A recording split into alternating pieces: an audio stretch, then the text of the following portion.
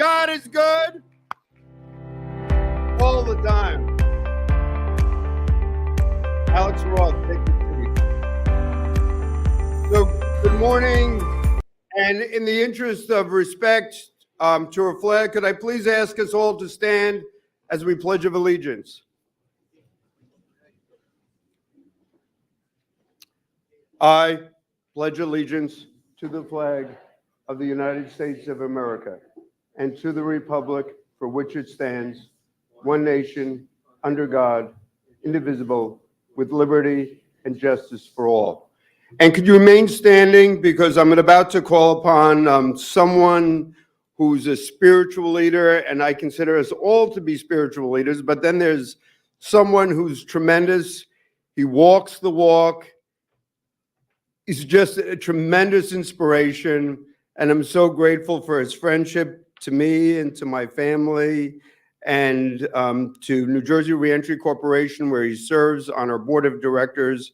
And he's been a great faith leader in the state of New Jersey, a great leader for social justice, a great leader for caring for those on the margins. And if I can, I know he's going to be embarrassed. One of the Cardinals' requests was a fellow that he knew from the last diocese out of Midwest United States, who, how should I put this, had an active engagement with the judicial system, and older gentleman, and he was released, and thanks to the efforts of folks, not me, to be clear, folks at NJRC, this gentleman lived the last years of his life in freedom and in peace. And I thought to myself, what kind of leader is this, a cardinal of the Archdiocese of Newark, who singularly was concerned about one man who had been in the United States Navy, who was court involved, so that his last years could be free, breathing in peace and freedom. That is the person who will lead us in invocation, our dear friend, Cardinal Joseph Tobin.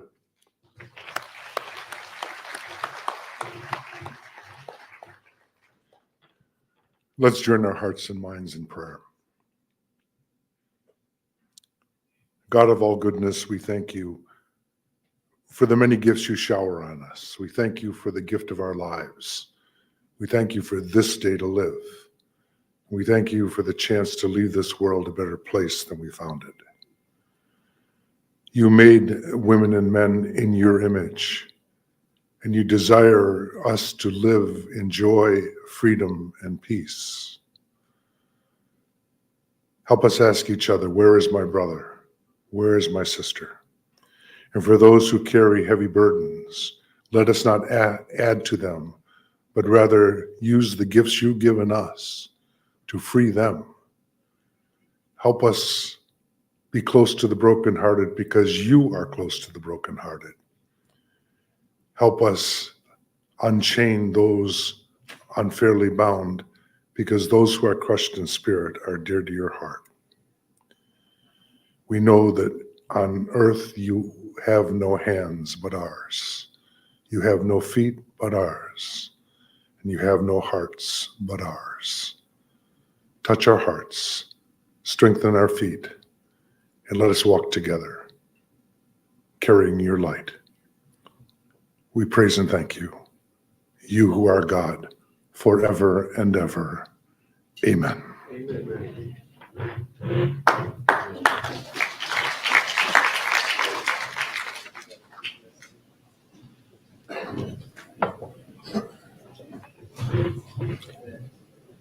You can be seated. Thank you very much. Can we have another round of applause for Cardinal Tobin? Thank you.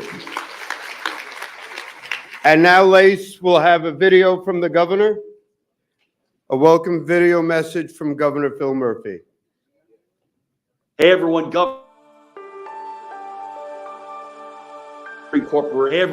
Phil Murphy here to welcome all of you to the New Jersey Reentry Corporation's annual conference.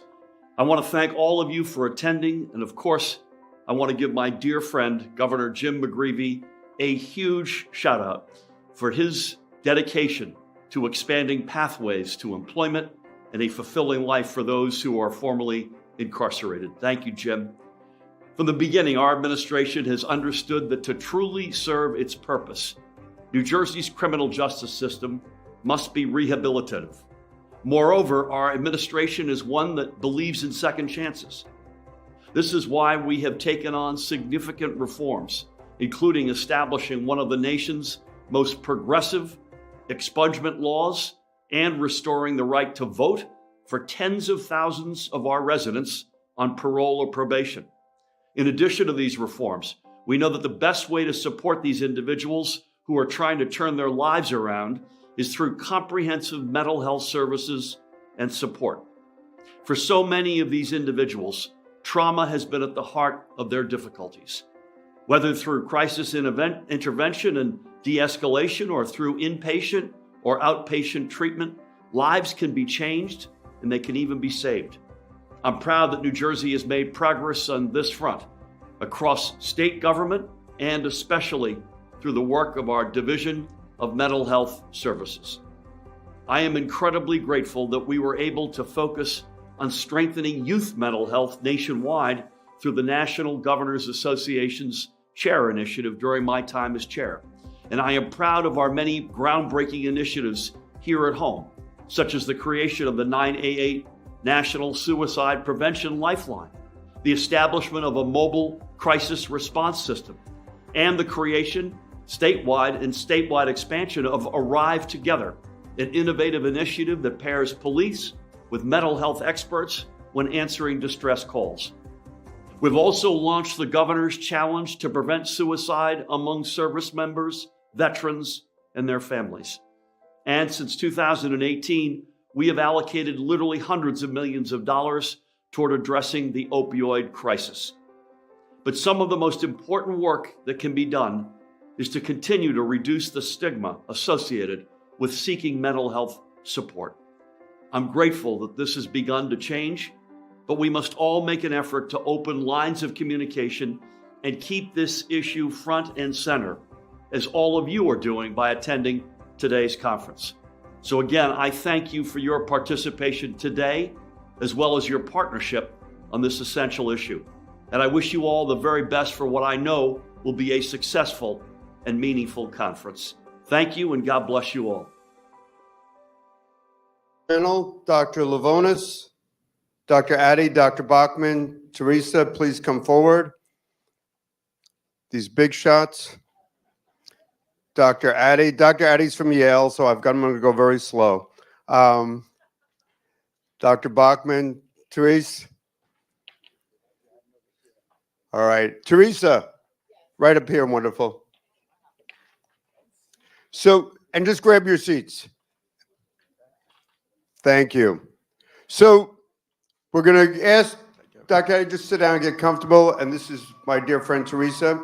So, and I just want to say this is, there you go, Therese. So, Therese, I'm going to start off differently. I want you to tell me what happened with your friend.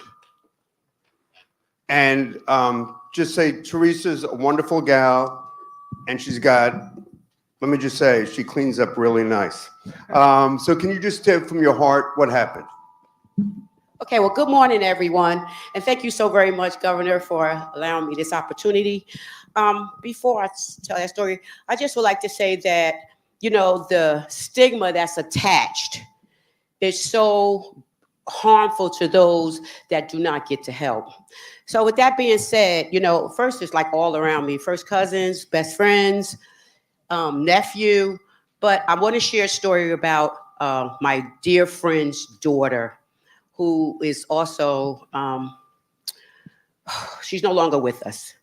So as a result of her mental situation, you know, she used drugs as an outlet, which so many of us often do because of the stigma that's attached, misdiagnosis, and things of that nature. You just do not want to accept or don't know much about it.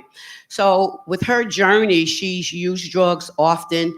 You know, she did not want medication. So what happened with her, she stepped in front of a train a few months ago, and she's no longer with us. So I say that to say that, you know, there's no harm and there's no shame. You know, we just have to get educated for for the situation. We have to be informed, because with information, we can help others as well as ourselves. Thank you. Thanks, Teresa. So I'm just gonna go ask. So Dr. Levounis, and Petros is the president of the American Psychiatric Association, and just yada yada yada. He's a great guy, and he works with NJRC. So I'm just gonna ask him the most basic question. Doctor, what is mental illness?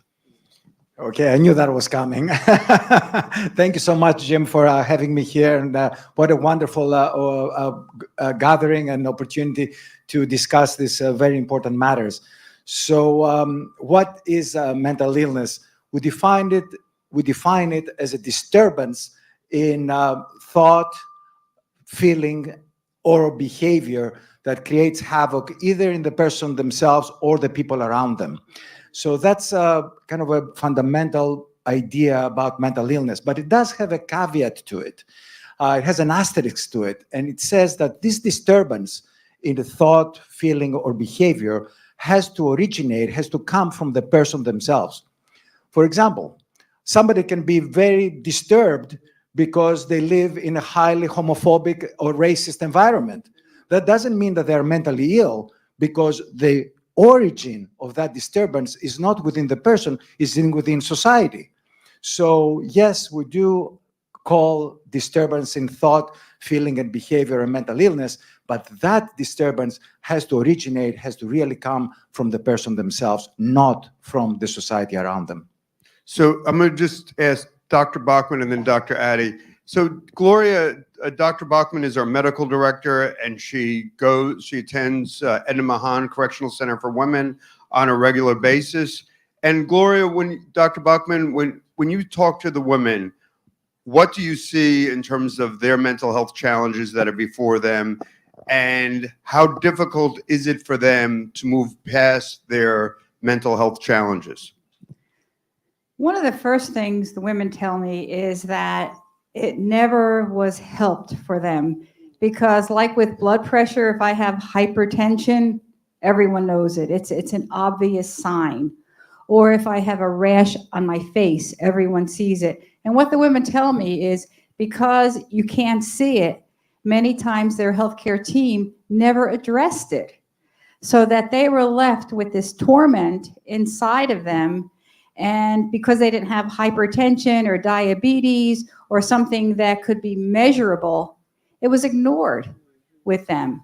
And the other thing that they tell me is that many times when they do explain it to them, and we talked about the stigma already, but the other response that they said they often get was, grow up. Why are you crying? Why are you depressed? And could you just speak louder, Gloria? Oh, thanks. the women would say to me that they weren't taken seriously. They would be told, why are you crying? Why are you depressed? So I think those are the twofold, that you can't actually diagnose it with a blood pressure. It's not obvious what's inside your brain. And many times these women are not taken seriously.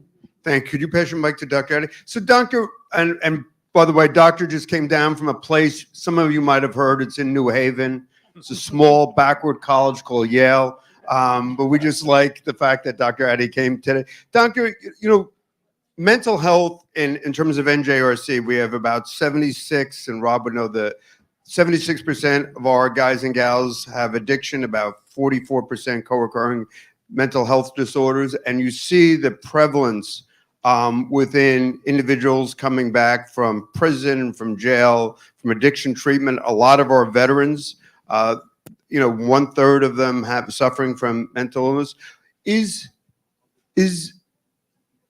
Doc, is life becoming more complex? Is mental illness on the rise? And my ignorant sense is that it is, but from your expertise, how did we get to this place? Yeah, really great question. And can we have a round of applause for Doctor? Thank you. First of all, before I get to the question, just want to say how encouraging it is for me to see this room packed. Knowing all the work that you all are about and the impact you're having in the community, and just to know this conversation is happening, I think is really important. And that's always the critical question. Are the mental health challenges, are they rising? Are they becoming more prevalent, or are we becoming just more aware? Yep. And it's actually a little bit of both. And so that's something I think we have to pay attention to. But then so many of the themes that all of you have brought up already has been really important. Teresa, thank you so much for sharing that story honestly and vulnerably. I mean, there's so many pieces that you mentioned that are really important. Just the experiences that many people have had, that we all have, and how those experiences can make it more likely that someone will try and cope with substance use, for instance. But how sometimes we haven't paid attention to that as much as we should, and we let those things go on for longer than we should. But then even other challenges that you've mentioned, traumas that happen before someone enters prison, traumas that happen in prison, traumas that happen after prison, all those things impact our brain. And for me as a neuroscientist who's studying the brain, I'm always thinking about those pieces. These are things that impact our brain. We can't see it, but we can measure and actually understand how those things are impacting our brain and how we can move forward.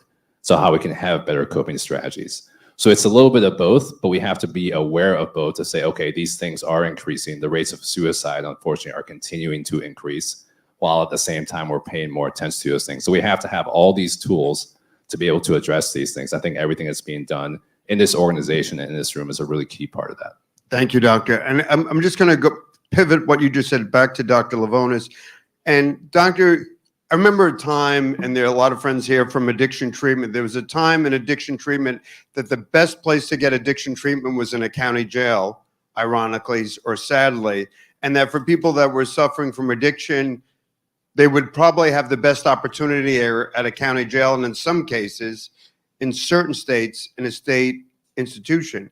And seemingly when New Jersey followed many states and closed their institutions for well-intended reasons because of how they were operated, how they were run. And so we closed mental institutions throughout the state of New Jersey, and we were going to develop alternatives, community-based alternatives where people would have access to housing, access to pharmacology, access to treatment. And unfortunately, that did not happen.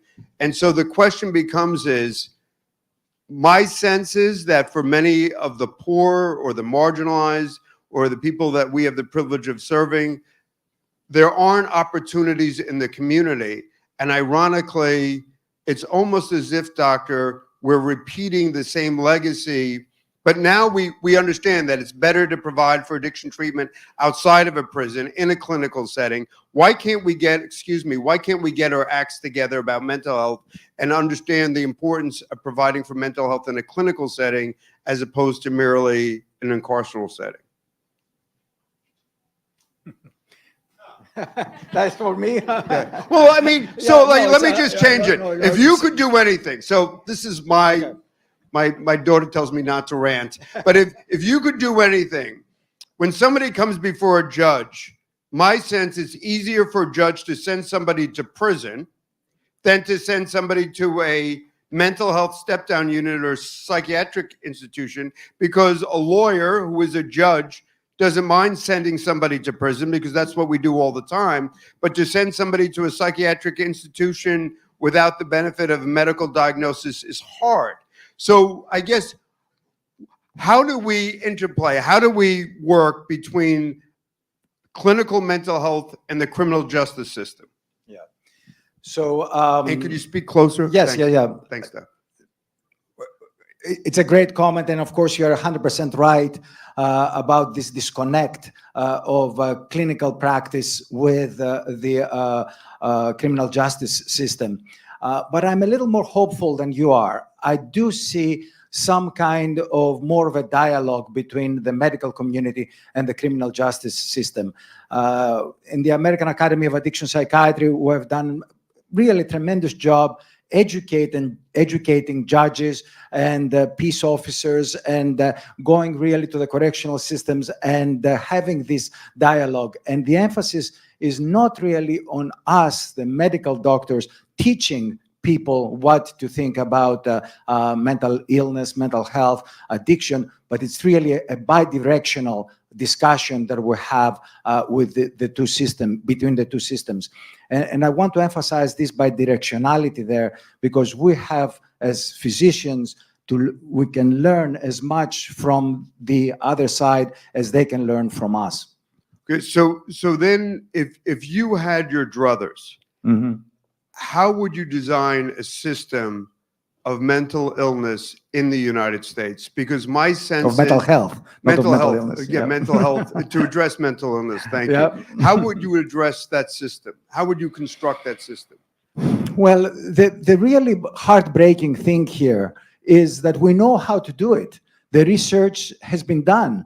Of course, we do have more and more research coming in, but we do know what works. The So main could you stop? problem, Could you tell us what works? well, three major things. If you want to talk about addiction treatment, we'll have counseling and psychotherapy, we have medications, and we do have mutual help groups. We have Alcoholics Anonymous and other 12-step programs, the three major components of addiction treatment. And of course, each one of those components, psychotherapy and counseling, medications, and mutual help, do have a bunch of other parts to them, including, of course, families and community and so on. But the research is ahead of implementation. That is what is just so heartbreaking for me, is that we know how to do it, and yet funding is not there, commitment is not there, motivation is not there, and we are struggling to get these research findings into actual practice. So Dr. Addy, so why isn't, to go what Dr. Levounis said, President of American Psychiatric, why isn't America, and we all understand, and I just, I've been in the New York subway where you see somebody acting out, and you see, I'm sitting in the car and I know someone is suffering from mental illness, and there's a difference between being behaviorally violent and somebody suffering from mental illness. Why isn't America in a more, for our own sake and for the sake of the individual, for the sake of the community, why aren't we closer to doing what we ought to be? Great question. Huge question. So I'm going to speculate and try not to have too much social commentary, but I think there's so many pieces there. One of those that I always say is that mental health is a challenging topic to discuss. Like, we just have to be honest about that. It's not something that we feel comfortable just divulging and jumping into. But I think taking that step is really important and saying, okay, this is difficult, but we still need to be able to lean into it. And this is uncomfortable, but we still need to be able to lean into it. I mean, there's a phrase that a lot of psychologists use that we have to be careful to avoid avoidance. So if you have something that's making you uncomfortable, you're probably not going to try and go towards that. It's much more comfortable to kind of sit back, but that just lets that thing fester. So that's one of the pieces. Stigma is another piece. Just based on the environments that we grew up in, the cultural piece can be there as well. Some of us has come from environments where we heard, we don't talk about our business with other people. What happens in this house stays in this house. And we don't trust the medical system, sometimes for good reason. I mean, there are lots of examples I won't go into just in terms of medical mistreatment of different communities in our country.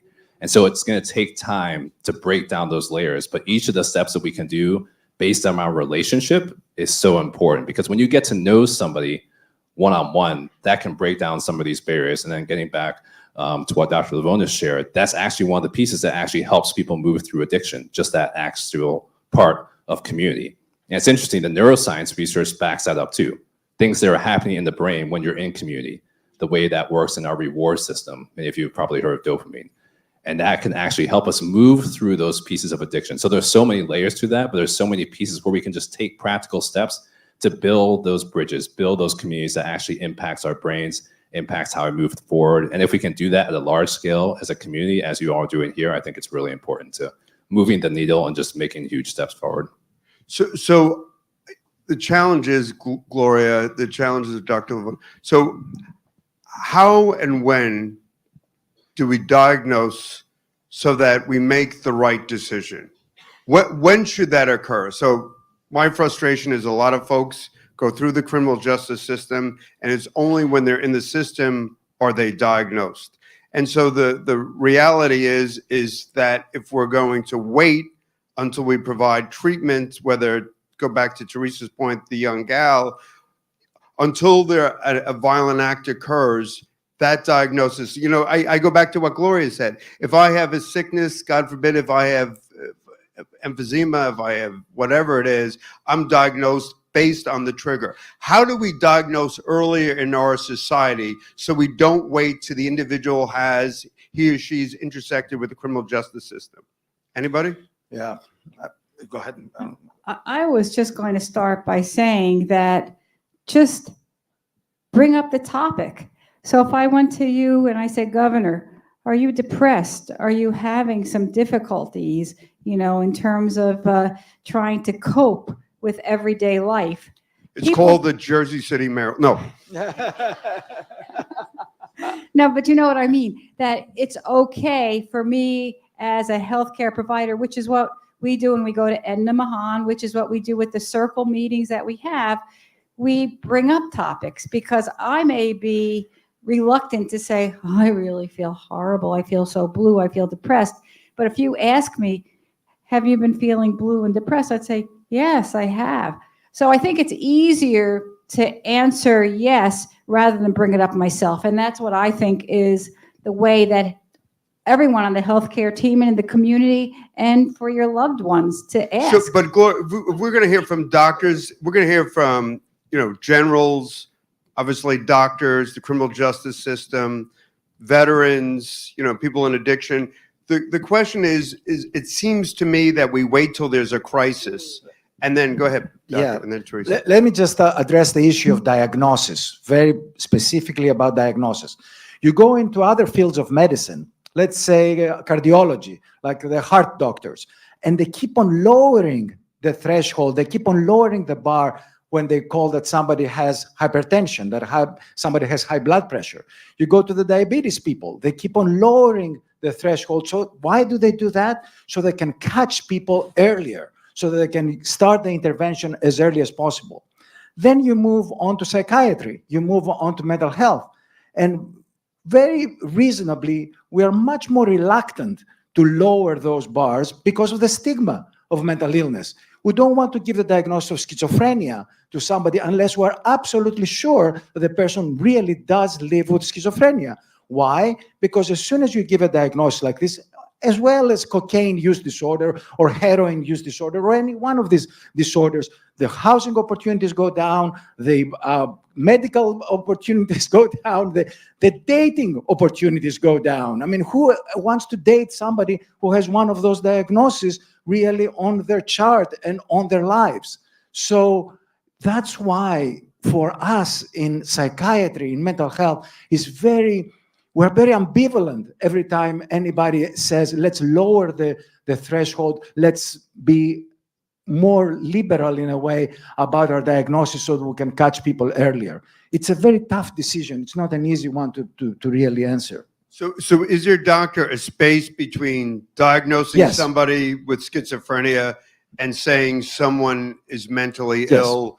And by lowering the bar and providing some level of treatment, perhaps you can stave off a more serious development? Absolutely. And the good news here, there is good news here, is the new generation.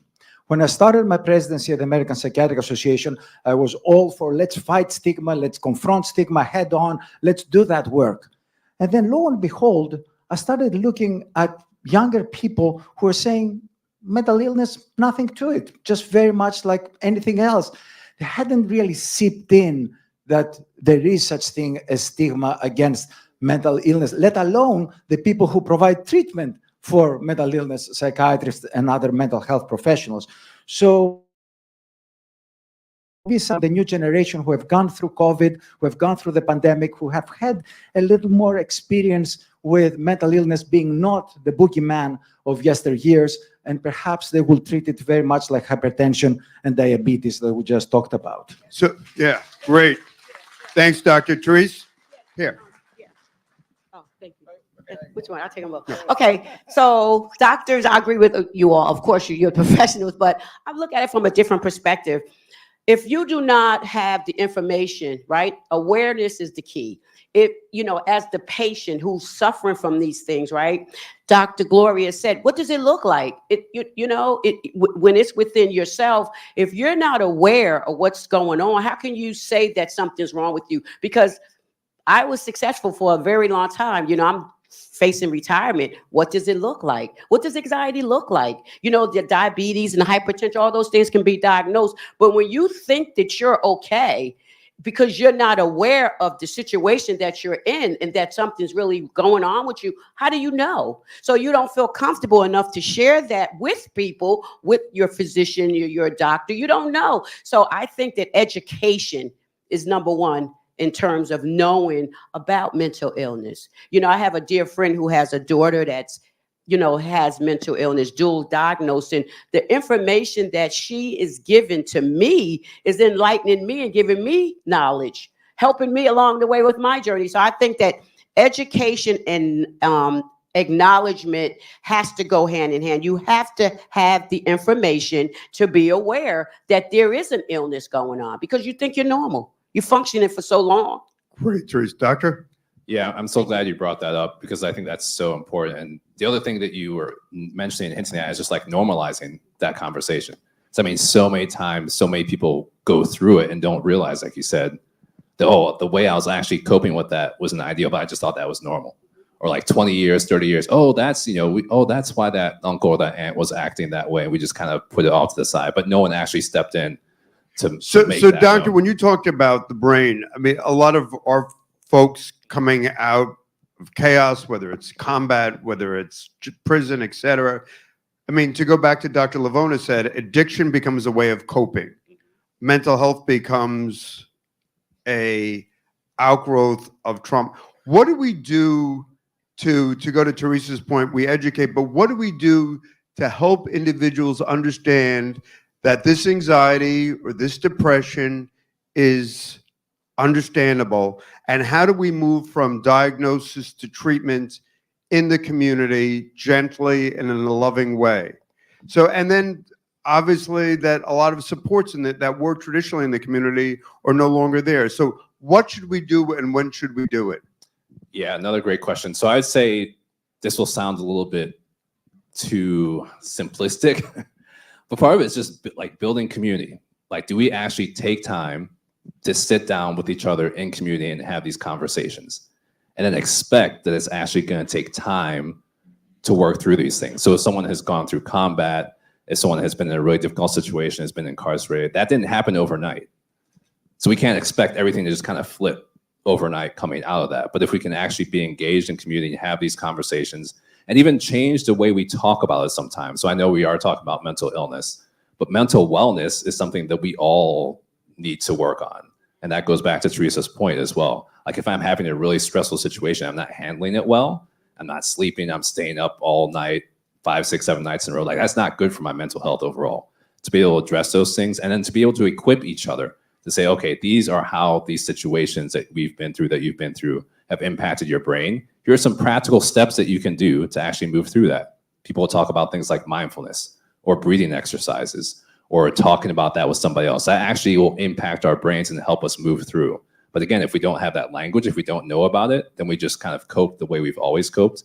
There may be some good things there, but there may be some other things that we're doing that are not as helpful, even though we feel like we're being really strong in that moment. So Dr. Levounis said diagnosis. Teresa said education. You talked about coping skills.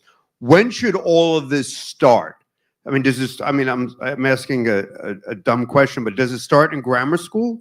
Yes. Does it start, when does it start? Anybody? Yeah, I'll say as early as possible.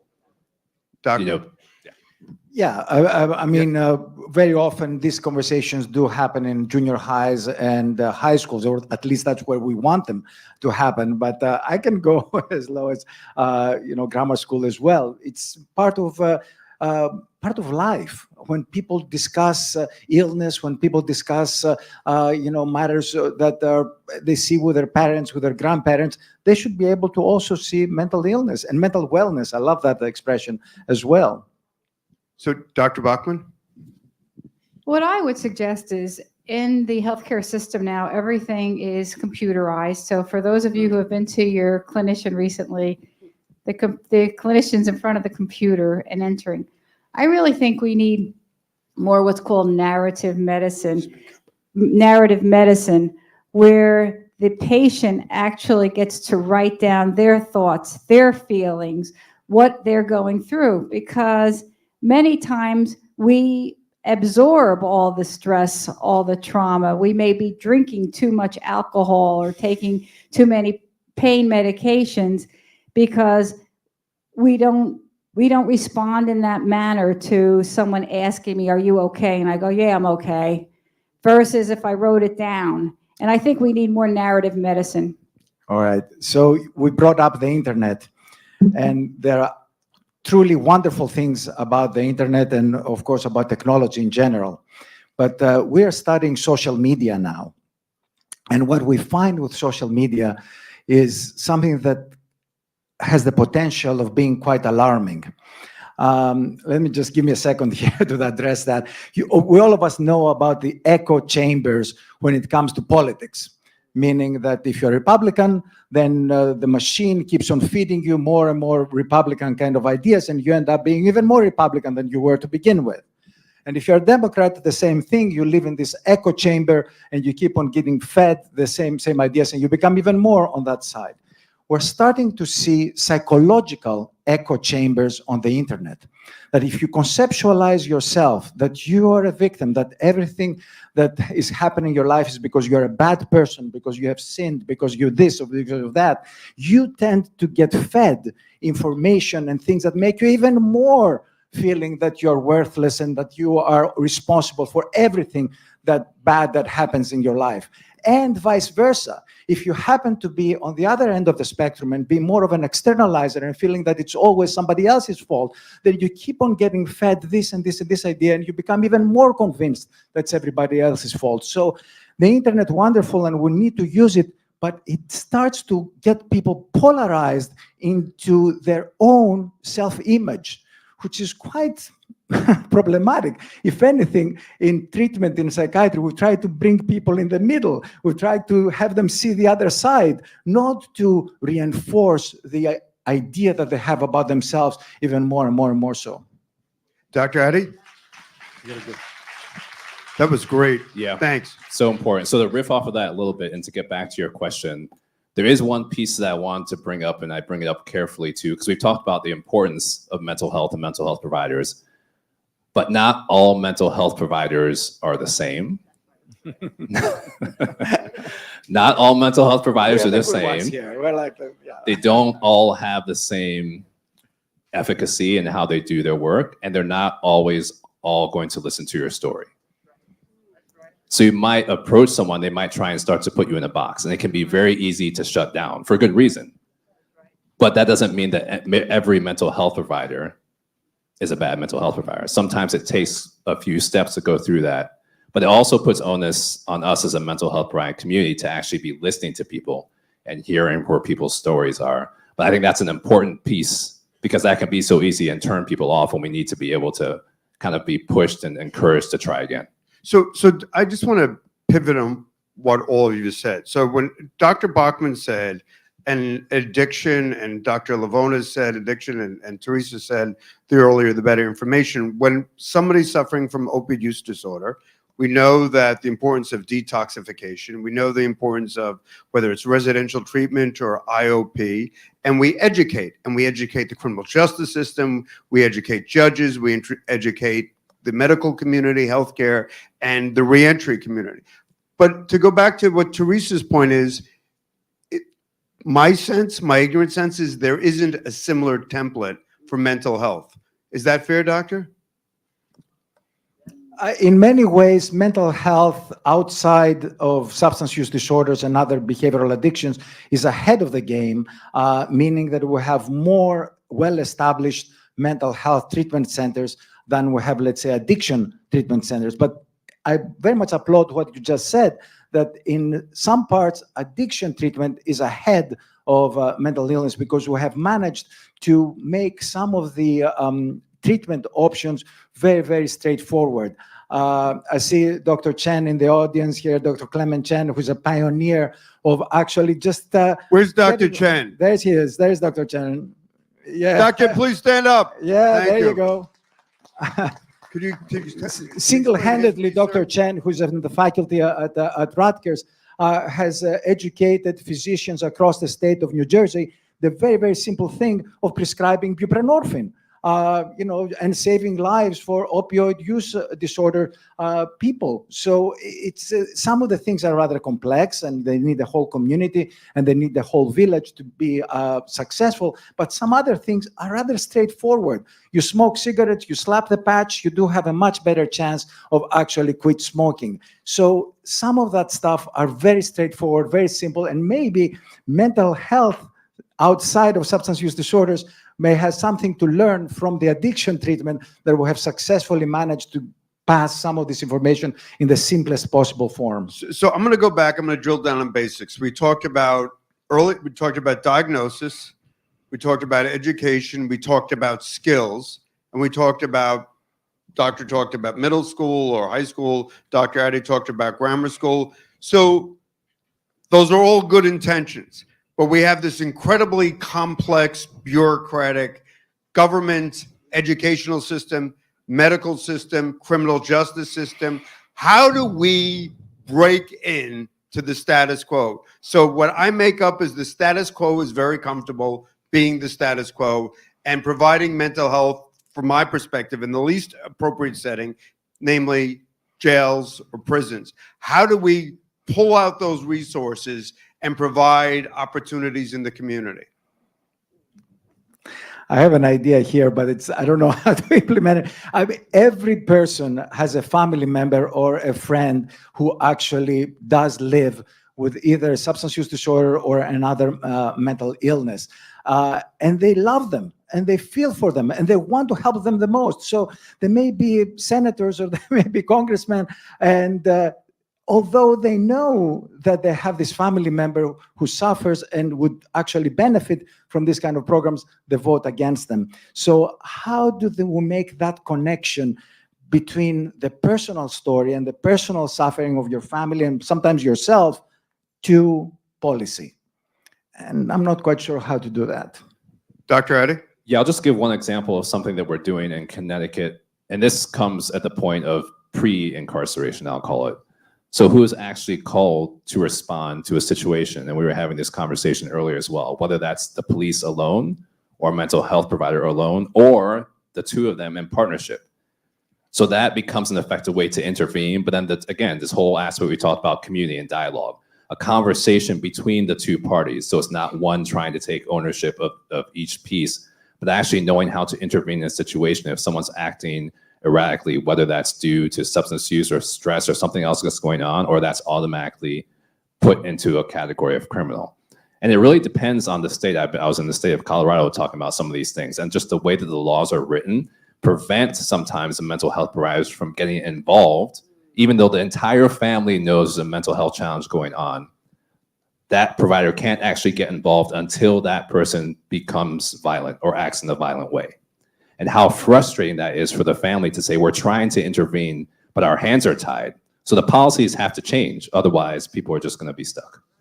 So can you just, and Gloria, and then Dr. Addy, can you talk about why that's excellent. Can you talk about why that's so important in terms of the brain reaction of the individual? So I've seen families wanting to do the right thing and the disconnect between policies, whether it's criminal justice and the individual and the family, but what's happening in the brain of the individual at that crisis point? Yeah, so oftentimes, just generally, when we're talking about mental illness, one of the main pieces that often brings that thing about is stress or isolation. So I mean, we can all think about times when we've maybe felt a little bit down. We often don't feel like going out. We don't feel like interacting with other people. If you add a serious mental illness on top of that, that's going to be even much worse. So let's say this, so I was talking to someone who's a law student, her family member was struggling with mental illness, but they weren't able to intervene when he was in a better state. Now you bring the police in, now the stress level have gone up, now his brain is trying to compensate, he's in that fight or freeze response, and that just makes the whole situation worse.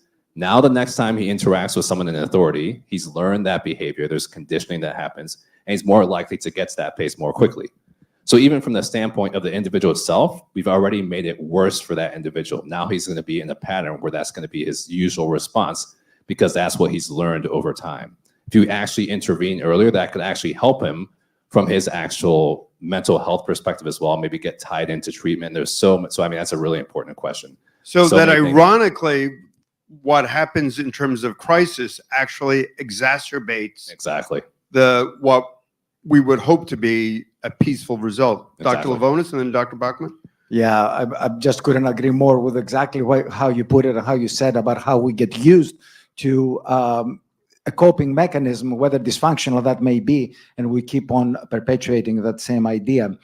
I just wanted to say that in the I lost it. I had an idea there and I lost it. So let somebody else talk. Dr. Bachman, boom. Dr. Bachman and then Teresa. I think we have to address one other of the big problems, and that is access.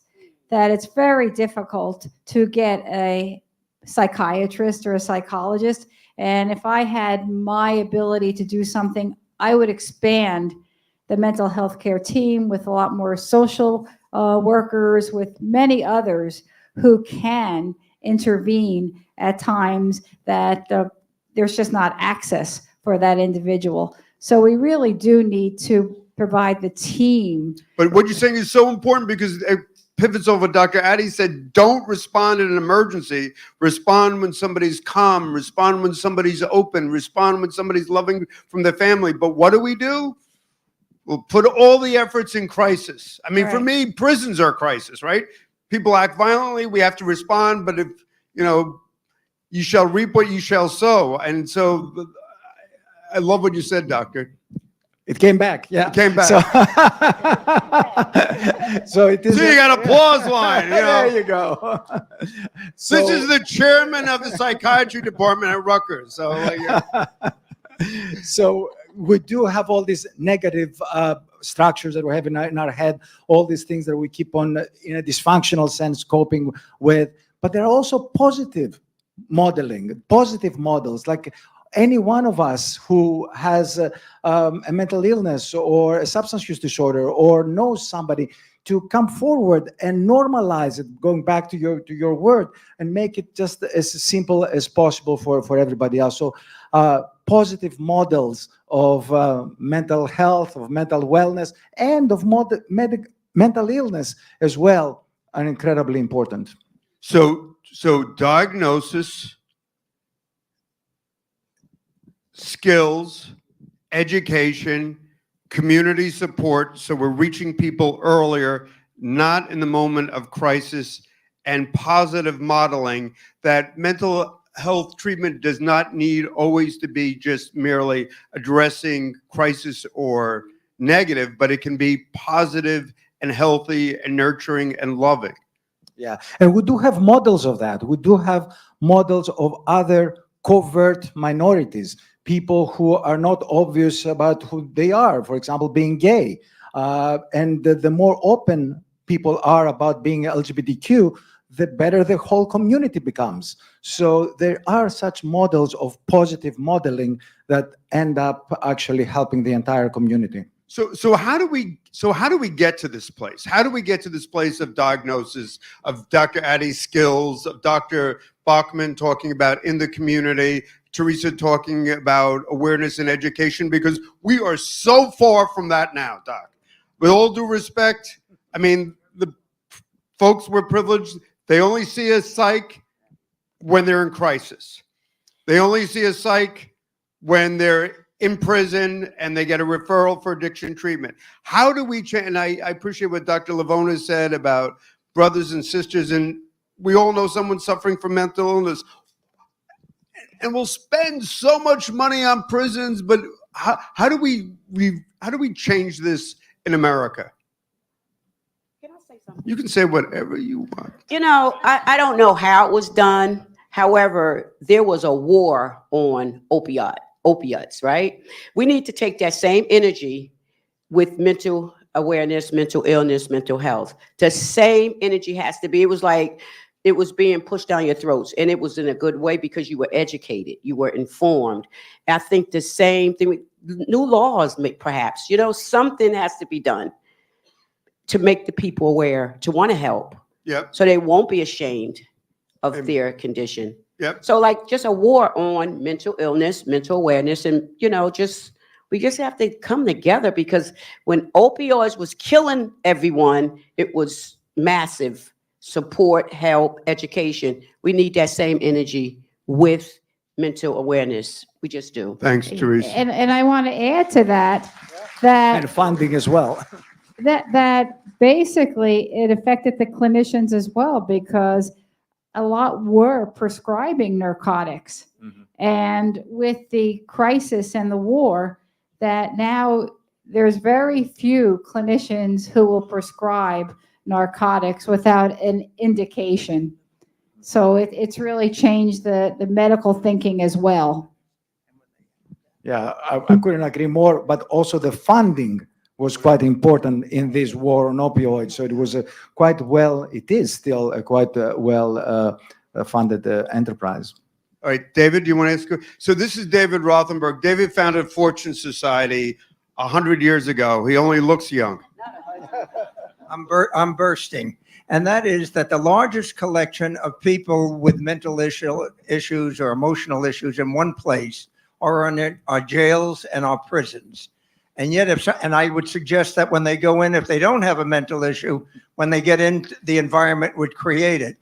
But when people act out, they're punished in prison. Somebody attempts suicide, they're put in solitary confinement. So the greatest issue facing us with mental issue are in the jails and the prisons, and the people who are in charge of them are incapable of responding. So we're never going to get to it if we don't deal with the treatment inside the jails and prisons, or to keep them out of the jails and prisons is what you're suggesting. But while they are there, nothing is being done. In fact, the problem is exacerbated. Dr. Addy? Really, really important point. I'm glad you brought that up. And I mean, it just brings up all the layers that we have to address. So we have to talk about it beforehand, during, and after. There have been, I think, I may be wrong, this might be right, Chris, but I know there was a program in New York where they were actually starting to take some of the women in that facility who had clear mental health challenges and move them to a different facility that they had redone to actually address those mental health challenges and to make it not look like a jail cell, but actually provide the services that would normally be provided for mental health services, so that people will be more equipped, again, getting back to the skills, when they left. So that point is really important. And again, it goes back to the policy pieces. I feel like it has to be from policy, from funding, but it also has to be from us as a community, kind of raising the volume on both sides so that we can really actually have these transformative programs. All right, now we're going to just wrap up last point. So, and Dr. Addy, Dr. Bachman, Teresa, and Dr. Levounis, mental health, we heard about positive, we'd heard about education, we heard about skills, we heard about early intervention, not waiting for crisis. That all being said, I love what Teresa said, is that we have to make it like, we have to make this a battle cry to support mental. So the one thing that you would want done in the next 24 months to better address mental illness, what would it be? Dr. Levounis? Well, we talked a lot about complex issues here. We talked about the complexity of bringing everybody together, about the community, about raising the bar both on the community side as well as the policy side. But I want to advocate for simplicity. There are some things that they're incredibly straightforward and very helpful to people. And I would like us to focus on those low-hanging fruits, if you like. And it's our responsibility as the scientists, the physicians, the mental health providers to make it very, very crisp for, let's say, jail directors, who a lot of them want to do the right thing. A lot of people are very well-meaning, but we need to provide them with the tools of very, very crisp diagnosis, very, very, very crisp treatments. When you see this, you do that. And that can really make a huge change. And so who does, so you're the big shot president of the American Psychiatric. Clement does it. Clement does it. So Yeah. who's going to do the this then that? It's our responsibility, really. As doctors. It is the scientists, the doctors, the professional organizations that we work with to provide this kind of straightforwardness to the community. Great. And I think that's powerful, so that the psychiatric community, the medical community is going to tell us if this, then that, so we better understand. Teresa, what would you want to see happen in the next 2 years? What doctor said. And and also, I'm gonna keep it real simple, just education, awareness, advertisement to make it, how can I say, make the individual more open to talk about their issues, because if you're afraid, remove the stigma that's attached. How do we do that? I don't know. Amen. No, but education, Dr. Bachman. We have to use simulation. We have to use the new virtual realities that we have to teach starting at a lower level of schooling in the grade schools, because that's the best way. When you're in a simulation situation, which is how we teach physical diagnosis now, where you have patients that come in and pretend that they're patients and they're having a heart attack or whatever, we have to use more of the technology and just basic simulation, I believe, to get that message out there. And Dr. Addy, in terms of your research at Yale University on the brain and the brain development in and of itself, that research, mental health, what's the bridge for you that applies that research in a healthy, good way? Yeah, so this might be a surprising answer, but I would say it's just listening. Even outside of all the neuroscience understanding, we're just taking time to sit down and listen. So I love what Dr. Levounis said. I'd actually add another layer to that too. Let's just pick that example of being in These doctors always stick together, but anyway. True. In the incarceration system. So not only just giving people directives, but actually a step before that, bringing those who are working in that system, bringing mental health providers, bringing some of the those who are in the system as well, who are incarcerated, together and listening and saying, okay, what are the challenges that you're actually facing? What's making it difficult to move forward? And I always say this, we think we listen, but we don't really know how to listen. When we ask someone to tell us their story, we hear one thing, we start talking. Like, you gotta do this and you gotta do this. That's not listening. I mean, it sounds simple, but really taking time to take a step back, hear where people are coming from, and then translate that listening into action. Because if we've listened to where people are coming from, and then we say, well, you might want to try and do this to address what you were talking about, they're going to be more receptive. Like, you heard what I said, and you're actually trying to address it, rather than just coming in and telling me do X, Y, and Z. So, and then you talked, and then going back to what you just said earlier about people in crisis learning behaviors. What do we do to address a more compassionate response? So there, I would say, again, just acknowledging and validating that was, so if someone had a really difficult response to that, not just saying, why'd you have that response? Why'd you do that? But saying, okay, I can see why you respond that way. That was a really difficult situation to be in. To again, listen to where they're coming from. And after we've listened, after we've built that trust, to then try and explain, well, this is what was actually happening in your brain that led you to this place. And can we think about ways to prevent that in the future? And that also can come with time. As you put those pieces in place, that will also change the brain. That will also help people learn new things. So I often talk about that with substance use. If you use a substance for a long time, it's going to change your brain. That doesn't mean that there's no hope and you can't get to a new place, but there are going to be more changes that are going to come to help you get to that same place. So I would use that same logic there. Great. As well. Can we have a round of applause for our panel? Next panel, come on up. Now I'm gonna get up. Sure. Our next panel are individuals who have lived behind the wall. Dr. Addy, Dr. Bachman, the great Teresa, and Dr. Levounis. A round of applause. You told me to turn it off. Thank I didn't you. want to mess it up, so We just asked our panel to come up. We have to take these chairs down. All right, Dr. Reverend Bartley, Yene, come on up.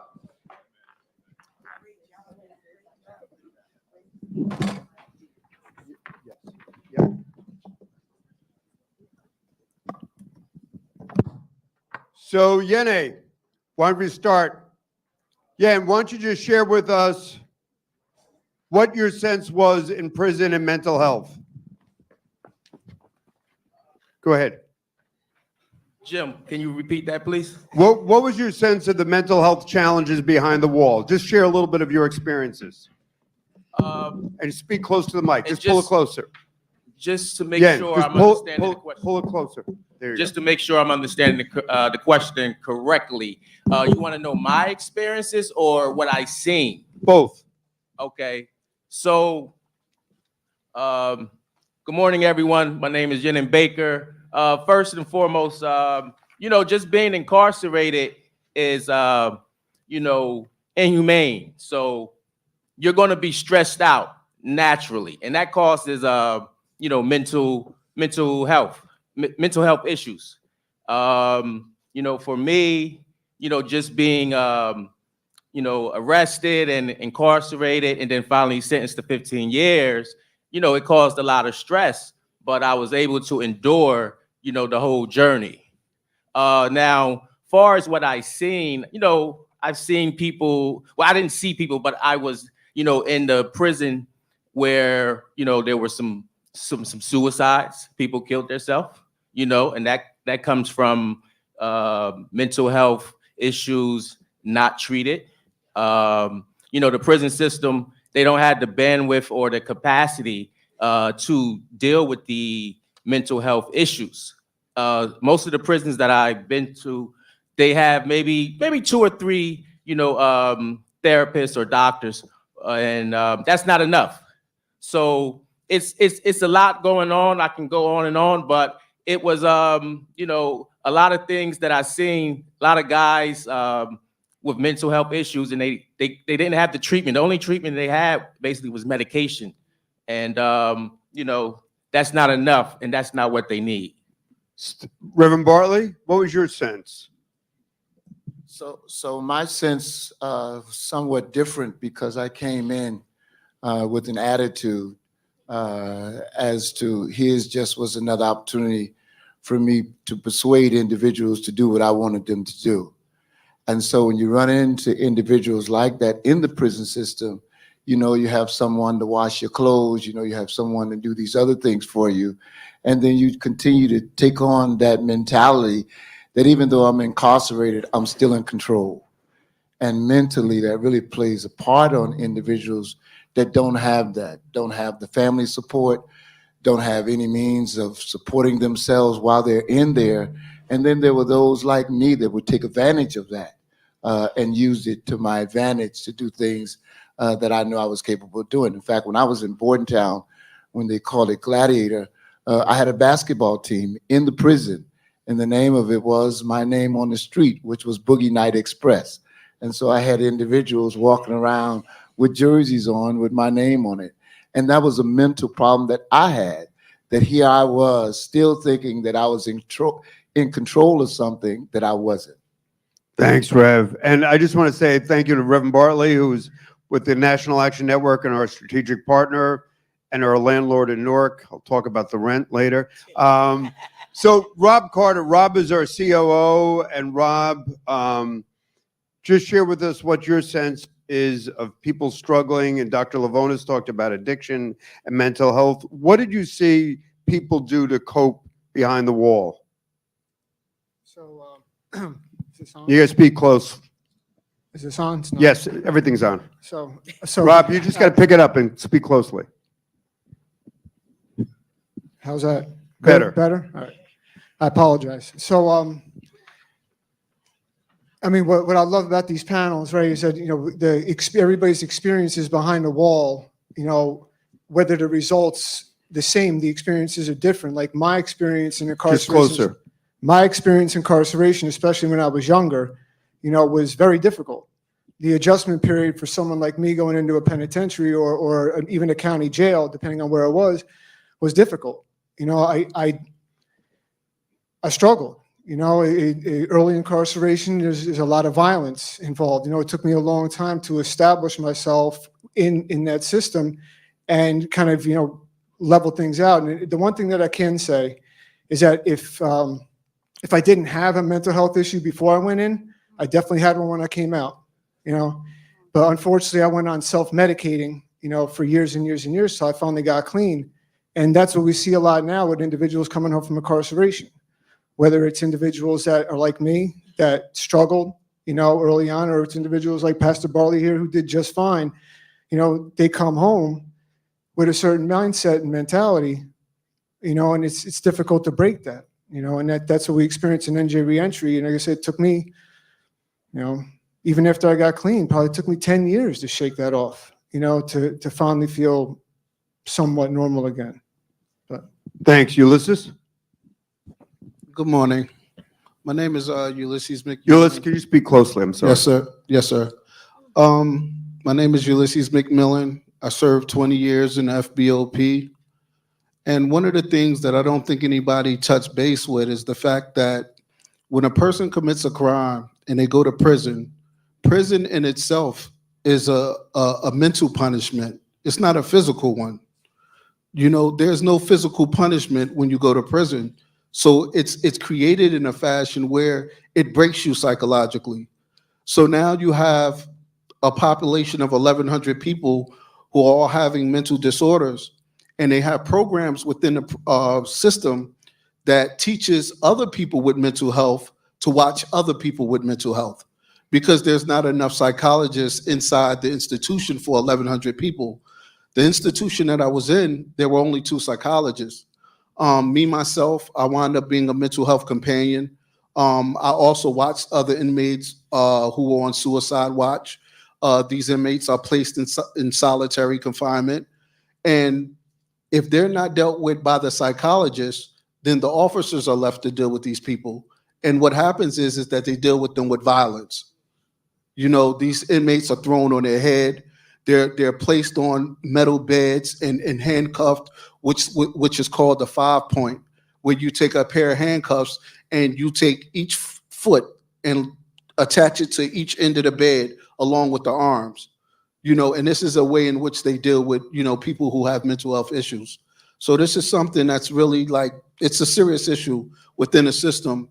And it's something that needs to be dealt with, you know, before these guys are actually placed into the system. You know. So Ulysses, just picking up on what you said and what Rob said, it's Yes, sir. violence begets violence. Yes. So these are not the lessons that, and we're going to hear from from Chris and Pam, but these would not be the lessons you want to teach your family member. When you have someone who has a mental health issue and they're being treated with violence, their souls become broken.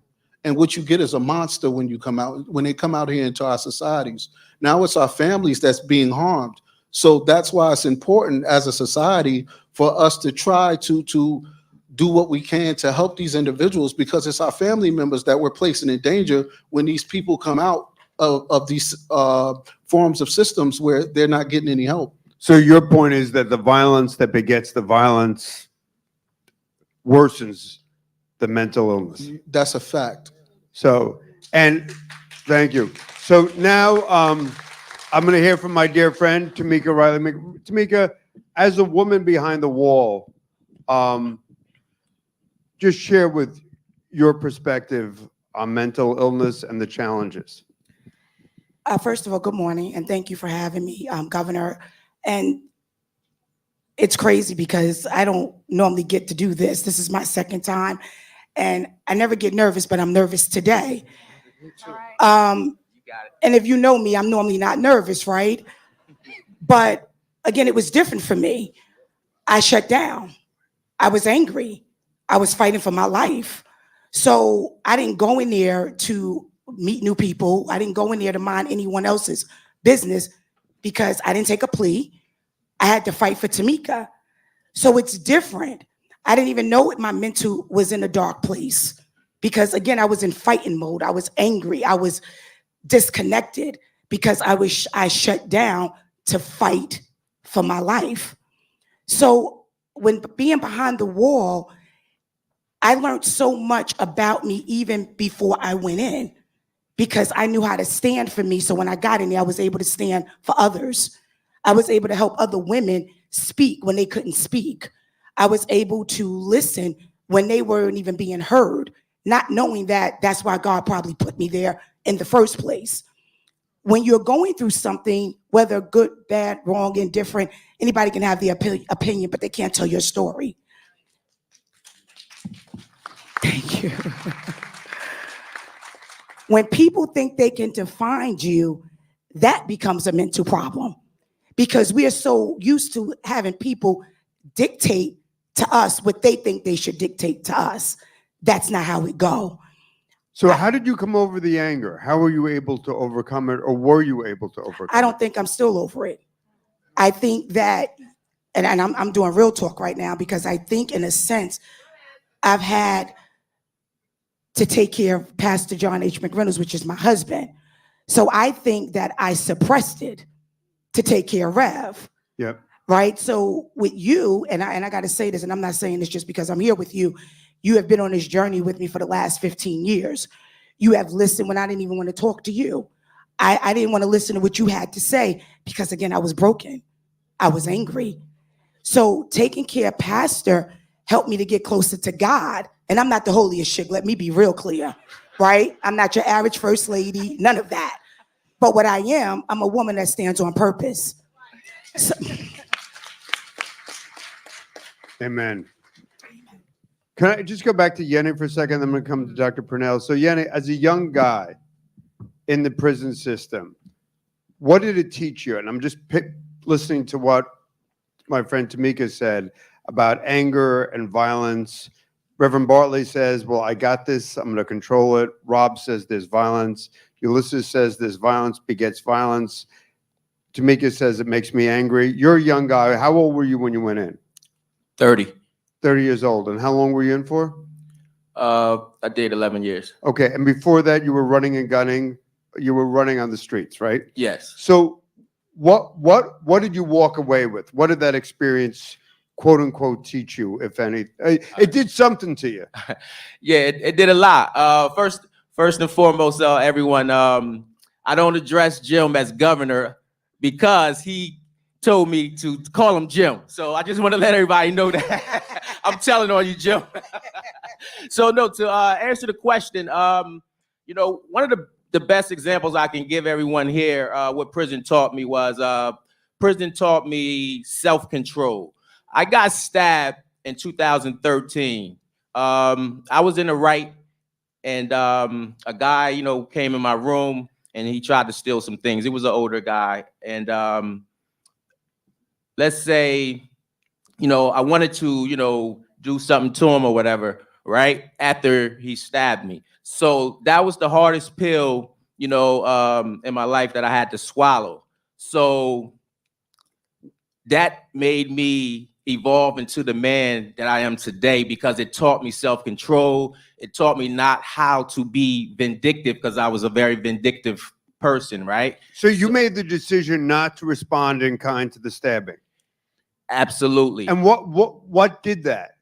Well, honestly, because I couldn't get my hands on him, you know, you know, that. Yeah, you're blowing it. You're blowing it. I was hoping like, you know, you're completely blowing it. But I think, you know, it was the Lord and your wives. I gotta the be Holy honest, Ghost. but you just couldn't get your hands on him. Everything happens for a reason. Yenny. Next person. We're going to Dr. Purnell. But everything happens for a reason. So being though, whatever.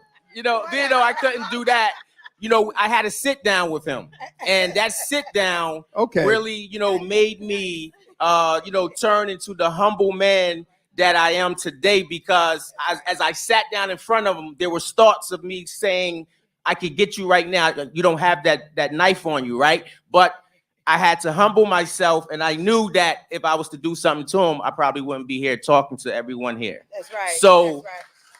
I had to swallow that pill, and you know, because of me getting stabbed in the first place, because I was in front of him and I was telling him, you know, I was going to smack him or whatever, and he stabbed me. So that taught me a hard, valuable lesson that there's a saying, you know, a wise man don't argue with fools because people from afar don't know who is who. So I came up with a quote, a wise man don't argue with fools because where I'm from, arguments turns into fights, stabbings, and murder. And I say all that to say, now I'm so humble, you can't get me to, you know, argue with anyone. And I've been home for 3.5 years. I haven't had an argument. I'm so much of a law-abiding citizen person. I advise people that have been, you know, abiding by the law all their lives, and I give them advice because I'm coming from where people are never coming home, got 99 years, 30 years, and I'm telling them, listen, walk away, it's not worth it. And, you know, I just want to end like that and say, you know, I'm very, very humble, and that's what prison done to me. Prison really taught me to be humble.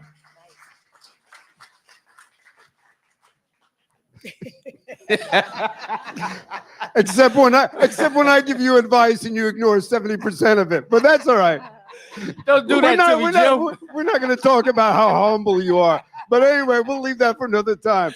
Dr. Purnell, so Chris, and I just want to say, Dr. Chris serves with Pam and I on a task force in Essex County Jail, and she's been just a light and someone who's thoughtful, Princeton, Duke, Columbia, the whole gamut. But could you just talk a little bit about, Chris, about the trauma about being behind the wall and how that worsens mental health from a medical perspective? Yeah, I can't, let me take this. I'm a preacher, so I'm just going to warn y'all. I can't talk about the trauma behind the wall without talking about the trauma in our communities, because it's the trauma and the toxic stress that human beings live with that puts us in a survival of the fittest mentality, puts us in a survival of the fittest culture.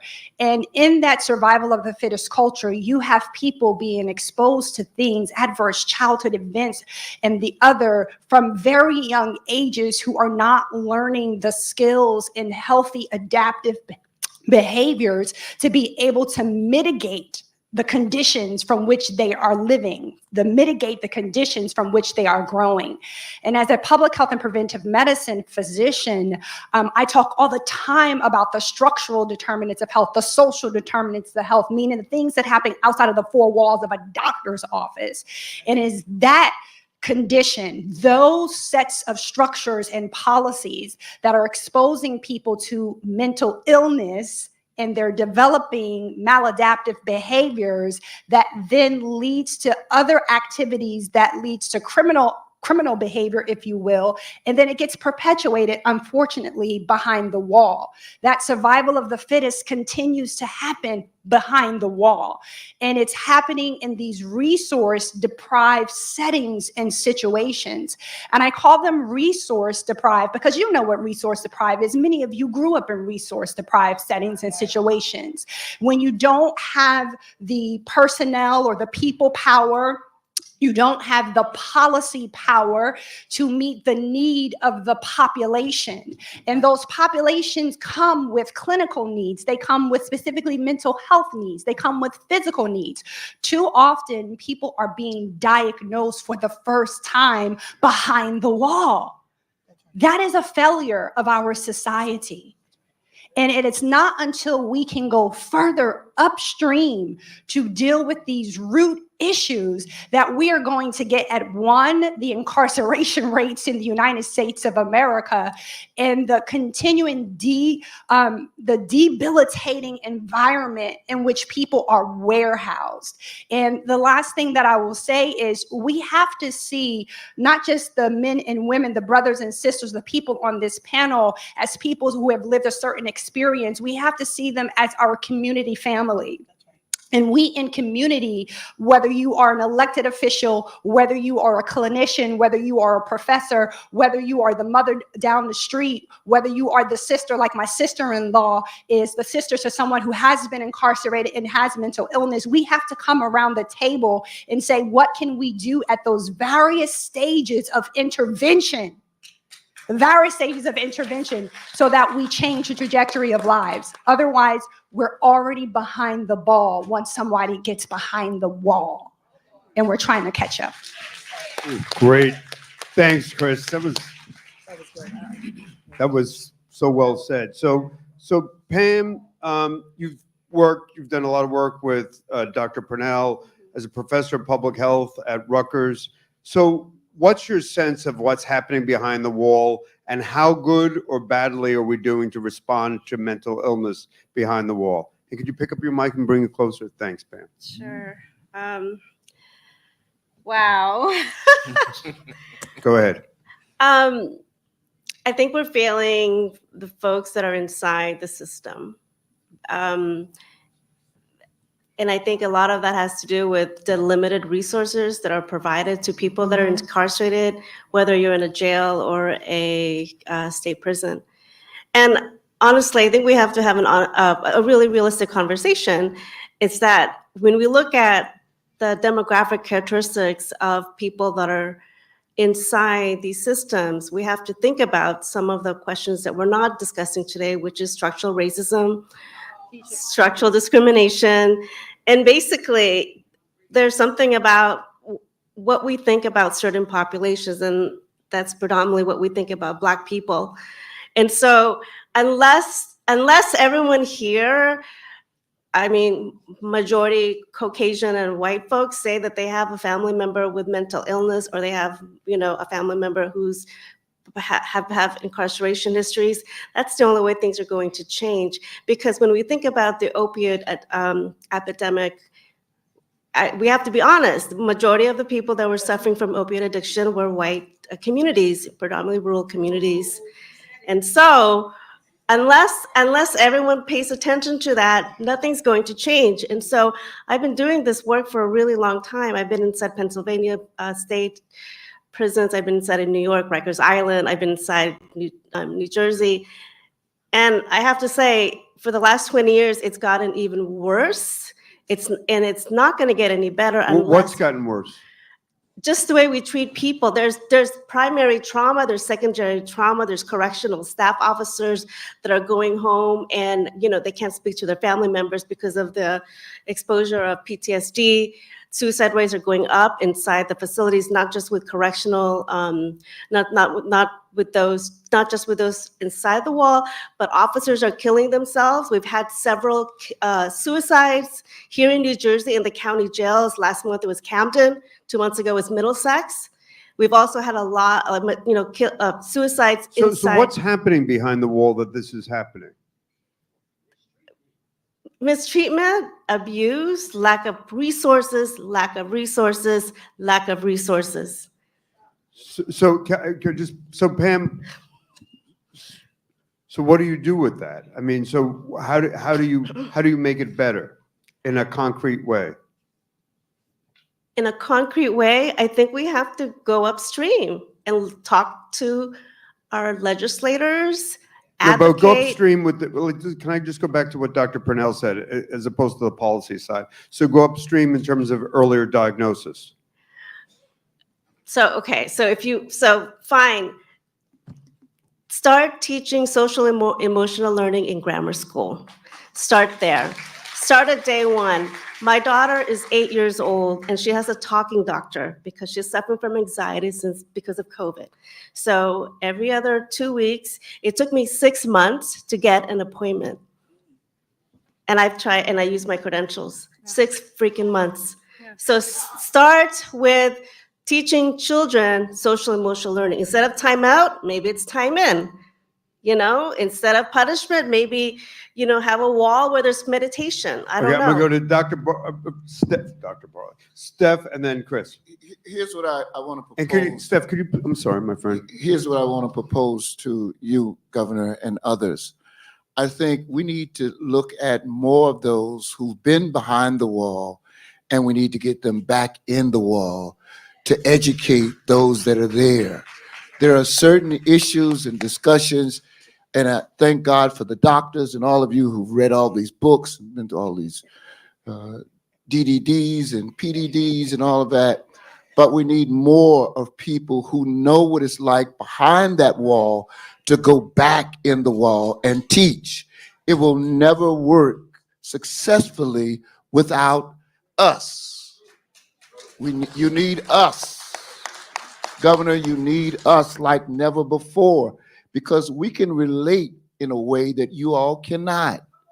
We can speak a language. And Dr. Addy said something really interesting. Dr. Addy said, sometimes the learned behaviors, particularly in a crisis, actually works against the interest of the person in crisis. So to go to your point, is that if you understand that the way Dr. Addy did or Dr. Levounis did, that perhaps you can start changing behaviors. And Dr. Addy or Teresa said, education and intervening much earlier. Chris? this on? Okay. I just wanted to put some facts into the record to help you understand the sheer magnitude of what we are facing. This is something that I pulled up last night, and it just struck me in my spirit from NAMI. About 2 million times each year, people with serious mental illness are booked into jail. 2 million. Nearly 1 in 4 people shot and killed by police officers between 2015 and 2020 had a mental health condition. About 2 in 5 people who are incarcerated have a history of mental illness. That's about 37% in state prisons, and state and federal prisons, and about 44% in local jails. Suicide is the leading cause of death for people held in local jails. 66% of women in prison reported having a history of mental illness, almost twice the percentage of men in prison. And finally, an estimated 4,000 people with serious mental illness are held in solitary confinement in U.S. prisons. Today, when we are talking about the level of toxicity in our communities, it is very important for everyone here to understand that every solution and intervention that I've heard today is great. But if we don't step out of the problem and say, what can we do at the very, very nexus and beginning of what's driving this level of harm, we will not fix it. In public health and preventive medicine, we talk about primordial prevention, we talk about primary prevention, we talk about secondary prevention, and we talk about tertiary prevention. So I'm telling you, we need to get to the primordial. What does that mean, Chris? I have to break it down. Even before the child is in school, what are you doing for the birthing person or the woman or the father that is living in an environment of racism, of systemic oppression in a caste society? We are not cultivating humanity. We are not cultivating empathy. We are not cultivating the understanding of what policy violence does to people and how behaviors are then not happening in a vacuum. People don't make choices because they woke up one day and they say, I want to be a thug. That's not how it happens. These are children who have innate possibilities and dreams within inside of them that get dampened and darkened by what they live among. So we need to be asking at every stage of life, what can we do differently before we start talking about the secondary level? Look, somebody's already incarcerated, okay? Primary level, they already have displayed, perhaps some risky behaviors that could lead to incarceration. Tertiary level, they're incarcerated and they're seriously ill. Yep. Ulysses, so can you pick up and just respond to what Dr. Purnell said in terms of what would have influenced you in your life to have, you've come out of prison with an incredible sense of awareness, an incredible sense of spirituality. Would there have been anything happened earlier in your life that could have staved off that time? Well, I don't like to use myself as an example because me personally, I made bad decisions, and I take full responsibility for them. But I still want to talk about those people who have mental issues, and I know a lot of them. They need help at home, they need help in society. They need places where they can go, where they can express to those who do know how to treat them that they have problems. I don't know places like this where I live, so I think that it needs to be places established in society where we can help these younger parents, where we can have people can walk in and explain that they're going through things. Because between music and social media, we have a battle. We have a real serious battle. Rob, would there have been a way to have an earlier mental health intervention that would have perhaps, if not eliminated, reduced your interaction with the criminal justice system? No. Unfortunately, I have nothing, I can't blame it on my upbringing or, I had great parents, great family, good home, good support. But I just made, Ulysses said, I just made some really, really bad choices in my life. And then those compounded into, what ended up being, 12 pages of felony convictions and charges, as a result of that. But mental health as a whole is such a, it's so big and so broad, it's so like, there's so many different, there's everyone in this panel is so much smarter. Listening to Dr. Purnell talk about, like, I've never even thought about that aspect. Like, that when it comes to mental health for me, like, when I was doing what I was doing when I was incarcerated, I didn't want help with that. Like, that was the only thing that was keeping me being able to live, being able to eat, being able to survive in there. Like, I'm not going to go drop a slip to go talk to a psych to help me not be that way. If someone would have told me that, like, and Ulysses said it, it turned me into an absolute monster. I learned things about myself that I didn't know I had. I learned that I was capable of doing things I didn't know that I could. And it took me a really, really long time to convince myself that those actions didn't define who I was. They were a result of the situation that I had put myself in, and I did what I needed to do to survive. But, I'll speak to what Pastor Bartley said. Like, if someone would have come in and told me, you keep down this path, it's going to take you a long time, like 20 miles into the woods, 20 miles out. Like, if someone would have come in and told me, like, what you're doing now is going to hurt you when you get out, I might have thought differently about that. I might have thought differently about how I acted and the things that I did, but the reality is that, in that moment, and it was all about survival, and then the trauma that came along with what happened to me, along with what I did to others, thank God, I have a program, and, I got clean and I was able to deal with those things that we see every day in New Jersey reentry, like these guys coming home. They don't have that. They don't have that support group that I have. They didn't have that awareness, and that's why it's so important that we're there to support them. Like, I don't know about getting to them beforehand. That's not my experience. But what I am in the business of is getting to them after, when they want that help, that we're all there to provide it for them. And mental health, I'm seeing more and more now when we're placing people in their treatment, is a huge issue with our individuals. So Tamika, could you talk a little bit about the women and why it's so difficult for women to access treatment? Behind the wall, you heard from Gloria Bachman, and when people come home, why do women have, and Dr. Purnell shared the stat, which was so powerful, the percentage of women, I know the percentage of women who suffer domestic violence, this percentage of women that have suffered sexual abuse, this percentage of women that have suffered mental illness.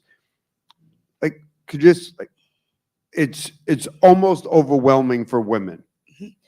Well, two things. Again, when I was there, the resources were not the same.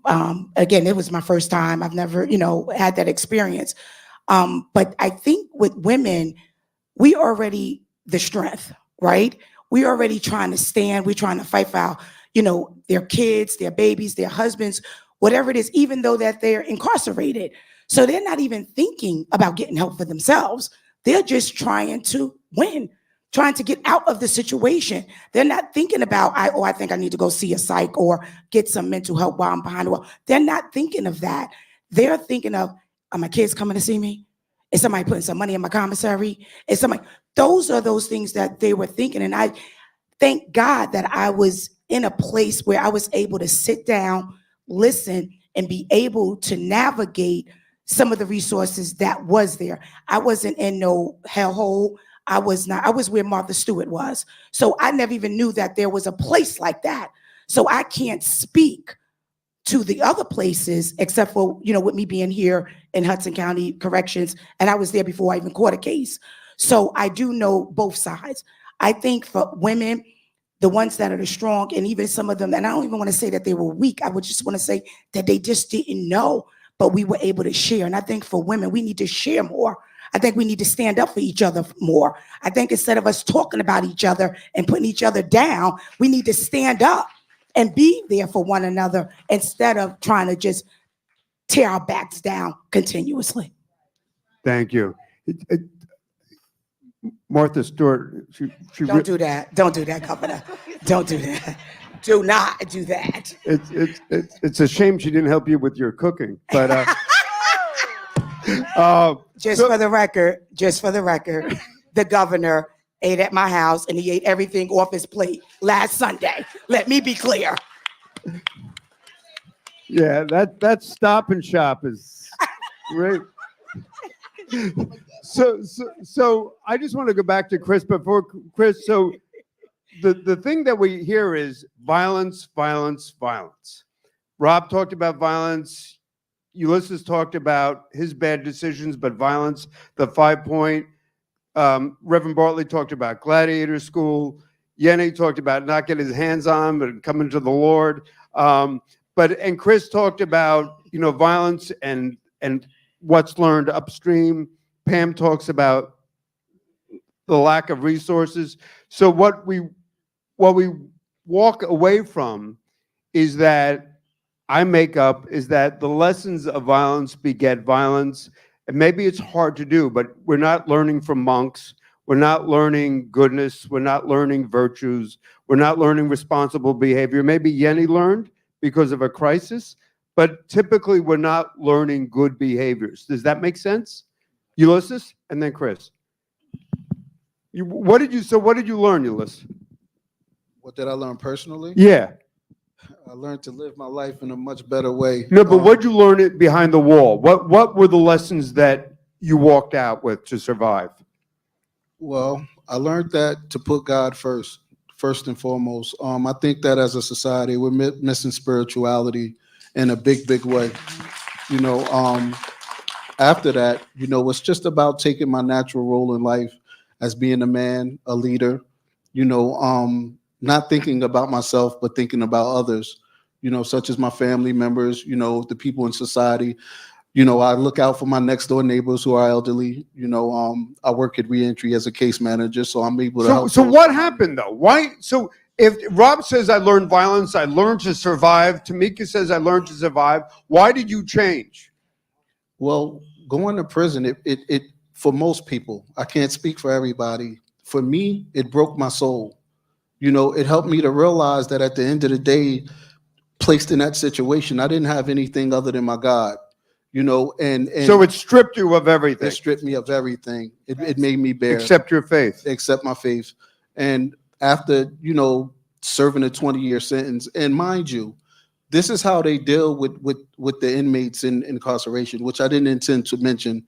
But there was a situation where after doing 17 of my 20 years, and I'm 3 years away from the door, my cellie and another individual were getting ready to get into a fight. One of them is a Muslim. The other one is a inmate from DC. This would have turned out to be very, very, very violent on a high scale if these two individuals got into a fight. So I thought that I was doing the right thing by trying to prevent the fight, and the guy from DC wound up attacking me.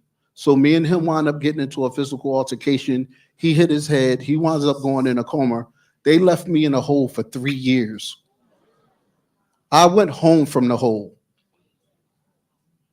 I was spent 3 years in the hole, and all I was doing was trying to prevent a fight initially, so this is how they deal with people. I don't use myself as a measuring tool for others because God created us all on different levels, but a lot of people would have been broken if they went through what I went through. And what does it mean to be in the hole for 3 years? What does that mean? That means you're in your cell all day except for an hour. And that's if they want to let you out that hour on that day. If they say that it's raining too hard, you may spend that whole day. You might not get that hour. If it's snow on the ground, you won't get that hour. So it's you're locked in a cell for 24 hours. You get your food in the cell. You don't do anything. You're just in the cell. And you were there because in your mind you were breaking up that fight. No, it wasn't in my mind. That's the truth. That's the reality. No, that's the reality. Yep. Yeah. Not in my mind. That's the truth. But they weren't convinced of that. No, and yeah, they was convinced. And you know how they were convinced? The actual warden of the prison came to my cell in the hole after me being in there in a week and a half and told me, I'm sorry, I got it wrong. But the thing is that he had already filed outside charges on me. So I had to sit and wait for the feds to deal with me with an outside charge. And like I said, while I'm in the hole, I got to see how they dealt with people with mental issues and how they would lock them down and shackle them and things of that nature, and how the officers would run inside the cell and jump inmates and treat them like they're nothing. So I got to see this firsthand. But yeah, I spent 3 years, and that was after the warden apologized to me. And he didn't wind it back. He didn't do anything to undo. He didn't do nothing to undo it. Nothing to undo it. And so when you said you saw mental illness or the ramifications of mental illness, what's your sense of all of that? It breaks my heart because I know that that's not the way to deal with it. Those people need help. You know, they need help. That's They what need Chris they, said. they need the help before they reach the prison systems. Yep. Because there's not enough resources inside the wall to give them the help that they need. The officers aren't trained to help them, so they deal with it with force. There were only 2 psychologists on the whole compound, and that was 1,100 people. So even the few inmates that they utilize to help be mental health companions and suicide watchers, these people have mental health issues. And then the last thing, and I'm going to go to Chris. So Ulysses is one of the most loving, good, healthy people I know. That means the world to me. Thank you. But how did you get there? God, just that simple. And the wanting to be better, to be a better person, you know, and just to say, you know, I appreciate the fact that I came to reentry, that I met you, that I met Robert Carter and all my coworkers. You got to help Rob a little bit on that anger stuff. Listen, man, great God, great God. And you know, my reentry family, they treat me like family. They don't treat me like someone who's been incarcerated and I'm home and I'm an outcast. They treat me as if I've been here the whole time. That's right. You know? That's right. So I'm very grateful to the reentry family. So Chris, we've got just a couple minutes left. So we heard from everyone about violence. We heard from everyone about a dearth of resources. Some people, like Ulysses, walked away because of his faith. Rob talked about seeing himself change to survive. Tamika talked about survival. Steph talked about survival. Yenny had maybe more awareness, but it's sort of different. But violence is the common theme through all of this. So when you look at a prison system that both on the inmate side and on the institutional side has violence as a primary value, what does that do to our humanity? Wow, there's so many places that I could go with that. I'm going to first start with I'm a believer. I believe in kingdom. I'm also ordained, right? So I told you I was a preacher. There is something pathologic in American mythology. There is something pathologic in American culture. We breed violence. We actually celebrate it. We celebrated the violence of stealing this land from the indigenous folks. We celebrated the violence of cargoing and ripping Africans and bringing them across shores and putting them here.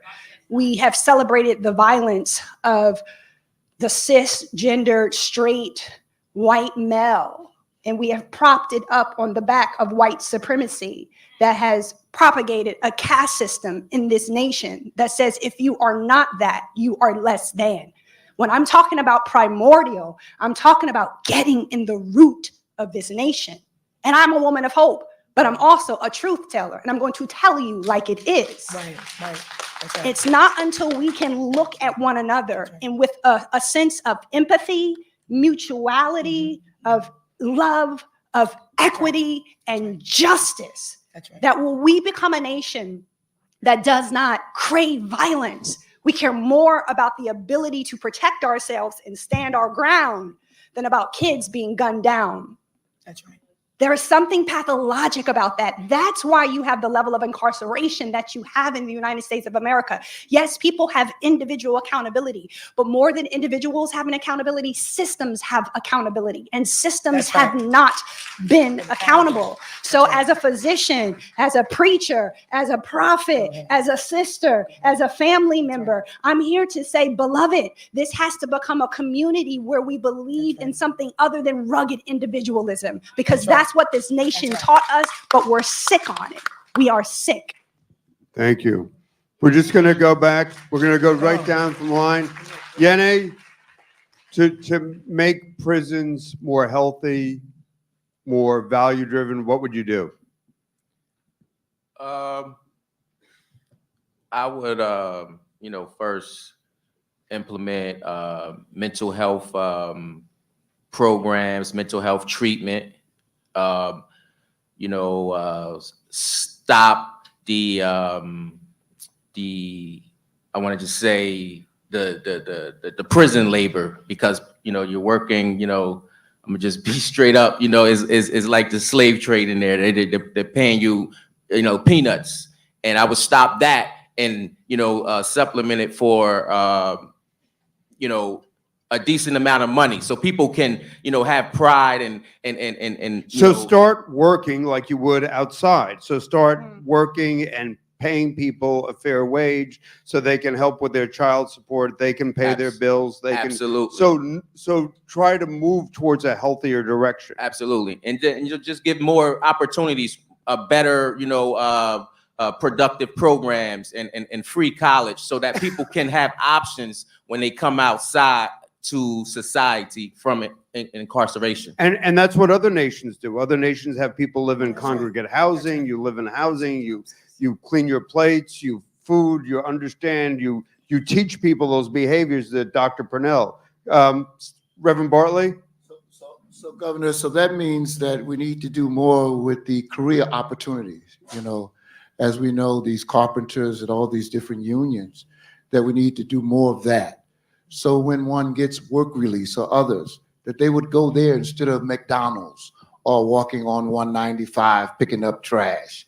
Here they have a great opportunity where they can become career opportunities. Then they're able to pay their fines. They're able to get things back on track, and they'll be able to be good fathers, good mothers. But it really needs to start with the career opportunities while they're in that wall. While they're behind there needs to be that. And lastly, I just want to say this. One of the things that really touched me with violence, I thought that selling drugs was the biggest thing ever, to me. I come from a family, my mother and father, son of a preacher and mother, grandfather and all. I decided that that's what I wanted to do. And as a result, that's what happened. And then I had to survive. And then coming out, I found out, and I say this all the time, when an argument arises in my life, a good run is better than a bad stand. Thanks, Steph. Rob, what do you do behind the wall to make it better? I'm going to piggyback off of what Pastor Bartley said earlier. I'd like to be able to get to, the individuals that actually want to do something different before they come home. Because not everybody wants to change. I know I didn't the first few times I came home. When I finally did, there was nothing out there for me. I had to start from scratch. So, if I had my druthers, I'd like to be able to get behind the wall and start working with the individuals and see what it is that they have issues with before they come home, and just let them know that when they come home to a running start. They don't have to start from scratch. They don't have to shoulder everything themselves. Like they have a support system out there. You build that rapport, you build that trust with an individual, like we do a reentry, and when they come home, they have something to look forward to. Because I can tell you, when I came home, I was not looking forward to it. It was just more of the same. And I know a lot of individuals that I'm still really close with, that are in and out all the time, that hit the same wall, and hopefully when they're ready, they're ready. But the ones that are ready, we just want to be able to offer them something different. Ulysses? Yeah, in my opinion, I believe that we should have mental health classes or programs inside jail. I think it should be a requirement in order for you to make parole.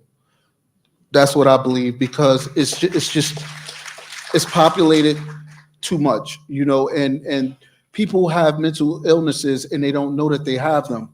So I think it's necessary. I think it should be a requirement that everybody has to go through it.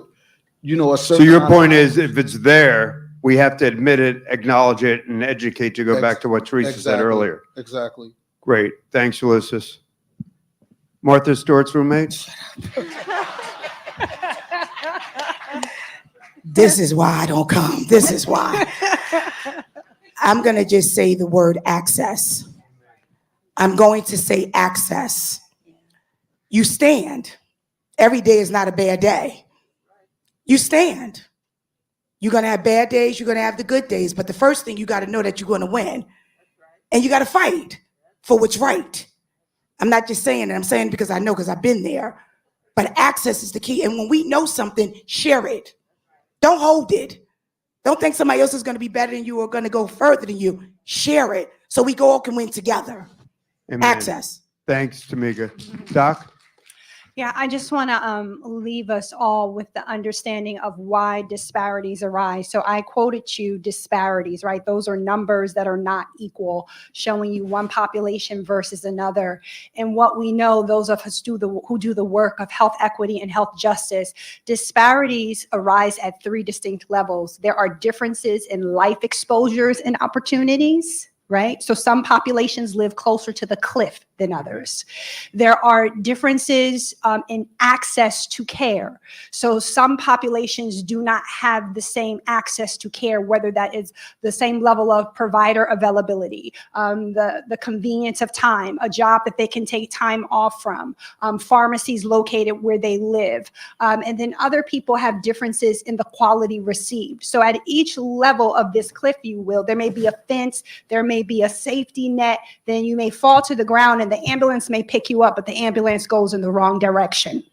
So it's not until we do levels of analysis like that and solutions at each of those levels can we finally get to the understanding that mental health is health.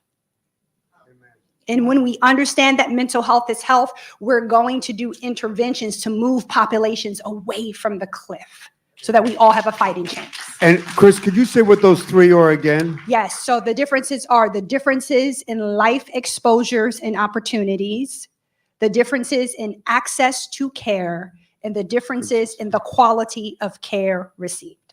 Thank you. That's powerful. Pam? I would do 2 things. So just so Pam, everyone's aware, we have 2 million people incarcerated in the United States. We're number 1 in the world, second to China. And then there are about 9 million people cycle from our county jails annually. So that's the magnitude that we're dealing with. So the 2 things I would do, one is to expand Medicaid so that correctional facilities can bill Medicaid for resources that we've mentioned here today, right? And I know that New Jersey is really working hard on that, but states like California has been able to do that. And so in order to have resources developed and created, and all of these things that we've talked about, there has to be federal funding to support that. The second one, and I've been saying this for a few years now, is we have to make mental health a federal emergency, because when you have an emergency, you fund the resources, you allocate. We did this with COVID-19, right? And that's what we need to do. And I'm hoping, Governor, that you would be able to, with your power and authority, to support that, because I think that's where we are now. Dr. Purnell quoted all of the millions of people that are suffering from mental illness. And we have 9 million annually coming home cycling every day. All of us are touched by the system. We cannot ignore it. All of us are. The school, every single one. So we really need to think about a systems thinking approach, and to really think and to examine all of these interconnected systems that now federally needs to be funded in a way that we need that to happen. So what we heard is, but I think this is really helpful. What we heard is violence, violence, violence. What Dr. Purnell said is to understand that we want to help prior to the cliff being prison, the cliff being itself violence, and Professor Valera talking about the need to focus on this crisis. So I think this was really helpful because the first panel talked about mental health. What is mental health? What is mental illness? But the second panel talked about, and we're going to hear from a veterans panel, we're going to hear from a general, but part of this is on incarceration, how incarceration actually worsens mental health. And as Rob said, if I didn't have a problem then, I had a problem when I walked out. And we heard that, and Dr. Chris said, be cognizant of those 3. Can we have a round of applause? Dr. Purnell, thank you. So next is Professor Marc Lamont Hill of Temple. Professor, you had a long introduction. It's getting completely axed. In the name of time, I'd like to call upon an author, a professor from Temple University, Professor Marc Lamont Hill. Professor?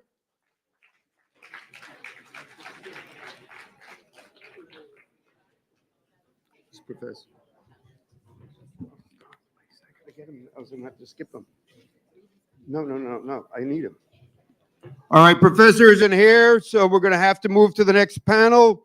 Veterans on mental health. I ask the veterans to please come forward. Veterans, come on up. Lace, where is he? All right, our veterans, Brett DeLisandro, James Fitzgerald, Eric Gang, Rich Liebler, Dr. Ronnie Hoff, Dr. Adam Saget, Will Sheehan, and Sharon McGreevy. Oh, right. Oh, you're putting that? Okay. Oh, good.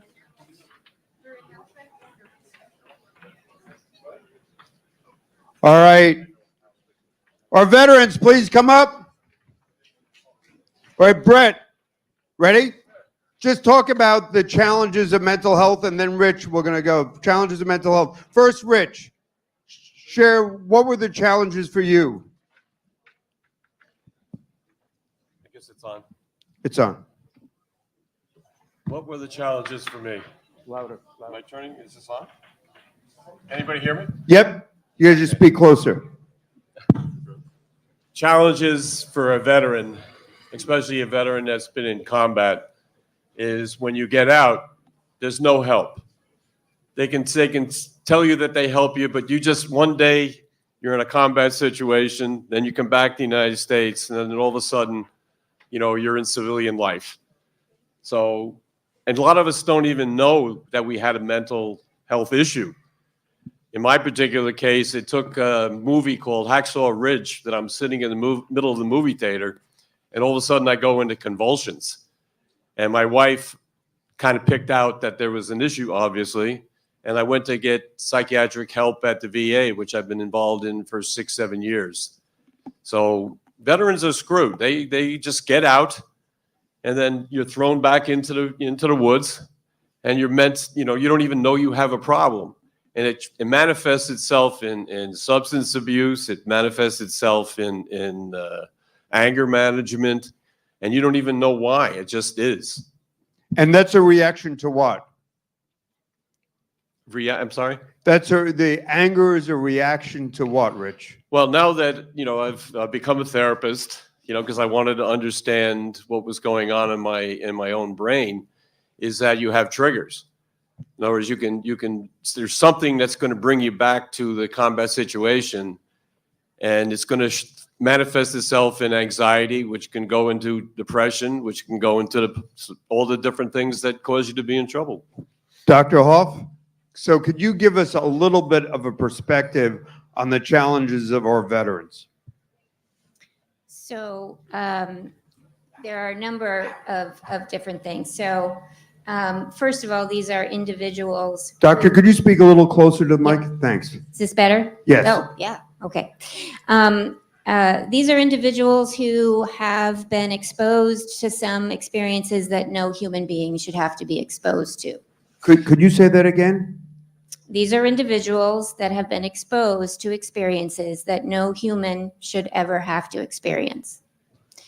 And what that does to a person's psyche is profound. So there's just that insult to your mental health first. Although it's not usually the first. Many people come into the military already with extensive histories of trauma. Many people come from communities that are under-resourced. They've experienced extensive discrimination, institutional racism. They may be going into the military to avoid some other paths that are even worse. So people may be already vulnerable coming into this. These are also teenagers, right? With many of them are teenagers with undeveloped brains, fully developed brains. So you have that, then you have the insult of combat, then you have the experience of trying to return to the civilian world. There's very few people for you to talk to. because people who have not shared this experience don't understand it, and they can't understand it. They may empathize, they may try really hard, but there's certain aspects of that experience that you just can't communicate. And that leads to a lot of isolation, social isolation, withdrawal. If you add post-traumatic stress disorder onto that, or depression, or a substance use disorder, it compounds. So to go to what Professor Dr. Hoff said, Brett, and then James. So what did this mean for you? This trauma that nobody should face. Great. Can you say that again? James, could you just share? Dr. Hoff just said that this is trauma that nobody should face. It produces. How do we respond to that trauma? How did that trauma react in James's life? Well, being a combat veteran myself, Dr. Hoff is exactly right. A lot of the things that manifested during a time of war are never things that you really considered until they're happening to you. I was shot in one of my legs and blown off a mountain. I never considered that being a part of my military service when I signed up. How do I communicate that to my family, my friends, my loved ones when I get back, when they have no concept of that very notion of being so close to death and fighting alongside others, understanding that your life is just a small piece of the grand puzzle that you're currently engaged in, but that's part of military service. So you have all these instances of freedom and independence and all these things that you're fighting for, but you really don't have that concrete grasp of it. And then it compounds when you get out and you have these experiences that you don't have the tools or resources to explain. And then you're trying to figure out how to utilize those very benefits that are supposed to be there to support you. So it's a labyrinth that you're trying to navigate blind. Brett? Yeah, I remember being in Afghanistan. One of our buddies got blown up, and I just remember, cleaning his blood off of one of the trucks, and just like kind of looking at that, be like, wow, this is my buddy, and now it's just this red substance. And I feel like that's one of the big factors why I'm OCD and cleaning a lot. But I think it's a stigma. When I got home, I thought I was this weak-minded Marine that just really couldn't kick it, and asking for help was that sign of weakness, when in reality it's not. It's far from it. It's a sign of strength to ask for help. And I mean, every person, people think it's 24%, whatever percentage of people are dealing with mental health. Everybody has dealt with a mental health issue at some time in their life, so it's really hitting on that stigma. I mean, there's an array of situations, but a big one is the stigma, and reversing that asking for help is a sign of strength, and it is okay to get help, and that will actually better yourself to better your career in the military or outside of the military. Eric? Well, I can say from my perspective, first of all, I'm a juris doctor, not a medical doctor, so I can share my experience in working with veterans when they get out of the service and seek help through the VA. And the most ubiquitous experience we tend to see is people do not report symptoms of mental health during service. When it comes time to muster out of service, they typically deny any health problems. This has been a ubiquitous problem for veterans I've represented going back to prior to World War II. And there's a tendency not to report those things. You get out when you're young, you think you're going to be able to overcome it. Years go by. By the time the symptoms become to the point where you need help, decades have gone by. Now there's very little record of a continuity of symptomatology, very little proof of any complaints during service. And then proving those claims becomes very, very difficult. And that's why we've had many cases over the years that have taken decades to win. I had one client who filed his claim in 1976 when Jimmy Carter was in the White House. And he was never able to work, had a schizophrenic episode during service, very short period of service. It took us until Donald Trump was in the White House 44 years later to actually win the claim. And that's not unusual. I've had cases dating back 30, 40 years, and it takes that long in some cases. And perhaps it's a testimony to the brevity of the record to really establish service connection in those cases. Service connection, by the way, is a term of art that we use in our field that really relates to the causal connection between your current disability and something that happened during the military. And we see a wide range of mental health problems. We have things ranging from post-traumatic stress disorder, which everybody understands, but we see bipolar disorder, anxiety disorder, depression. We see mental health problems flowing secondarily from health problems and vice versa. One of the things we're facing right now is the decline in physical health that we see that begins with the mental health problems. We see the onset of metabolic disease and then type 2 diabetes and cardiovascular disease, and it becomes a snowball effect and a cascading decline in health in total for the whole human being. Eric, James is shaking his head, yes. Why? I mean, Could you, the microphone, thanks. a lot of the stigma that we talk about as veterans is continuously having to qualify yourself. Not everyone that serves is, looking at themselves as G.I. Joe. Some of them are just doing their duty and they get out. So they see all these stories in movies and on TV and they think, well, I didn't do that. So I don't put myself in the same category. I'm not going to chase the same benefits that I've earned because, hey, I didn't get shot and blown up. Hey, I didn't lose a buddy. So this isn't for me. Like, you continuously get separated from the things that you've earned because of the stigma around either your service or what you consider to be mental health. Sharon? Right. So I'm working with a veteran who was in motor transport in Iraq. So he was moving material from one place to another, and he was shot at for 6 hours. That was how long he drove, 12 hours or 24 hours. And when we spoke about it, because we're working on a service-connected disability, I said, can you tell me a little bit about it? He said, I couldn't go anywhere. All I knew is I had to drive. And I said, how did that affect you? And it took months for him to talk about that he had to get out one time and change the tire and how it was traumatic. There were shots being flown over him continuously, and that it did affect him. And that's why he has the PTSD, and that's why he has the anxiety disorder.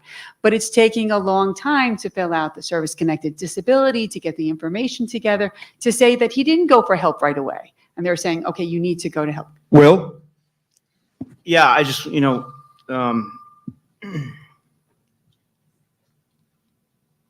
ideals are peaceful and history is full of violence. And I just want to pull back because I sat during the last session, and I've been to I've worked with veterans nonprofits since I got out in 2014. And I've heard of trauma and military sexual trauma and PTSD and traumatic brain injury. And I've never really heard a group of folks articulate what violence is. So for the good, the bad, or the ugly, 9/11 changed our history. It introduced violence back into a portion of our population. We went from a peacetime country, and I can tell you we were a peacetime country because I was part of the first class to enter following 9/11 at the Naval Academy. And we were a bunch of teenagers now faced with a nation at war. The doctor said it greatly. I mean, war is old men talking and young men fighting, or young folks fighting. And that introduction to violence back in our society has created this mental health, this mental health, mental health problem that we are now trying to solve.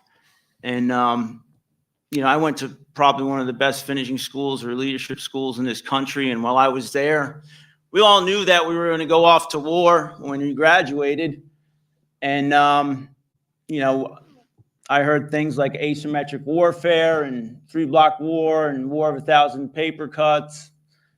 But what it comes down to is being in the military comes down with the good, the bad, and the ugly. And the good is that you get to be part of something greater than yourself, and you get to serve with men and women who are heroes. The bad is sometimes those men and women, they don't come home, and the ugly is sometimes they don't come home whole. There is nothing like an amputated spirit. There is no prosthetic for that. We are working on that. I have 3 solutions to that. All right, I just want to jump to Dr. Hoff again, and then I'll come back, Will. So when Will talks about the good, the bad, and the ugly, you don't come back whole. And Eric talks about how long it takes to navigate through the system. Doctor, what happens to that individual during that time when that person is an amputated spirit, to use Will's language? What happens until Eric is from the Carter administration through the Trump administration, 44 years, what happens to that veteran when he or she is home, not having the benefit of those veteran benefits that Eric litigates, or to go to Will's point, what happens to that person? Well, what happens to anybody who has untreated mental illness or trauma? The symptoms of post-traumatic stress disorder are isolating symptoms. So a big part of the disorder is withdrawal and social isolation. As with depression or anxiety or substance use disorder. And so as time goes on, first of all, mental illnesses are most of them are not, one day you get it and then you have it for the rest of your life. Even untreated, there are ups and downs to these experiences affected by your everyday experiences and your coping mechanisms.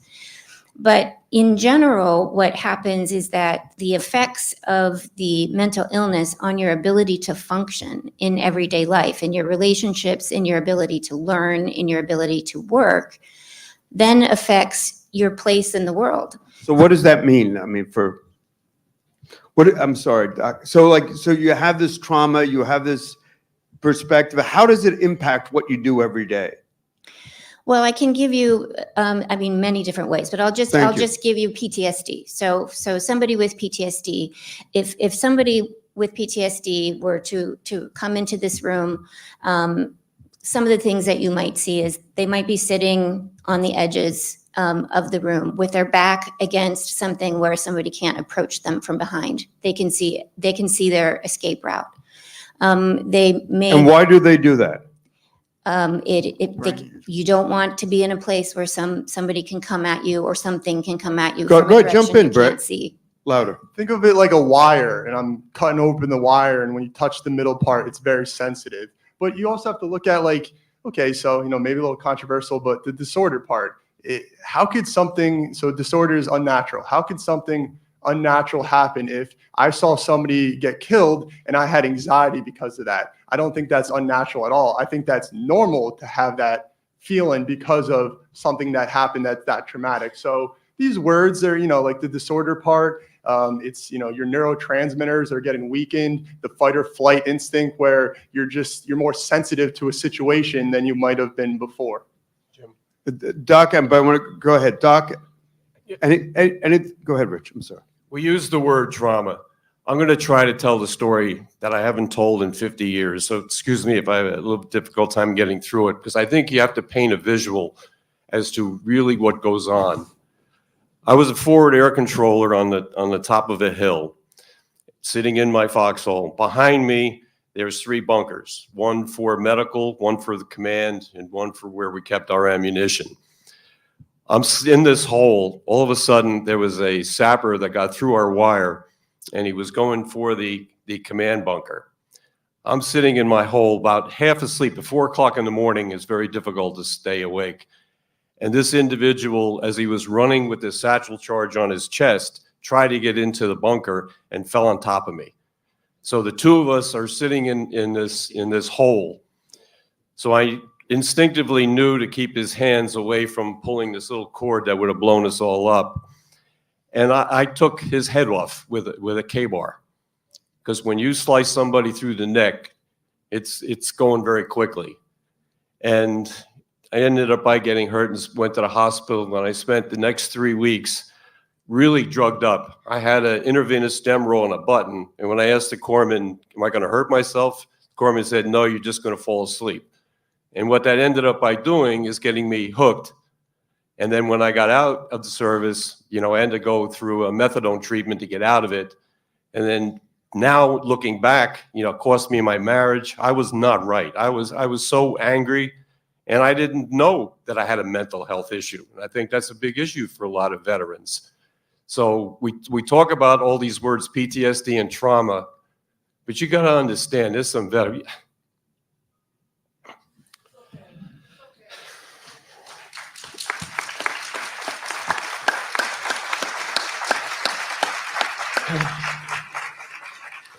Adding another factor to this too, is I was a Marine, and we are trained, as are the SEALs and all the branches, that you don't show emotions in combat.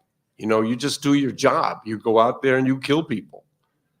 So it's a lifelong challenge. And if I can be not able to get the story 50 years later, There's a way back. Thank you for sharing that story. And I was part of a conference 2 years ago, and we're a lot more transparent now. And I think that's, again, because of the first panel. You know, somebody once said that courage is in far shorter supply than genius in this country, and they're certainly not in this room right now. But thank you for sharing that story, and that was very courageous. And I'll be honest with you, some of my best friends are, I don't know what else to say, but they're straight up murderers. I mean, that's what they did. We went to far corners of the globe to fight what we believed was the world's evil. And, you know, we killed people. We killed people that thought we were bad people. And now we're working on the after effects of that. What does violence do to the human psychology? And how can we rewire our brain to make it better, as Brett was trying to get to the point we can? I believe that we can. And I think there's a couple ways that we can do that. One is through community, right? I believe in the belt and suspenders approach here, right? Yes, let's use the VA. Let's use the $500 billion that they get every year to help our veterans. But let's use our community. Let's use our community, like this organization right now, like the organizations that represent up at the table today, okay? 2, give a man or a woman a purpose. Give them a job. Yes, we need to work on mental health. Yes, we need to give them services and tools to cope with violence and what they see, but there's nothing worse than idle hands, especially coming from a veteran who has who comes off such an important mission, And then 3 is I do believe that you have the ability to change our brain. When it comes to psychiatry, it's the only profession where we don't look at the organ. It really is. You break your back, you have knee surgery, you get CT scans, MRIs. Psychiatry, you sit across the room in front of another person, and the end state is usually giving some type of medication. So. Thanks, Will. For those 3, James?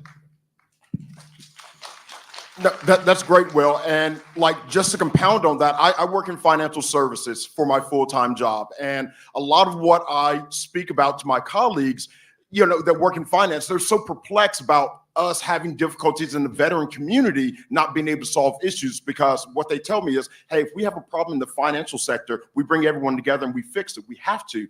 If you know that you're having these problems as veterans are transitioning out, why isn't anyone taking the reins and handling it? And like the answer is clear, it's no one's mission. Right. Until we assign the mission to a specific entity, it's not going to happen. DOD trains us to do our military job. They're not training us to transition out into the civilian world. The VA is there to provide health and healthcare and resources. They're not there to teach you, hey, how to be a good parent after everything that you've gone through, how to be a good community member. So it really does need to like come down to the nuts and bolts. Whose mission is this? And what authority are we going to give them to solve it? Because clearly, you know, there is a missing gap. And what we need to do is fill that gap. And we need to be just as tenacious about filling that gap as we have been about utilizing the human capital and human resources inside of our military. Dr. Hoff, you were agreeing with what James said. Why? Because this requires a systems approach, right? This is a large group of people with very unique experiences, and they're coming back to a community that doesn't quite know what to do with them, especially combat veterans. It's difficult to understand the experience. They may not be talking. And so, the challenge is, even if there isn't a diagnosable mental health disorder, nobody comes out of the military unaffected by their military service. Even if you served in peacetime, you come out affected by your military service.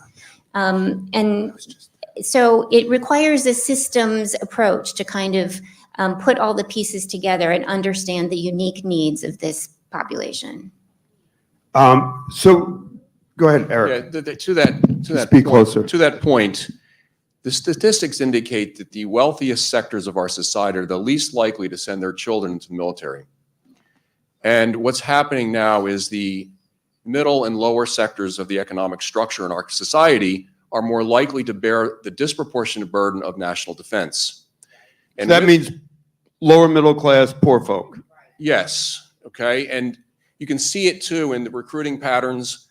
And that's interesting because when you talk about predisposition towards mental health, we know the data indicates coming from a lower socioeconomic background makes you more susceptible to developing mental health problems. Yet we're putting these people more than likely in situations where they're going to experience extraordinary stressors.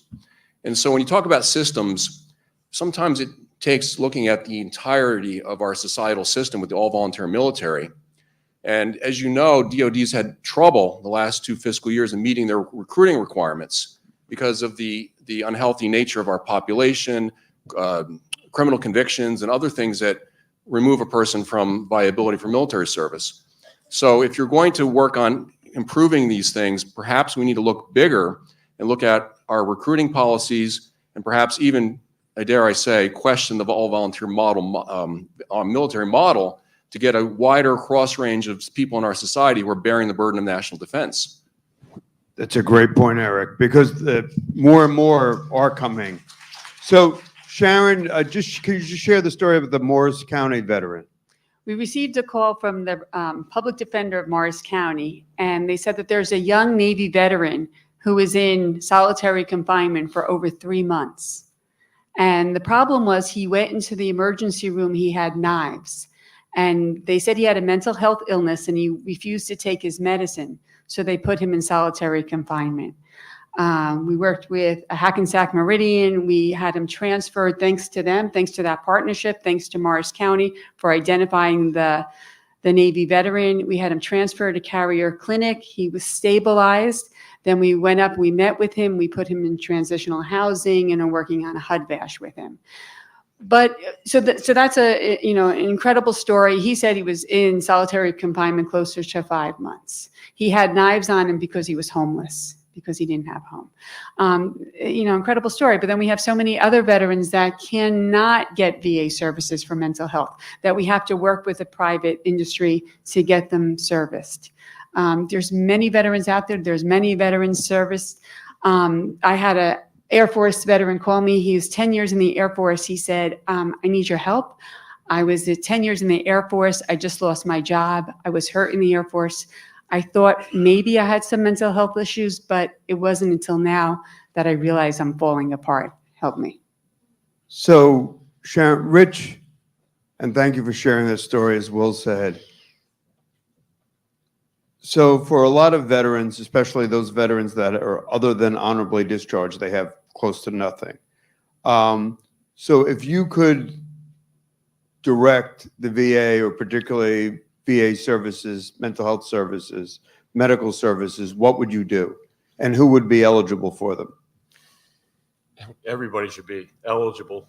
But since this is a reentry conference, I get involved in a couple of different things. With education health centers, I go behind the wall, at Rollway Prison, East Jersey State Prison. And what we do is we set the individuals up mentally that then when they get out, we're going to help them.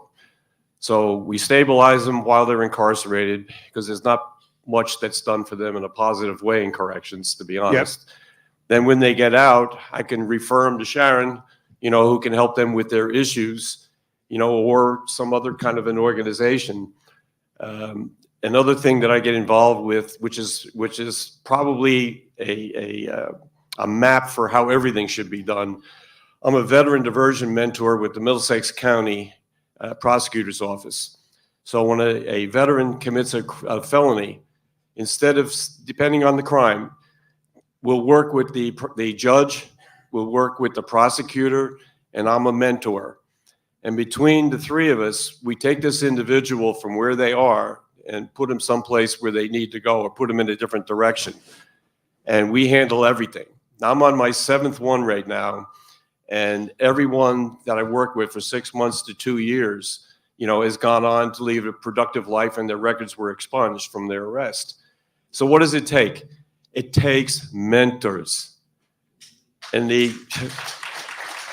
that's all it takes. It really isn't very difficult. I mean, when you work with an individual, for 6 months to 2 years, the advantage that I have is I also work at this Sandstone Auto Mall, and I can provide jobs because we have 400, employees, and the owner lets me, hire these individuals as long as I personally vouch for them, which is another issue. But what this room should be filled with, everybody here pretty much knows the issues. What you need to do for this next conference is make half this room employers. Because what do they need when they get out, Jaron? They need a house. They need some place to, sleep. They need a job where they can get their self-respect back and provide for their families. And one of the things I teach when I put my therapist hat on is how to tell your story. And one of the things I do in prison is I never ask what the crime was. I keep saying to people that in the middle of the day, you can't change what you had for breakfast, but you can change what you have for dinner. And I try to simplify how we nudge these people along. But developing a source of mentors in the business world is the answer to solve a lot of these issues. Thanks, Rich. And just for the record, all of our guys in reentry are really amazed on what a crotchety old guy like Rich Liebler has a great heart. So Brett's a new father, and I know he's going to be a great father. So Brett, we're just going to go to the line and we're going to wrap up with Will. Brett, in terms of trauma, and I loved what James said and what Eric said about how long it takes to address. So what do we do while Eric has done such great legal work to support veterans? Dr. Hoff says this is the reality. Rich shared a powerful story. Will talked about 3 mechanisms. Sharon talks about service. What do we do? What can we do as a community to help these veterans in this place as it is now until we get to the place that Dr. Hoff and Eric and Will discussed? What can we do right now to young Brett who comes home after seeing his buddy destroyed? So we talk a lot about the mental barriers, mental health barriers. There's also, it's coupled with the physical barriers. So you mentioned OTH, really quick OTH, other than honorable. It's a veteran who maybe done multiple deployments, maybe they smoked weed, they punched their officer in the face, probably deserved it, and got kicked out. And they basically barred them, exempt them from mental health services. That's just not right, in my opinion, at all. And how can somebody get help if you're preventing them from doing so, especially somebody who's formerly incarcerated or has a felony conviction? The other big part, especially for me, when I came home, was the lack of knowledge. We have 30,000 VSOs, veteran service organizations. We have for-profit organizations. We have a lot of great government entities as well helping out. So why are veterans, why do we have such high suicide and homelessness rates out there and mental health issues? It's because of the lack of know-how. I've been working with my wife and I with our organization for 10 years, working with thousands of veterans throughout the U.S. and time again, if you ask them, what are the resources out there? They might tell you 1 or 2 resources when I just, mentioned there's 30,000 of them out there. So just really helping veterans get connected to resources, learning of the resources in your area. So if you see somebody, and never mind just a veteran, just a person in general who needs help, you can go up to them and say, hey, have you checked out this service, that service? So educating yourself on what are your local services to help the people in your community, right? And can I just also shout out Brett and his wonderful wife, because basically they have Backpacks for Life, which helps people, veterans in duress, and he does a great job. And I just want to say thank you to Brett and Alessandra. Thank you. So James, you happen to be a buddy of Brett. I don't hold that against you. Everyone has a cross to bear. But just, your thoughts and your experience, and I just listen intently. So Brett talks about resources and being aware of those resources, but I sense from you that for trauma, for people coming home and the difficulty, what's the sweet, is there a sweet spot that exists now? And No. into the mic. There's not a sweet spot that exists now. We have an example. What needs to happen is we need to get more veterans into elected office. We're at our lowest participation on a federal level for veterans in our Congress and in our Senate.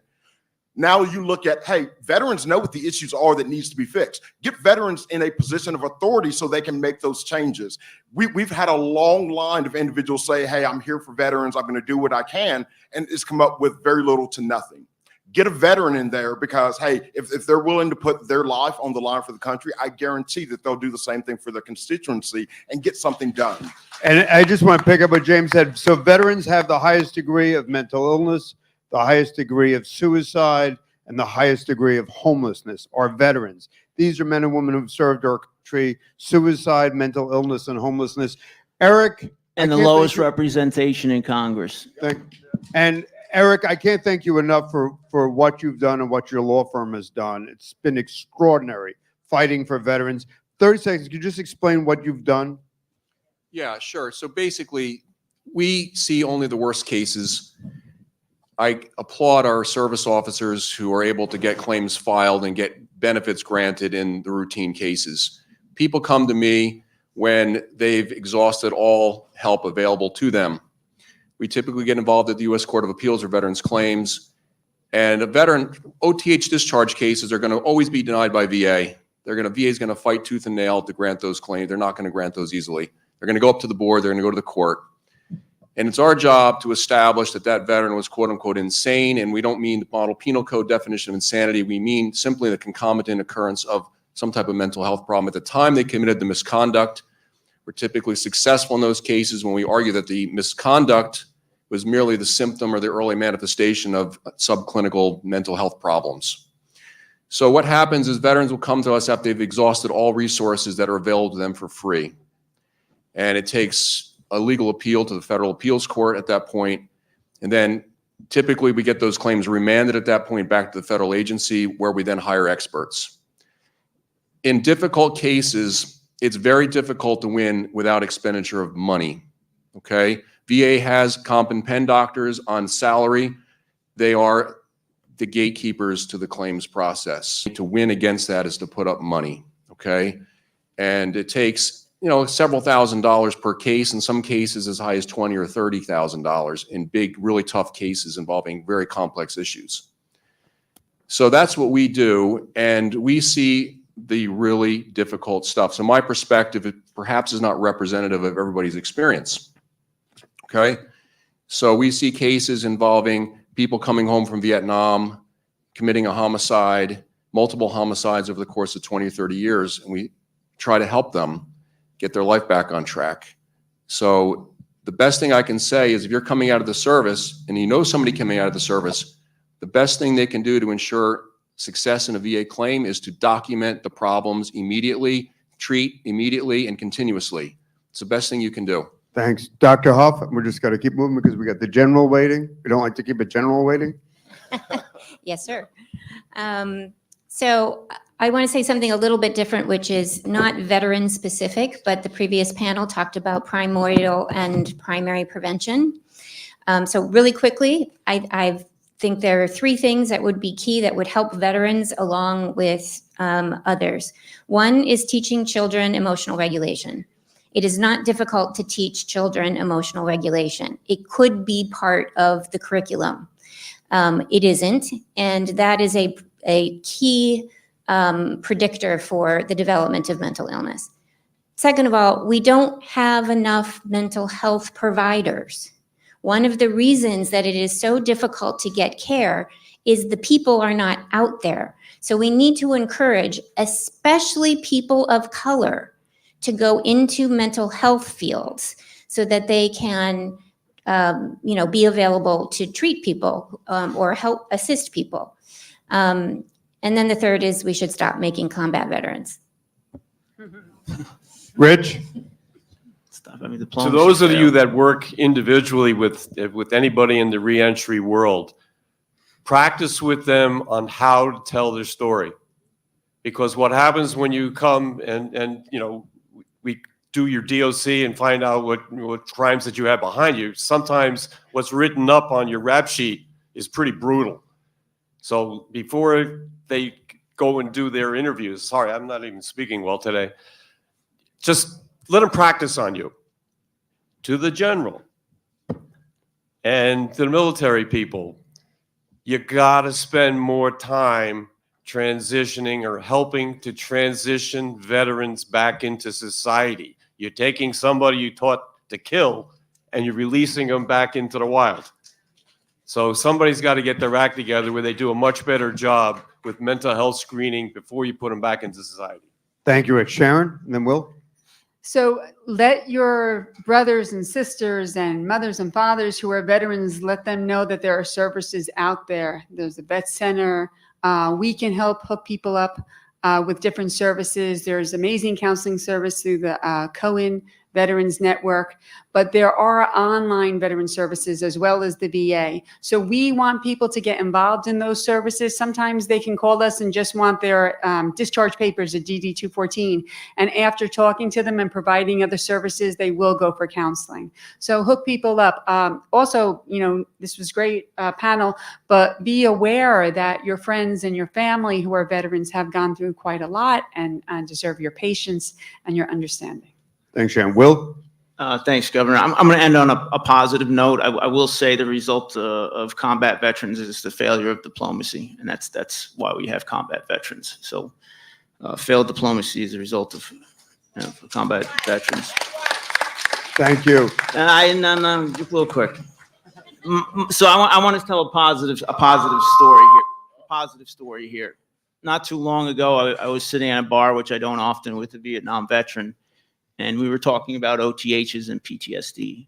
And he said, you know, when I was in the military, PTSD didn't exist. It was called an OTH. And now it's called a PTSD. And now you have access to services. So I want to give an attaboy to our country as a whole as helping veterans, because we are moving in the right direction. And the last quick story I'll tell is probably one of my favorite stories of my time in the military.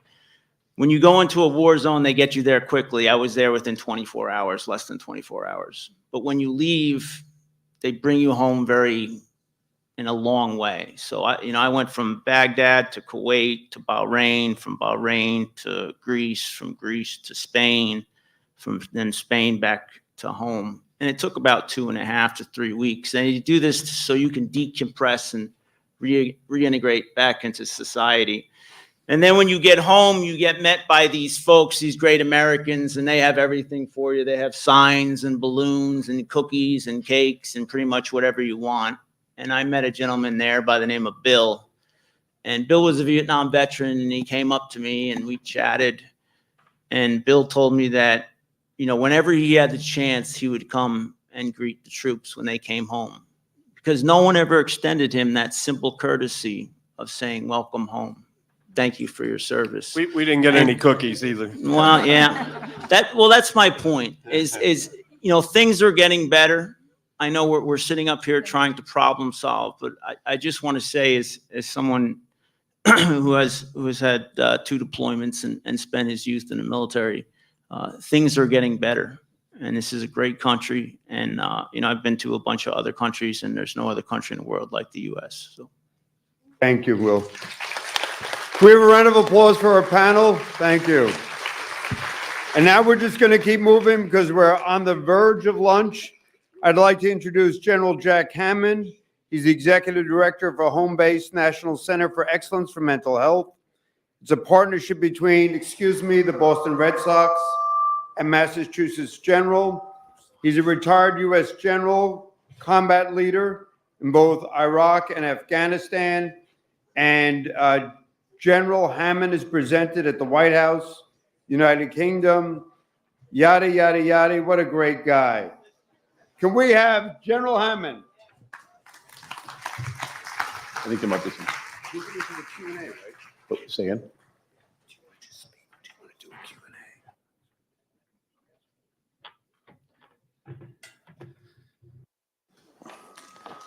Well, I know I'm in some trouble now. I've got multiple pieces of technology, and I'm not that guy. First of all, thank you, Governor McGreevey, for this kind invitation to join you. As we've come into this morning, there's been some tremendous talk about the trauma that people grow into long before they get into any kind of trouble.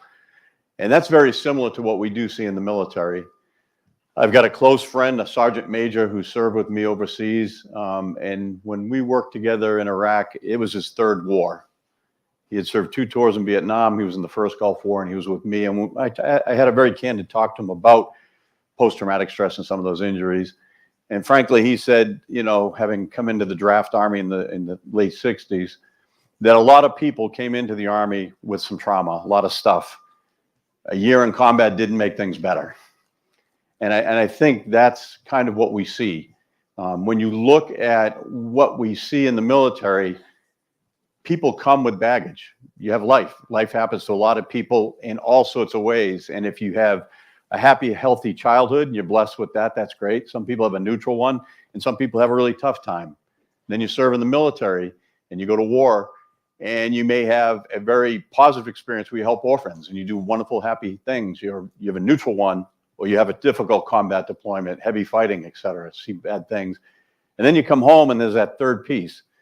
You come back to a happy, healthy, caring, loving family, a neutral one, or you come back to a very bad set of circumstances. And if you came into it with the bad circumstances, you had a really rough deployment, and you came back to not a happy, healthy family, you kind of have the trifecta for failure. And what we see in the military terms is we see suicide. And I'll talk about that in a minute. And so today, I want to tell you, I'm truly honored to join you all. You have a noble mission that you're working on. You're doing God's work. And our nation fully doesn't recognize the scope and scale of our mental health challenges. 50 million people grapple with these inner demons every day. We know that 93% of folks that do have a substance use issue don't have access to good quality care and support. And nearly 50,000 people die by suicide every year. While the impact of mental health is profound across the country, I'm here to talk about the impact on our veterans and some of the work we're doing at an organization I've been proud to lead for the past 12 years. So a few years ago, I was driving through the city at night, and despite the late hour and the heat radiating off the buildings and the hot air blowing through the window, which was quite mesmerizing, I was having a peaceful and relaxing ride when suddenly the tranquility of the moment was broken when a grenade exploded near my vehicle, signaling the start of an enemy ambush. 4 shooters on different floors from 2 separate buildings poured automatic gunfire down into our thin-skinned Humvee patrol, and within seconds, every member of our patrol was out of the vehicles and returning fire. One young soldier, however, was momentarily frozen with fear, as this was his first enemy encounter. Thankfully, the soldier's temporary paralysis was broken when our task force sergeant major shouted a colorful but direct order for him to dismount and engage. When the attack began, chaos engulfed the scene. We found ourselves in a pitched fight in the toughest part of Iraq's most dangerous city. Tragically, on that same spot, a few short months later, 4 Americans would be killed, set on fire, and hung from a bridge. As the fight continued, I called for air support and a quick reaction force, but I knew neither would reach us in time. We were in the heart of an enemy stronghold, and more insurgents seemed to join the fight every minute. After one bullet nicked my neck and another hit the radio mount next to my hip, which cut off my communication, I looked over at my sergeant major. He nodded, and I gave the order to disengage and move to a nearby rally point. This would allow us the time to regroup, reassess our plan, and adjust as needed. We successfully withdrew from the fight, moved down the road about a half mile to that rally point, which we hoped would provide us with greater security. Unfortunately for us, a second group of insurgents had spotted us, and they initiated a second ambush. We responded to this attack with overwhelming fire and pushed them off the objective. Within minutes, they just disappeared into the night. The enemy fighters had faded into the shadow as they had done before. It took our quick reaction force about 30 minutes to arrive, and we learned a really valuable lesson that night, that the term quick is very relative when you're being shot at or your life is on the line. We spent the next hour searching for the bad guys with the QRF, but they were long gone. We returned to our base, pulled maintenance on our vehicles and equipment, completed an after-action review of what happened, and then put our heads down on the cot for the night. Unfortunately, our sleep was cut short by the explosions of a mortar attack. And before we knew it, it was a new day, just like the last day, and this cycle continued for the remainder of our time until we went home. I shared this story with you today because it's an appropriate metaphor for our veteran experience and the looming specter of death our veterans have faced over 2 decades of war. Much like that night in Fallujah, your service begins relatively peacefully while you train and prepare yourself for a range of missions. And then you're sent to war. Your life gets turned upside down. You leave your family and loved ones. You often see and experience things that no one should have to see or experience. It's disruptive and it's scary. And in many cases, you don't know if or when you'll ever go home. And then one day somebody tells you you are going home, and you get on a plane, and then it's quiet again. Your transition back to America can be hard. Most people have no idea what you've been through, as they've never experienced anything like war, so it can be difficult spending time with them. A few weeks after returning home, you find yourself sitting in a restaurant and a bar with some friends having a few laughs, but you really don't feel like laughing. You're home, but you're not really home. You listen to the problems they discuss, and they really don't seem to be that important to you. And more, you find that you'd rather be by yourself. You start to realize that something's wrong and you need help. But much like that QRF back in Fallujah, in this case the VA, help will not be there when you need it. So once again, you find yourself on your own again. So what happens when this extraordinary lifestyle becomes your extended reality? And you return to Iraq and Afghanistan over and over again. And what happens when you hit a point where you're more comfortable being uncomfortable in a hostile fire zone than you are living back here at home in America? The transition from combat operations back to civilian life can be extremely difficult. And this can be made much worse by repeated exposures and repeated deployments back and forth to war and then back.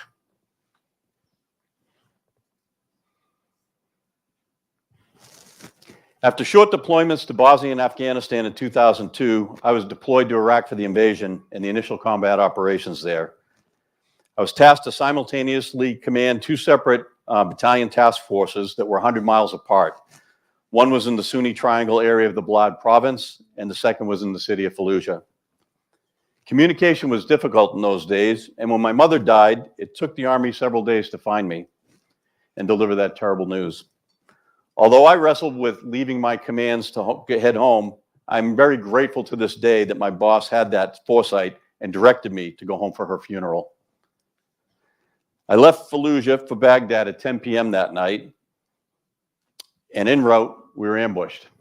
I finally made it to Baghdad airport, hopped on a transport plane at midnight, got to Europe, hopped on a commercial plane back home. But essentially, as soon as I hit that plane, I hadn't slept in weeks. I passed out on a pallet of cargo in the first plane. And then I walked into a commercial plane in Lufthansa. As soon as I got on the plane, I passed out. So I basically fell asleep in Iraq and I woke up at JFK. And if anybody's been to JFK, not a peaceful place. I felt like I was in an alien world. The sounds, the people, and the experience were overwhelming. After another quick flight, I was back home in Boston, reconnecting with my family, grieving for my mother, while simultaneously receiving reports of bombings and enemy activity back in Iraq. Those 5 days remain a blur to this day. Within a week of departing Iraq, I was back in Iraq. 6 months later, I got the word, and I finished 15 months of intense deployments to Iraq and Afghanistan. But even though I was physically home, it didn't feel that way. It felt as though I was living in 2 parallel universes. In one, I faced the daily threat of someone trying to kill me. In the other, back here, people were going about their daily business, enjoying their lives, seemingly oblivious to the dangers that my friends faced back in Iraq. In one universe, I had a tight-knit team that had my back, ready to support and protect me at a moment's notice. In the other, I found myself in a new command that lacked strong leadership and camaraderie. The sense of purpose I felt in that high-performance unit was gone, leaving me feeling adrift. Thankfully for me, my wife, Colleen, is a transplant nurse, and she recognized what I couldn't see. And she encouraged me first to seek help, and then eventually voluntold me. And I'm grateful that she did. The support and care I received from my family enabled me to work through these challenges, rebuild my community of support, regain my sense of purpose, and I would continue to serve for another decade, going back to war as a general officer. For the past 12 years, I have had the great honor to serve as the CEO for the Home-Based National Center of Excellence for Veteran Mental Health and Brain Injury Care. At this wonderful place, I get to work with passionate groups of people that are clinicians at Harvard and Mass General Hospital.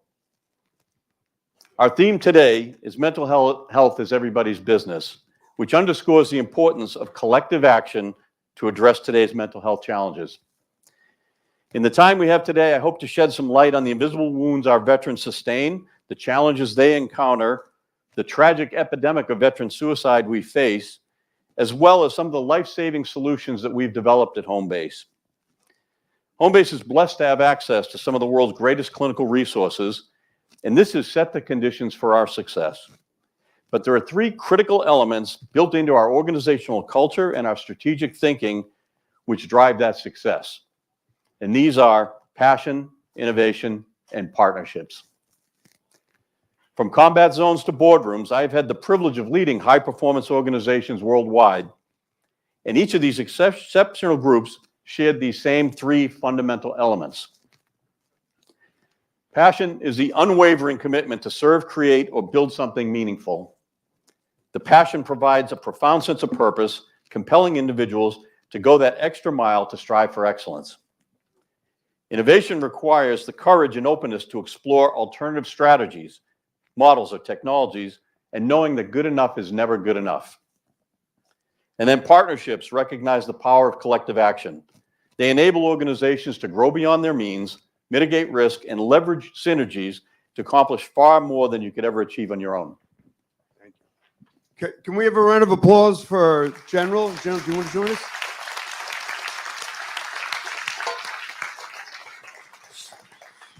Once again, thanks, General. So, General, could you just share with us, you heard the veterans earlier.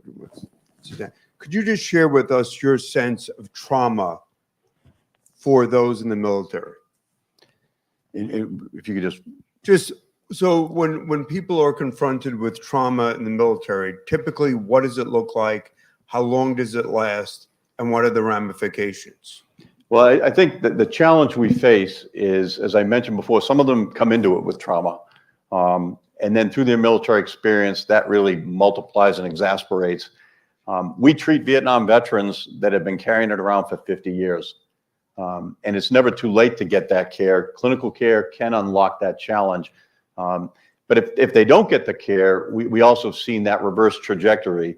And I think it was Will who talked about the fact that he was humbled by prison and he knew enough to make a better decision next time and walk away. I think that's the challenge, is we see that opportunity where somebody has the opportunity to walk away, but they don't because they don't see another way through it. They're very defensive. I can share with you that I faced one of those seminal moments where I had the great fortune. My daughter got selected to go to Harvard, any parent's dream. In this particular case, the Army had made the same decision to send me to Harvard that same year, which was her nightmare. One person's dream, another person's nightmare. We had a great parents' weekend there. And we did all the fun things and everything else. And as it was wrapping up, if you're ever familiar with that area, the JFK Boulevard, Harvard Square is a very busy, hectic area. And as we were departing, we were in a convertible. I had my wife and 2 children with me. And as the people and the crowd started building up, it started triggering a lot of bad experiences and thoughts in my mind. We had been ambushed quite a number of times over in Iraq. And it is very, You feel claustrophobic in some cases when you're in traffic and things start getting worse and worse, and you get that bad feeling. And I'm trying to get through this bumper to bumper traffic, and there were people around, because the challenge we had in Iraq was somebody would roll a grenade in your window. And so your head's on a swivel and you're very nervous and scared. And at one point I finally got the green light. I started to go and a guy jumped off the curb in front of me, and I hit my horn and he yelled at me, and then it started.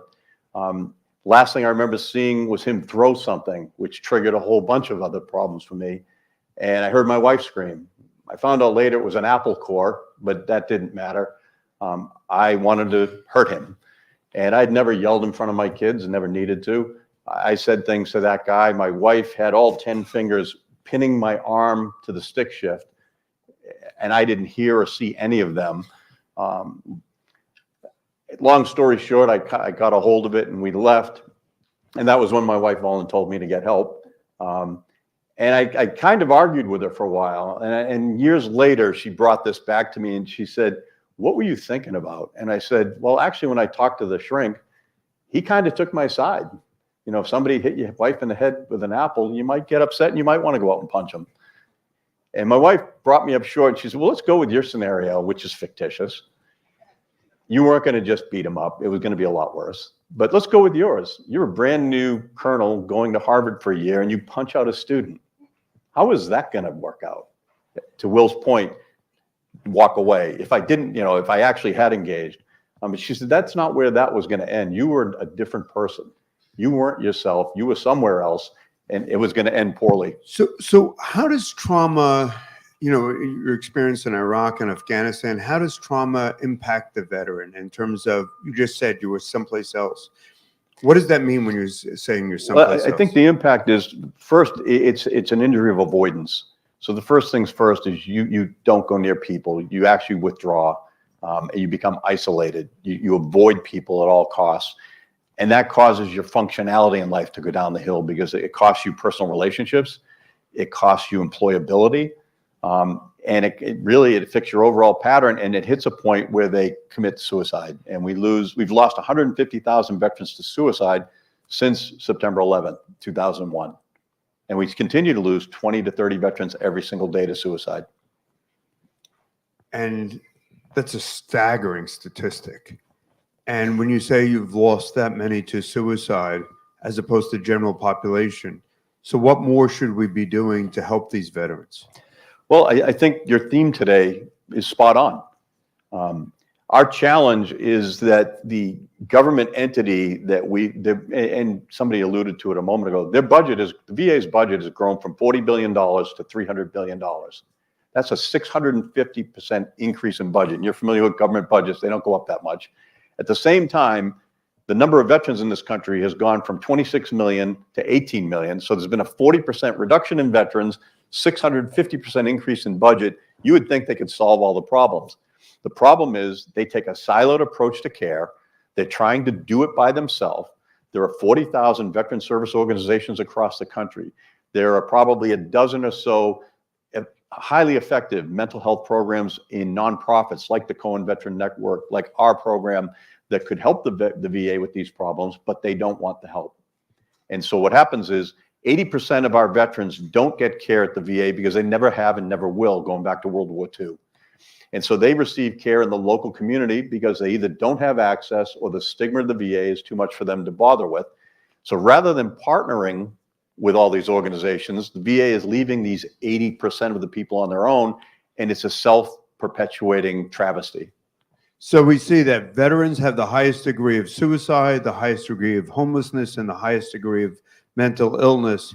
Jack, do you have any sense of what we as a nation should be doing? Because it seems to me to be such a terrible failure. And so this is something I work on every day. We're working with members of Congress, not so much to say you need to dump more money into this. You need to reallocate the money and put it to where it's needed. You needed to work with organizations that reach across the line to other organizations. So my organization has cared for 35,000. Well, that's you all too. My organization has cared for 35,000 folks, all at no cost. Every 2 weeks, we fly 24 veterans to Boston for this program, for a 2-week intensive clinical program. that compresses 2 years of therapy into 2 weeks. And we fly them in from anywhere in the world at no cost. We raise private sector money to cover those costs so that the veterans who through their service have already paid for it.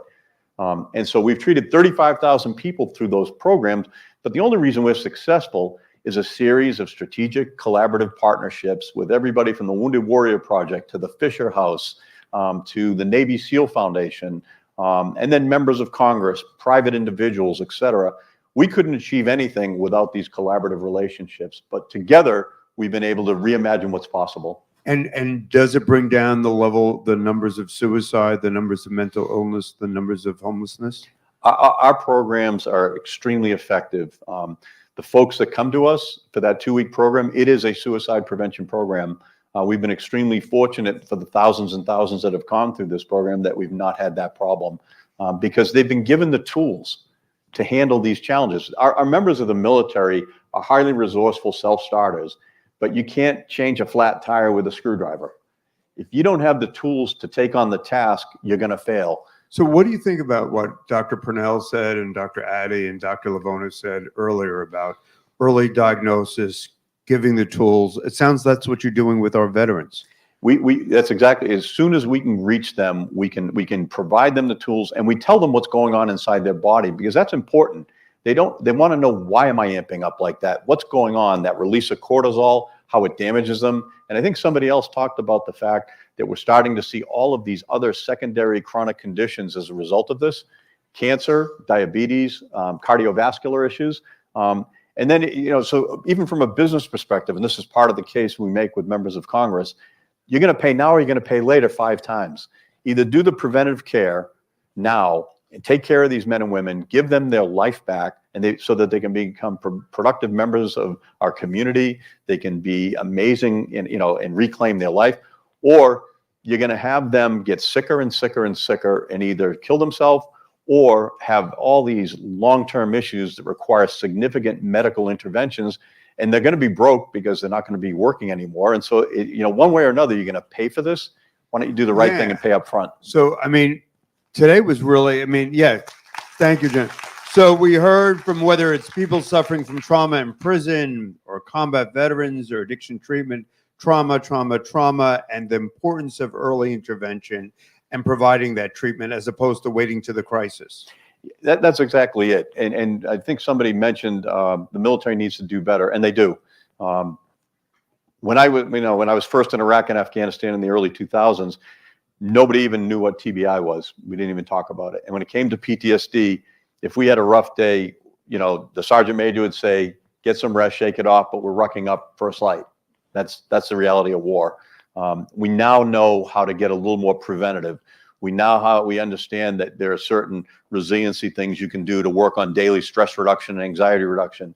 Probably half the people in this room have Calm on their phone, so when they go to sleep at night, they can listen to the ocean and they can kind of count back.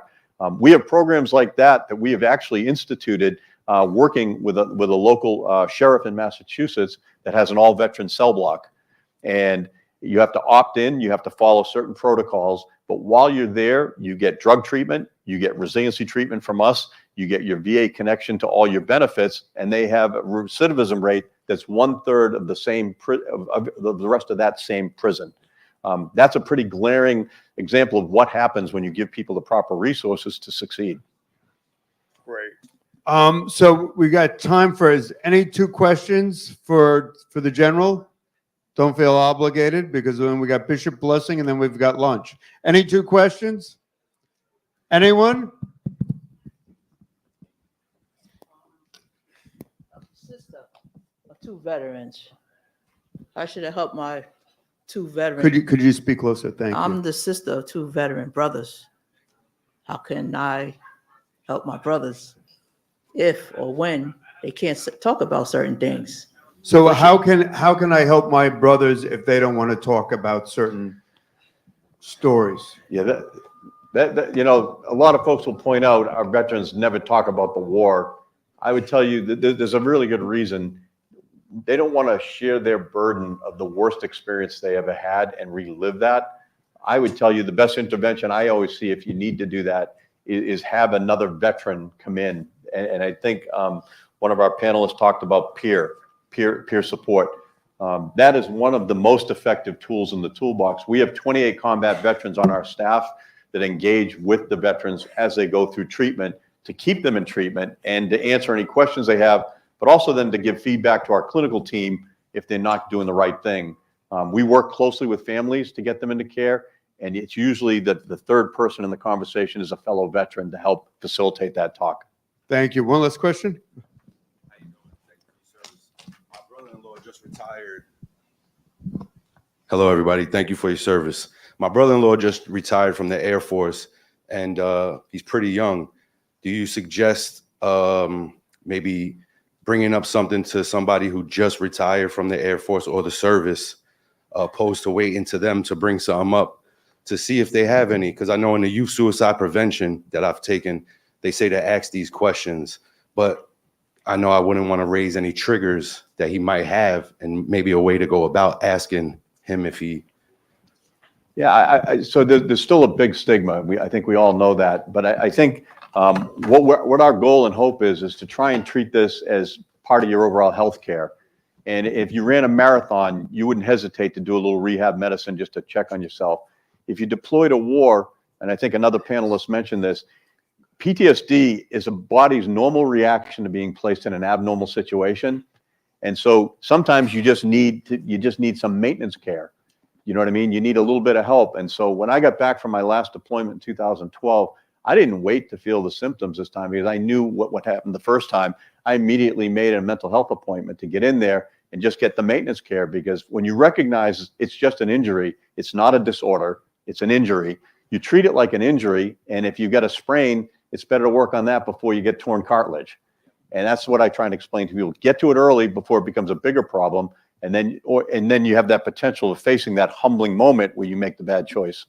So can we have a round of applause for General Jack? Thank you. And now I'd like to ask Gloria Bachman to come up here. Thank you so much. Oh, thank you. So every year, and I'd like to Gloria Bachman and President Mary Ellen Klein, if they could come forward.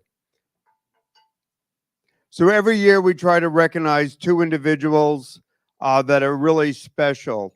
And we're really blessed with an outstanding medical director who has done so much, particularly for the women that have come through the prison system.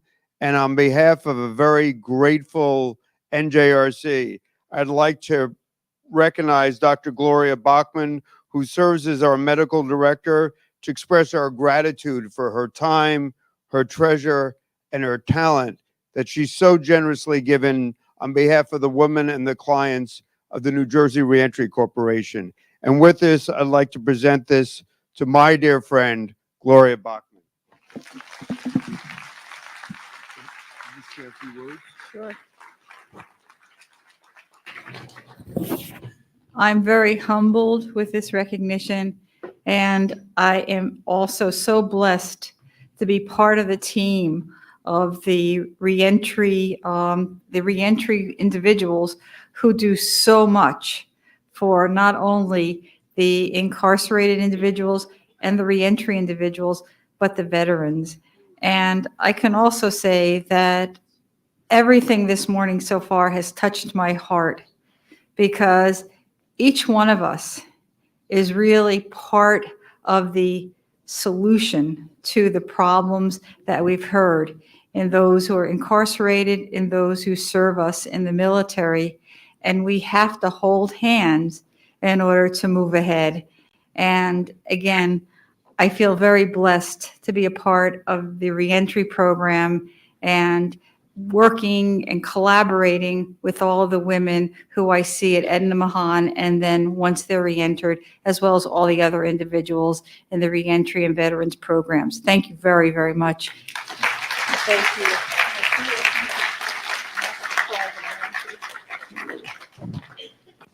Thank you. And Mary Ellen, President Klein? So when we started, and many of us know when we started the LaFrac Wellness Center, we needed a partner. And Robert Wood Johnson Barnabas, and particularly Mary Ellen Klein, said that we were going to provide for diagnosis for people, for individuals that have come through reentry, and we're going to connect them to medical care. It's tough for a hospital to do that, and one president did it, unstintingly committed to providing the best medical care, the best mental health care, the best behavioral care to folks coming out of prison, folks coming home from jail, folks coming home from combat. And so there's not a lot we can do, but we can say thank you. And so to Dr. Mary Ellen Klein, to Clara Moss, I'd like to say thank you.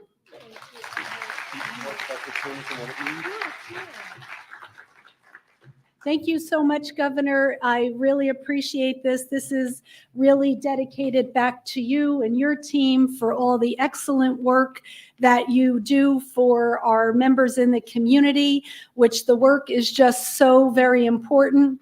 We are honored at Clara Moss Medical Center, part of Robert Wood Johnson Barnabas Health, to be able to help meet the healthcare needs of the people coming to the New Jersey Reentry Program.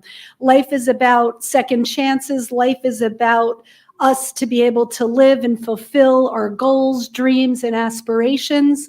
And through what we've been able to partner with Governor McGreevey on is our ability to have a healthcare provider have access to those coming into the program, giving them a great health assessment and referrals back out to physicians who will be able to care for them and provide them with the appropriate screenings that are needed, get their health on track, because again, without our health, we really don't have anything. And we are honored to be able to partner with the New Jersey Reentry Program, all the great people that are there, and to be able to support the program in any way we can. So I thank you for this honor and recognition.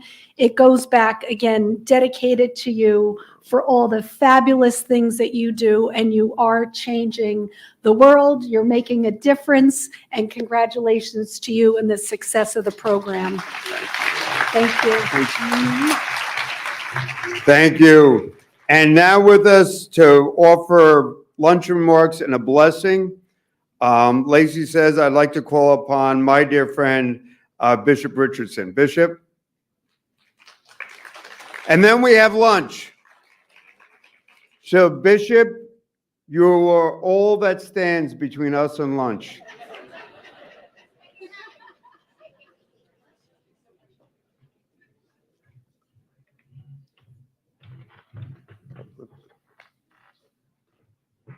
The pressure is on.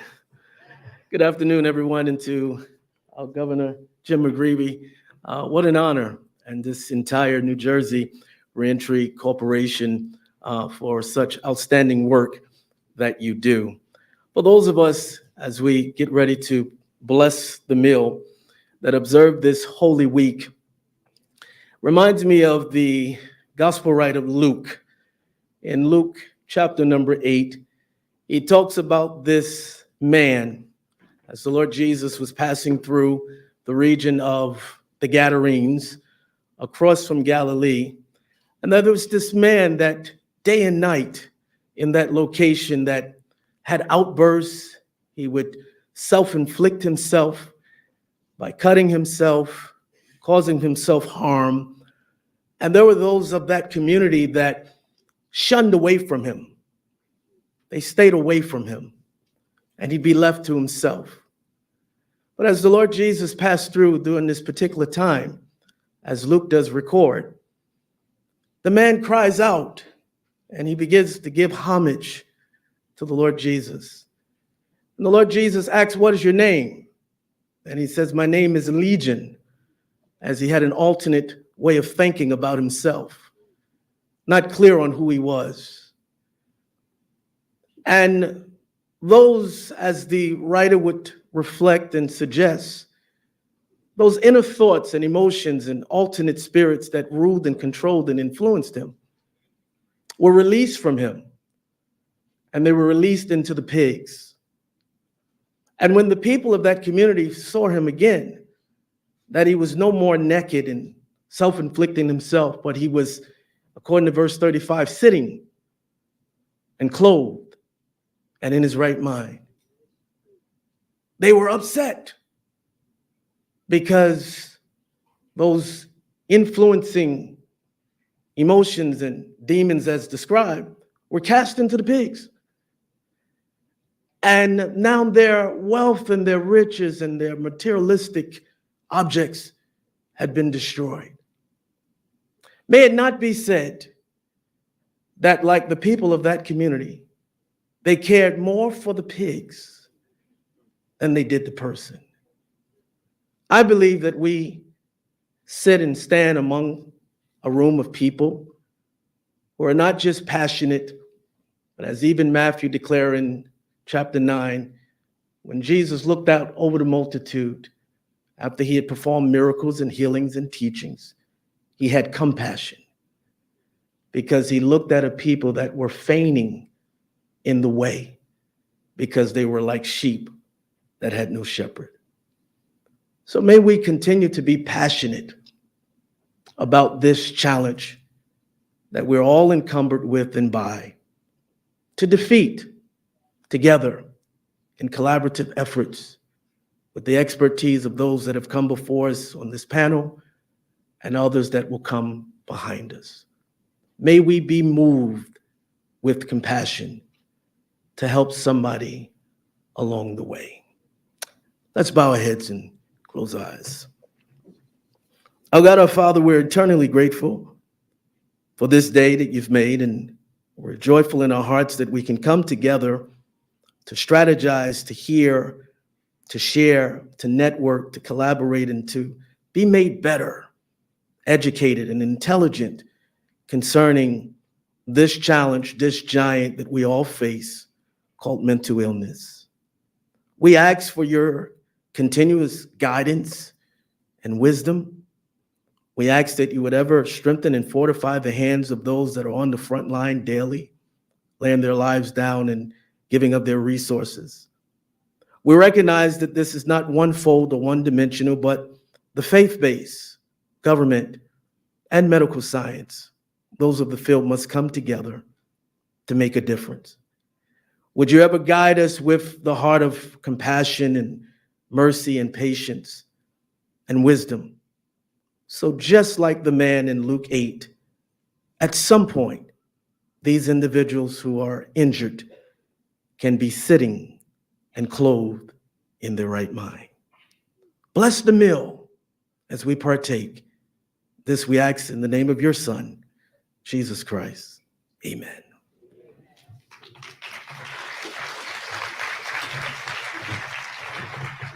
Thank you very much. Thank you, Reverend. And so now I just ask us, Lacey wanted me to read off the tables.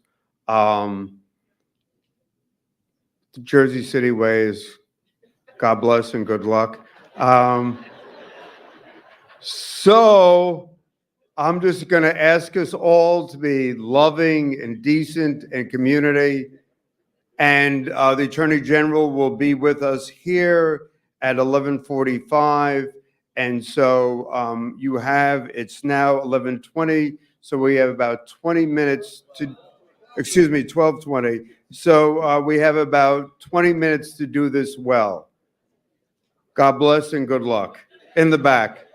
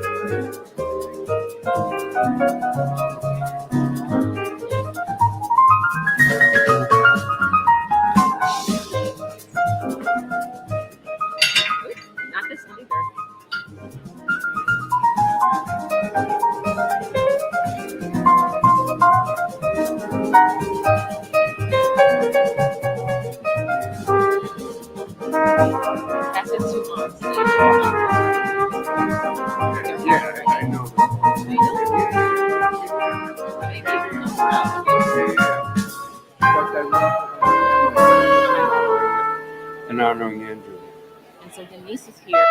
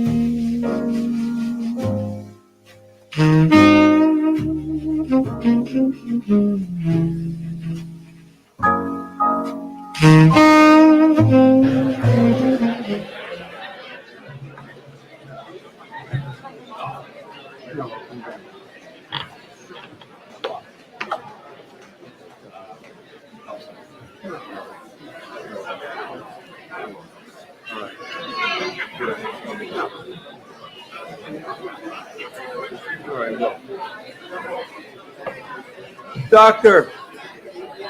Jack, meet doctor.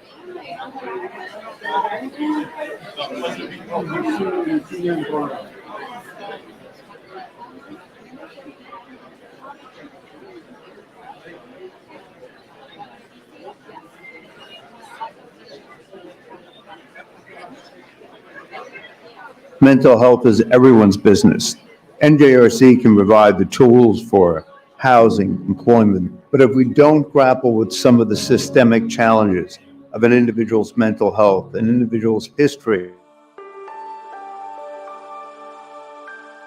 Mental health is everyone's business.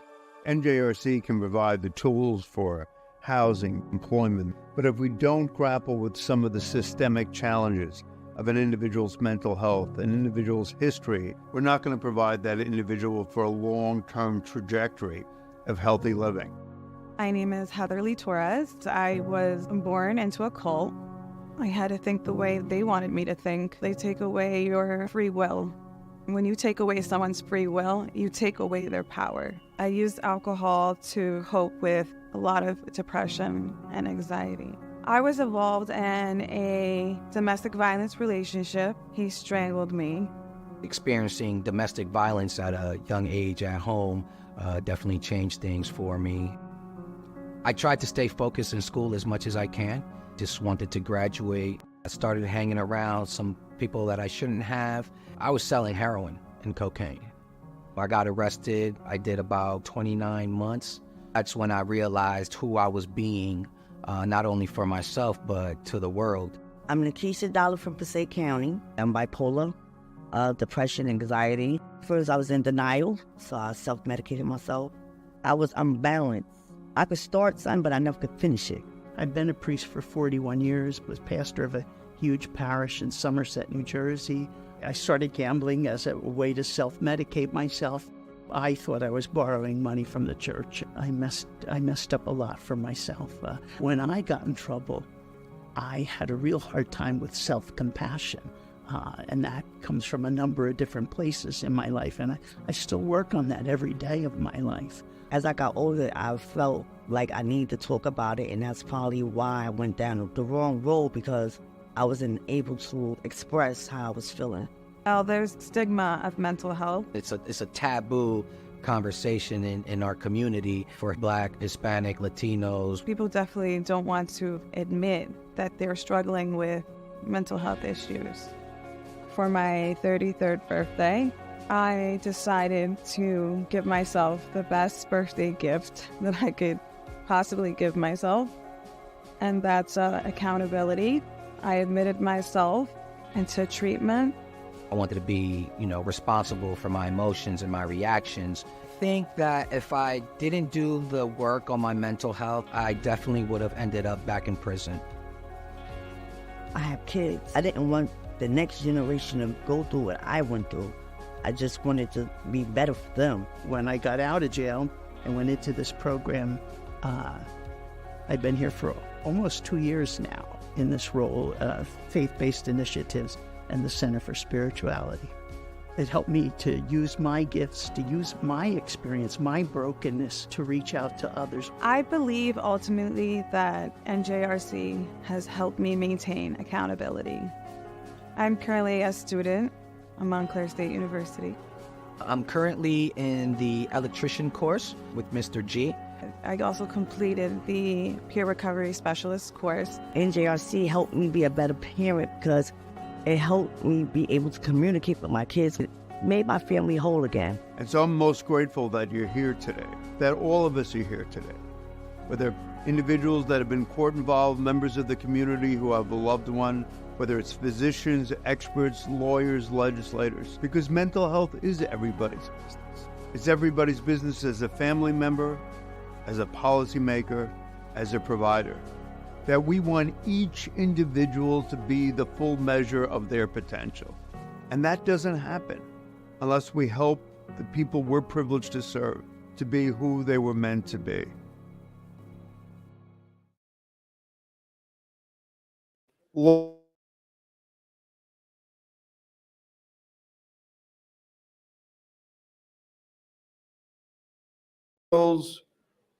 Are paired with law enforcement. And I think the Attorney General, Matt Platkin, has understood many of the issues that we focused on today. That is, in times of crisis, in times of duress, it can be a very difficult situation, and those situations are not the best opportunities to begin to address mental health. Mental health is addressed with so much earlier diagnosis, so much earlier intervention, and providing individuals with the tools necessary to succeed.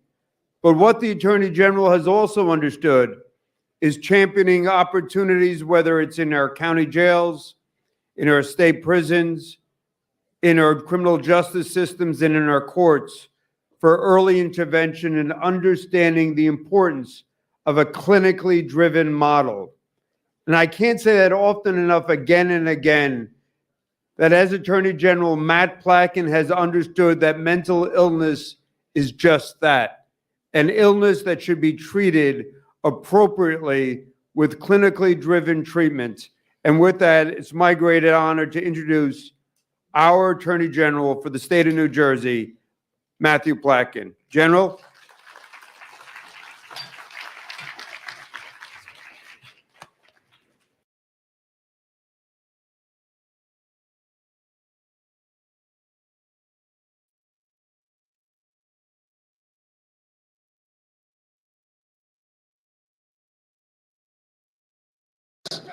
I'm being serious, so I heard some laughs. If you saw what my college did this year, you'd know I'm being very serious. I want to thank Gov. McGreevy for the introduction, but more importantly for the work that this organization does, both today in highlighting such an important topic, and I'm going to address the issue of mental health, which is so fundamental to what we're doing here in this state, but the Reentry Corp, what it does throughout the year. And as he knows, I've been a huge advocate and been fortunate to partner with Governor McGreevy for a long time in this work. And I first saw it back before I was Attorney General, well before I was even in state government.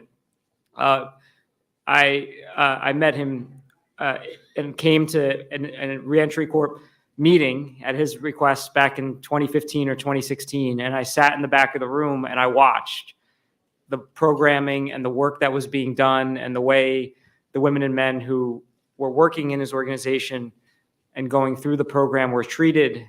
And I could see the effects in that room that day. And I've had the privilege of watching it grow over the years to now that we're able to fill a room with hundreds of people.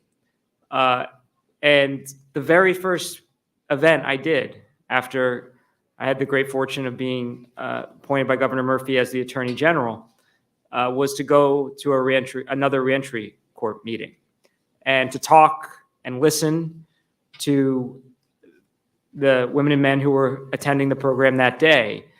And that's because I fundamentally believe, as I know that our administration under Governor Murphy believes, and that this state believes, that no person is defined by the worst moment in their life. That we all make mistakes and we all come from very different circumstances. And if you're willing to stand up and seek better opportunities, that we should meet you halfway. You know, it's today's opening day. It may not feel like opening day for baseball today, but it's opening day for baseball. As a Yankees fan, I'm a little apprehensive, but we'll see how it goes. But 10 years ago this June, Tony Gwynn, who was one of the greatest hitters in the history of baseball, died suddenly. And when he died, they were looking at his statistics. And if you ever knew what Tony Gwynn looked like, he was not the prototypical professional athlete, but he was an amazing hitter. And they had a bunch of statistics about him that sort of stuck out to me. And the one that stuck out to me the most was that, for those of you who are baseball fans, you'll appreciate this, he hit 300 on 0-2 counts. So just to give you a sense, for those of you who don't know anything about baseball, an 0-2 count is the worst count a hitter can be in. And a 300 batting average is Hall of Fame level. So I went and looked because I was curious. The next best hitter during the course of Tony Gwynn's career, mind you, this spanned the steroid era. We'd seen the best production of any offensive in the offense in the history of baseball. The next best hitter after Tony Gwynn with an 0-2 count was another Hall of Fame hitter, Wade Boggs, who hit 260. 260 was exactly a league average player. Why am I telling you this history of baseball statistics at a reentry conference? It's because if you looked at the period of baseball where we saw better hitting than we've ever seen in the history of the game over a century, there was exactly one player who had an above average batting average when he was placed in the worst count. And I think that applies to how we should be viewing reentry, because we know that conduct and people's behavior is a function of their place in society all too often. And if we view people through the prism of when they made that one mistake, I think we'll miss all of the other factors that contributed to that moment. And that's why focusing on mental health here today is so critical. And I think we've been in a part of a sea change in law enforcement in this state, and we've been leading the country. And I'm very proud to serve in an administration where it's not just me. We have, across every discipline, have made a priority, starting with the governor, priority to focus on treating mental health and mental illness for what it is. And there's a number of our cabinet members who you're going to hear today from. Commissioner Edelman from Department of Human Services and I are locked at the hip in this effort. And I'm going to talk more about what we're doing in New Jersey. But it starts with that fundamental premise that we have to treat people and treat the conditions that people have for what they are. And for too long, we relied on the criminal justice system, a punitive attempt to respond to what are really behavioral and mental health conditions. We know that by some studies, as many as half of the people who sit in jails in this country are suffering from mental health challenges. And a significant portion of them have had severe mental health challenges. And we also know that a significant portion of people who come into contact with law enforcement do so because of a manifestation of their mental illness. And for a long time, we treated and responded to those incidents as if they were crimes.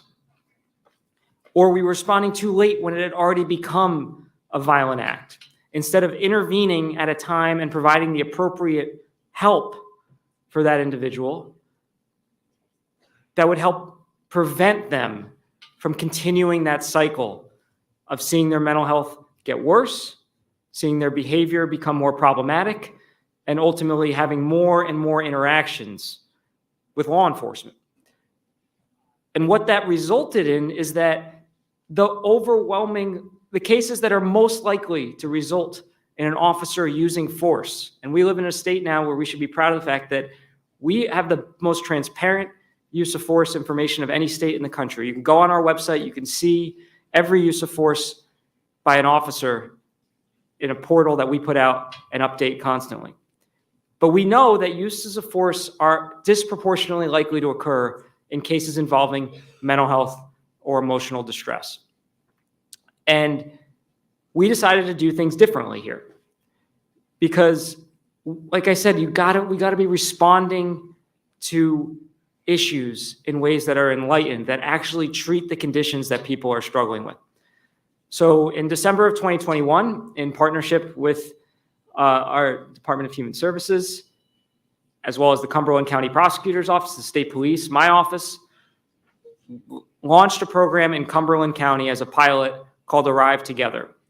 And Arrive Together was, frankly, a recognition of what I've been saying, and also a recognition that we've asked law enforcement officers to just do too much, that no one person can be a patrol officer and a social worker and a mental health professional and a psychologist and a behavioral health specialist and an addiction counselor.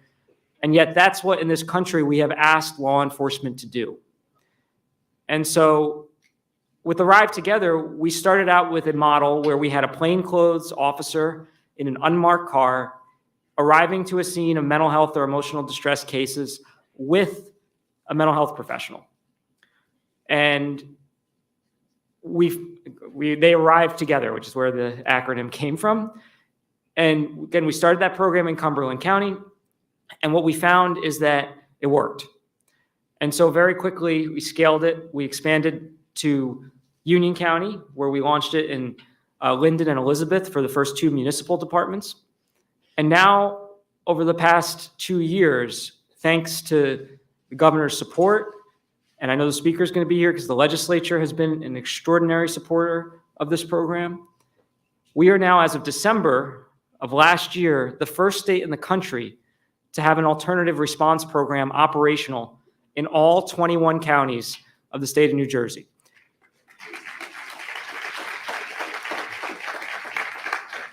And we're learning a lot from this experience. So as I said, we're in all 21 counties. We're serving about half the state's population. We've had over 2,800 interactions. It's almost 3,000 interactions. And yet, despite those interactions being, we know, the interactions that are most likely to result in a bad outcome, whether that be a use of force, an injury, either to an officer or to a civilian. We know that too often these folks were just dropped off at an emergency room as opposed to getting them the appropriate healthcare treatment they need. And yet 2,800 interactions, we've had no injuries to the officers or to the individuals. We've essentially had no uses of force. The only few uses of force, as the governor mentioned, were clinically directed in order to transfer somebody involuntarily to treatment, but very, very few. And we've had no arrive teams engage in any arrests. So in the process, we've been able to provide people with better health care, get them the treatment that they need. We've eliminated the bad outcomes that are so obviously awful for the individuals in that circumstance, but also so fundamentally destructive to the trust that we're trying to build and need to build between law enforcement and the communities that we serve. And we're keeping people safe. This is public safety, and we shouldn't miss that. And so as the program has expanded, if we've expanded it in ways that meet the needs of different communities. And I think if we're going to talk about community-led and community-involved law enforcement, then we have to be comfortable with listening to the communities. And so Arrive has evolved as it should, as it has expanded. Because frankly, what works in Cumberland County might not work in Union County or Hudson County or Ocean County or Sussex County. We are a small but very diverse state. We should be proud of that. And our state looks and acts differently in different parts of the state. And so, and the resources are different in each part of the state. And so we've built programs to respond to the concerns of the community. And that has meant Arrive looks different in different places. So we still have the co-responder model that I mentioned in many parts of the state. We also have experimented with other models, and some of them are proving quite effective. So in Atlantic County, we launched a telehealth model. We're using tablets. We've used social worker-led models in other communities or mental health only responses where certain calls, either as a follow-up to an interaction with law enforcement or based on dispatch, we're able to respond to incidents that we know are not likely to require a law enforcement response, and we can instead deploy our mental health professionals. And again, I want to highlight the great work that's being done by our Department of Human Services, as well as organizations throughout the state on the 988 rollout. I think so many of us believe, as I do, that ultimately many of these calls do not require a law enforcement response. And Arrive, I hope, is a bridge to that future. And we're already seeing that in places like Newark and Patterson, where we are developing models that do not require a law enforcement response. And again, all of that ultimately, all of that will do is it will keep people safer, it will get them the help they need, it will avoid injuries to anyone involved, including our law enforcement officers, and it will build trust. And we're seeing that now. The Brookings Institution studied Arrive Together last year and concluded that everything I just said is true, so you don't have to take my word for it, but they also found that it effectively eliminated racial disparities in outcomes of these types of cases. So I believe that Arrive, as a police chief said to me last week, Arrive is the future of law enforcement. And I believe we in New Jersey are at the cutting edge of that, and we should be proud of the fact that we are doing things different. We're not perfect. We got a long ways to go, but we are leading the charge to show that when people need help, we are thinking critically about what that help looks like. And I'm proud of the fact that in this state, law enforcement has stood up and been a part of that change. And I've sat through many, many meetings with law enforcement and our mental health professionals. And I'll tell you, sometimes these are people who didn't speak, and you know this through the mental health professionals in the room, let me thank you. Sometimes these are people who didn't speak the same language 6 months, a year, 2 years ago. And now they're inseparable. And one of the interesting things that we're seeing in the data is that even in jurisdictions that have not yet, and we're going to get to 100%, that have not yet adopted Arrive, we're seeing a decline in use of force in cases involving mental health issues. And I think that's because officers are seeing what's happening. They talk to fellow officers and they're learning from their experience. Which is a good thing. Thank you. This is a state where we have the best trained officers in the country. We're the only state that trained all of our officers in bystander intervention and de-escalation. Every officer essentially that works in Arrive is also trained in crisis intervention team training, which I'm sure many of you are familiar with. But to a person, when you talk to the Arrive participants, the officers and the mental health screeners that participate in Arrive, the best training they have is the experience on the job they have with each other. And we're seeing that play out in real time with real effects. And you can go on our website and see the portal that we've launched that shows how Arrive is working in each of our communities. And I'm just so proud to see it working and know that we're committed to expanding it. I want to highlight one other reform that I think is really instrumental and goes to a fundamental philosophy change, I think, in how we're thinking about what we do here in the state of New Jersey when it comes to law enforcement and our mental health challenges. I created a couple of new offices in my department. One is an office to institutionalize the work I just mentioned, but also broader than that. It's called the Office of Alternative and Community Responses. So we are the first statewide law enforcement agency in the country to have an office dedicated to coordinating statewide our alternative response efforts, which includes Arrive but goes beyond that. We also created a division called the Division of Violence Intervention and Victim Assistance. Now, most of you are probably not too familiar with the bureaucratic structure of the Department of Law and Public Safety. I'll tell you a secret, neither was I until February of 2022. But in New Jersey, a division within our department is a big deal. The state police is a division. The Division of Criminal Justice, obviously, is a division. So we now have a division that is dedicated to giving the voices of victims and creating a trauma-informed approach to what we're doing and giving them a permanent seat at the table as we're thinking about statewide policies so that we can be informed by people who have gone through the system, who have been victims themselves, and ensure that when we're taking a trauma-informed approach, that yes, it's important that we identify and understand the trauma, but it's also that it inform what we do. And that's what Viva and our Office of Alternative and Community Responses and organizations like this amazing organization are doing every single day. And I am so proud to serve in a state where we collectively have said what I talked about earlier, that no one person is defined by their worst moment, that we can evolve and do things in a more enlightened way, a way that responds to people where they are, that meets them and gives them the support they need without punishment when it's not necessary, and ultimately help them when they're going through, if they're serving a period of time of incarceration, that they can help them get back on their feet. I'll close with this. I also, among the other things we oversee in my department, is the juvenile justice system. And I have to thank our Department of Corrections, which has been strong partners in our reentry work. But we oversee the juvenile justice system. And there's been 20 years, dating back to when Governor was governor, national leading reforms to our youth incarceration system. We went from one of the worst to now a model nationally. And I attended an event where the young men in Bordentown renamed a school at NJTS after the Little Rock Nine.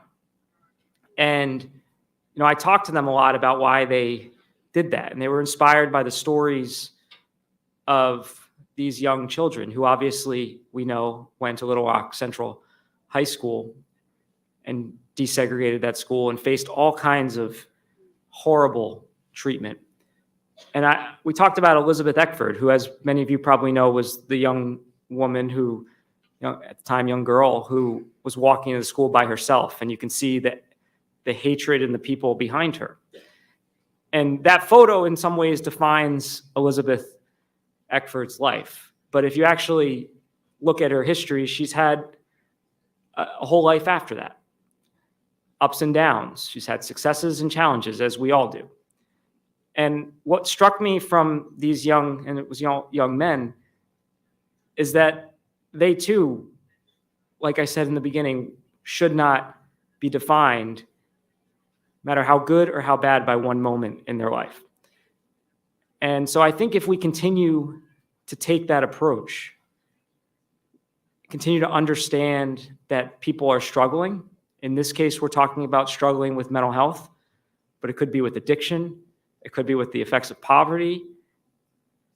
If we take that approach, we not only will treat them better, we'll not only help them in a more enlightened way, but we as a society will be stronger and safer as a result of it. And so that's what we're doing here in New Jersey. And we're doing it because we have partners like the Reentry Corp, Governor McGreevey, and frankly, every single person in this room. And I'm just honored to be a part of this work with you. So thank you all.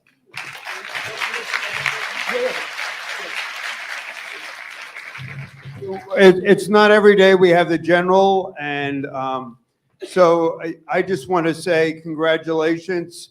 Can we just have a round of applause for the general? Thank you very much.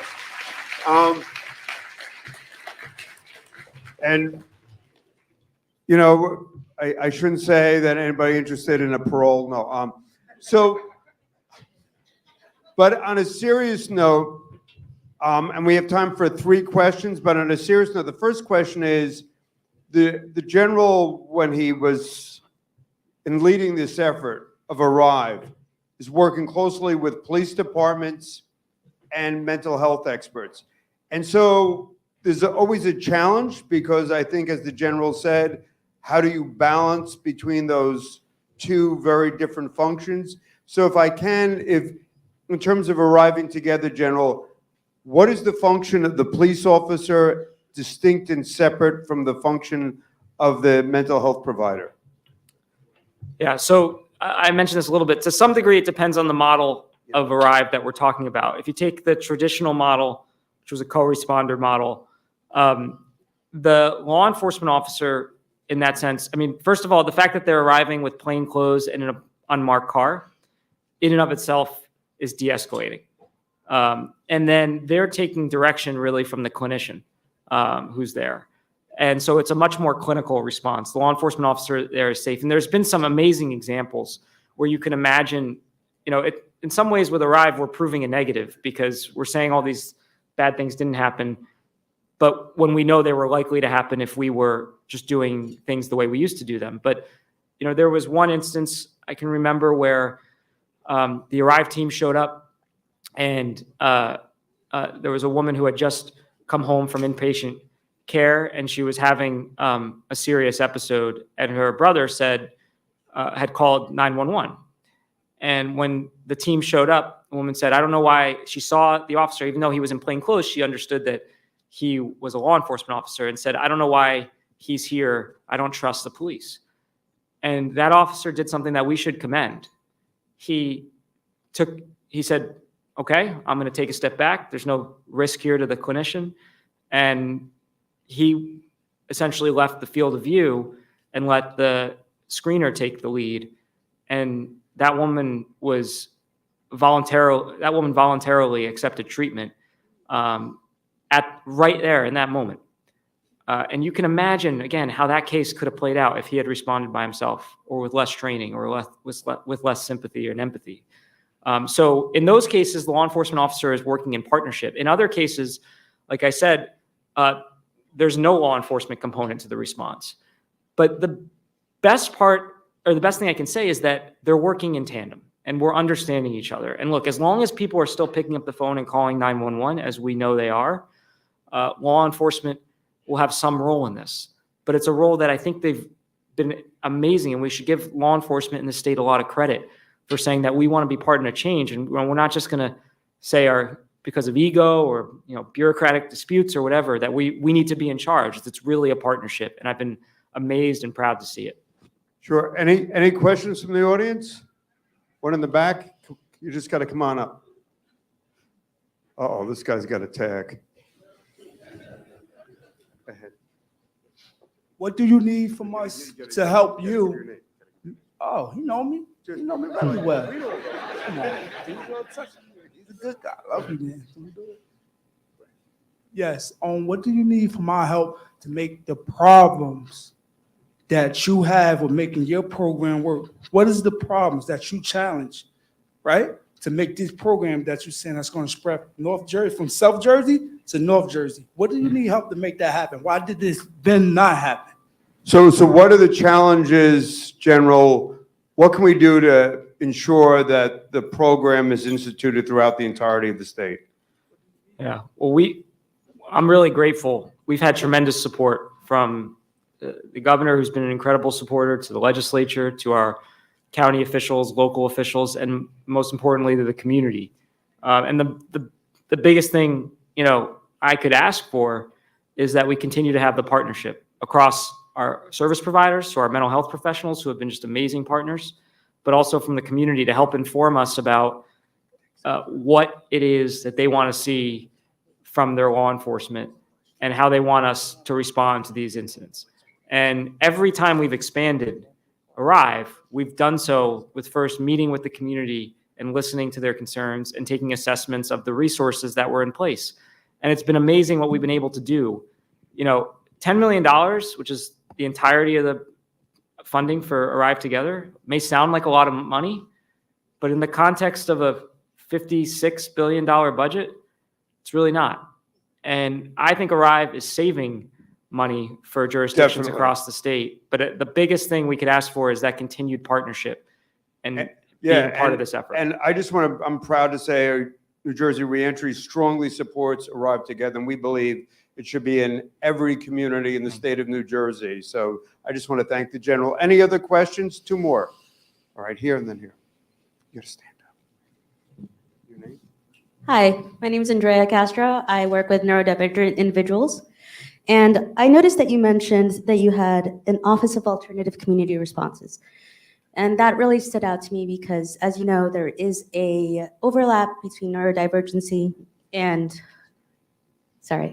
So my question is, what are the type of services that you're offering through this program, and how can that also benefit the neurodivergent community? Yeah, so it's a great question. OACR for short is very new. We created it we've had a leader of it for several months, but we created it formally just 2 weeks ago.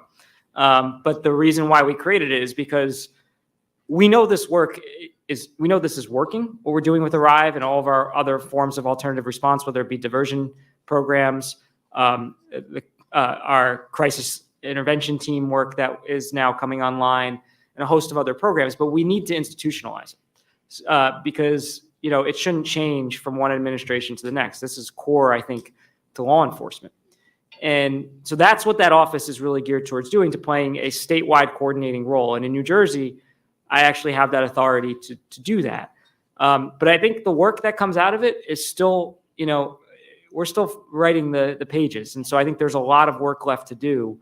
And frankly, the input from the mental health community, whether it be through our working groups that we have, which are all now coordinated on our office under OACR, and our partnerships, has informed that work and will continue to inform that work. And I think part of it is just recognizing that in law enforcement, which does amazing work, we don't have all the answers, and we need other folks with specialties at the table.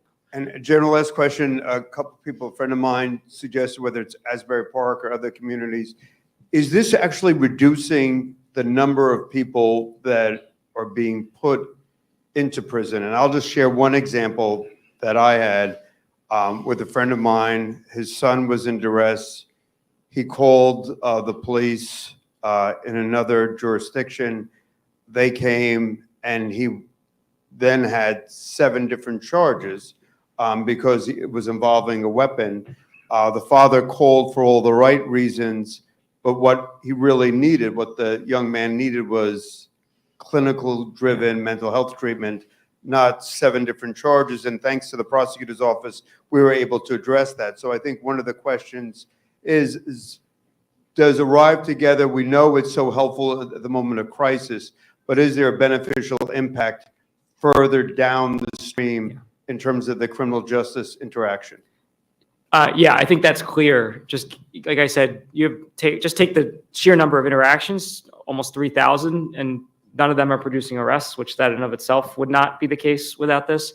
But there's also a lot of follow-up interactions that occur from the mental health screeners. I mean, we've had people call police departments and ask for 911 or ask for Arrive Together because they've had interactions with them. And, so you're seeing a huge impact, and it's only going to grow. I mean, it's going up like a hockey stick now because the growth in Arrive. It's going up like a what? It's growth. We're seeing a lot of growth. A hockey stick. Okay. Yeah, and the reason for that is because people want to be a part of this program, and like I said, it's just over 2 years old. To go from one community in South Jersey to all 21 counties serving half the state's population in less than 2 years. And it's grown again in the last few months. That shows you how much there's appetite for this work and how supported or how much support there is for it, but also that it's working. It's getting people the healthcare they need. It's avoiding the bad interactions that we don't want. It's keeping people out of the criminal justice system who really have no business being in it, and allowing law enforcement to focus on the real violent work or violent crimes or other work that we need to keep people safe. And so I couldn't be prouder that what we're doing here. I think this is the future of law enforcement, and I'm grateful for all the partnerships that have helped get us to this point. Can we have a round of applause for our Attorney General? Arrive Together, something that's working. And the next panel, Phil Elijah, Frank Mazza, you're up. A round of applause for the Attorney General. Thank you.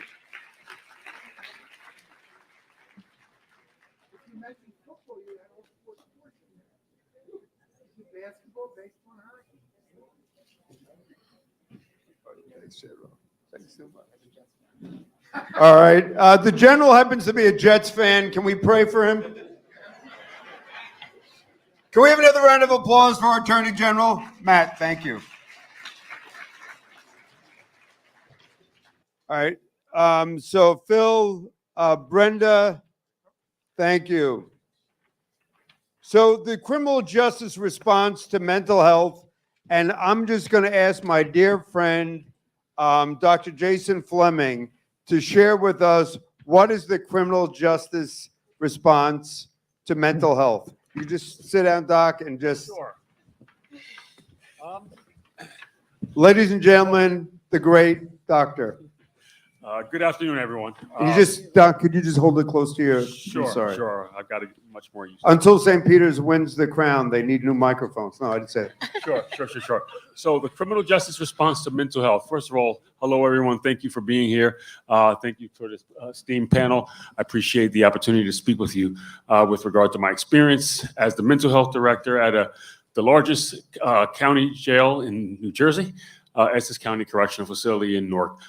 With regard to the criminal justice response to mental health, often it's, in my opinion, sort of tends to be kind of secondary because the administration of justice and the law and the reason why you came to jail tends to be most important until very recently with, endeavors such as, Arrive Together and a lot of mental health and community activism and awareness of mental health. There's been a greater appreciation for the actual mental health needs. So it's a little rough. Yes. It's a little rough. Yes. All right. I'm just going to give. So it's a little rough. So like we sort of get there, but we don't. We're doing better. We're doing much better. So Frank, what do you think? I think a little rough is an understatement. So first you got to understand the populations, particularly in local county corrections, right? So you have folks that are homeless or chronically homeless. They have addictions issues. They have mental health issues. They don't have access to treatment. So they're on the street. They're either using, they're symptomatic.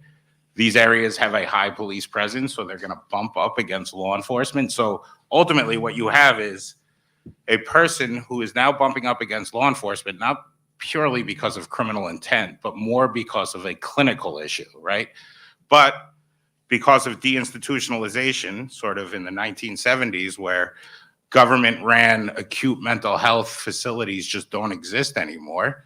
So what does that mean? And Sure. Frank's got all this fancy language. So that large institutions Closed in the name of improving the lives of folks who have mental health disorders. Leave them in the community, let them live at home rather than institutions. Really a budgetary issue, but that was what it was done under the guise of. Folks have nowhere to go. Jails can't send them. So folks go to the county jail. Well, yeah, the cop has to do something, right? The person is a hazard to the community for public safety. They need to get the person out of there. There's not a clinical option. So They go to the I jail. just want to pick up what Frank said, because this is so important. And we talked about mental health. We talked about early diagnosis. But for the police officer in the street that's picking someone up, there are very few alternatives. You can't bring someone to a hospital. The only place to bring someone pragmatically is county jail. Am I right, Frank? That's correct, yeah. So that if you can't bring someone to a psychiatric institution, you can't bring someone to a hospital, and the only place to bring someone is to a county jail, obviously we're going to be in the business of mixing populations between those individuals who engage in violent behavior and those people who are mentally ill. And so that's the real challenge here, right? Unless we have appropriate clinical settings for the mentally ill, we're mixing populations inadvisedly. Would you agree with that? I would agree. And then the theme that's going to come up is, well, jails weren't designed to be clinical institutions, right? But they became the de facto mental health institution. Jails, by their nature, will exaggerate symptoms because of things like confinement, a lack of natural light. And then people with mental health disorders tend to get disciplined in jail at a higher rate just because their ability to socialize and adapt. So Frank agrees, and my dear friend Dr. Fleming agrees that jails are the wrong place. Then Phil, Phil, my dear, is Chief of Staff for Essex County. And by the way, I don't know, Phil just obviously came from a picnic because he robbed that shirt. But I, you know. You're good at reentry, not at fashion, Governor. Yeah, whatever. Hopefully you're better at politics than fashion. Dr. Addy, this is a tough group. So Phil, Phil is Chief of Staff to the county executive and helps to drive with my dear friend Dr. Purnell. So why is it that we're taking people to the county jail, and what's the alternative, and what are you trying to do? Well, unfortunately, there is no alternative. I mean, that's the problem right now. First of all, what we should be focused on is prevention, not punishment, for people with mental illness, so that they avoid coming to jail. You know, the other thing that if someone is a regular citizen and they have no health care, we provide free health care. But when they come to the facility, Medicare, I always get them confused, is taken away from them. Any health issues that they have has to be paid by the taxpayers, which makes no sense to me. I know in California, they're trying to change some of the laws. So that's one of the important things that we're trying to do with our task force, with Governor McGreevey, is get Medicaid to pay for their medical So you're trying to get a hospital, Phil, and I want to congratulate you, and I want to congratulate Frank, but you're trying to get a hospital to provide for mental health care out of the jail. Well, if the individual who's in our jail gets brought to a hospital, all that care is paid for. If it happens while he's incarcerated, it doesn't get paid for. So everybody understand this. If a person goes to a hospital, it's paid for. Person's going to a mental health institution, it's paid for. If a person goes to a jail, then it's on the jail's dime. If it's on the jail's dime, it's on the county's dime. And so there's not an incentive to spend money when you're trying to control costs. So that part of this is a budgetary problem, right? Because if you go to a step-down facility, Medicaid will pay for it. If you go to a hospital, Medicaid will pay for it. If you go to Essex County or Hudson County, typically the county will absorb that cost. Frank, am I right? You're correct, yeah. So that means what happens is the county ideally should not be the portal or the gateway through which mental health is provided. Correct. So Valerie, my dear friend Valerie, and Valerie's a big shot in Trenton. But what is the state doing to help county jails until we get the federal government right, God forbid, in terms of providing mental health care much earlier? A number of things. First of all, in terms of arrests, when individuals are arrested, about 70% of them are released back to the community pre-trial. And so we have now piloted in partnership with the Administrative Office of the Courts to get people connected to services and treatment within that 72 hours, pre-release while they're waiting a trial. In that program, individuals, it's a voluntary program. They're getting connected to treatment, to services. They have a person who has lived experience, a peer, who is walking with them every step of the way. One of the things that we have seen, now this pilot program just launched last year. One of the things that we were seeing is that individuals are engaged in services, and we've actually even had a couple of people who have, whose charges have been dismissed. But the important thing is, in terms of prevention was discussed, is that individuals are getting connected to the services that they need, not just mental health services, housing, medical services, and the like. A lot of what you do in New Jersey Reentry Corporation in terms of wrapping services around individuals so that they can successfully live in the community is one of the programs that we've launched recently. So Val, but if I'm going to just ask Chief and Joe, so if you go back to what Phil said, and you go back to what Frank said and Dr. Fleming said, that there's no place for individuals that are mentally ill. There's no access in the community for mental ill services, and jail's the only services. Chief, why are we doing it this way? And Chief, tell us where you're from. Thank you. I appreciate being invited up here about the time the pollen has hit. So yeah, I agree. I got experience it twice in Georgia and now in New Jersey. From LaGrange, Georgia, but I was born here in Sussex County and went to grade school. So I do have some roots here. The challenge, I think Frank outlined it, is, in the 1960s, we were a country of about 150 million, and we had 600,000 inpatient beds.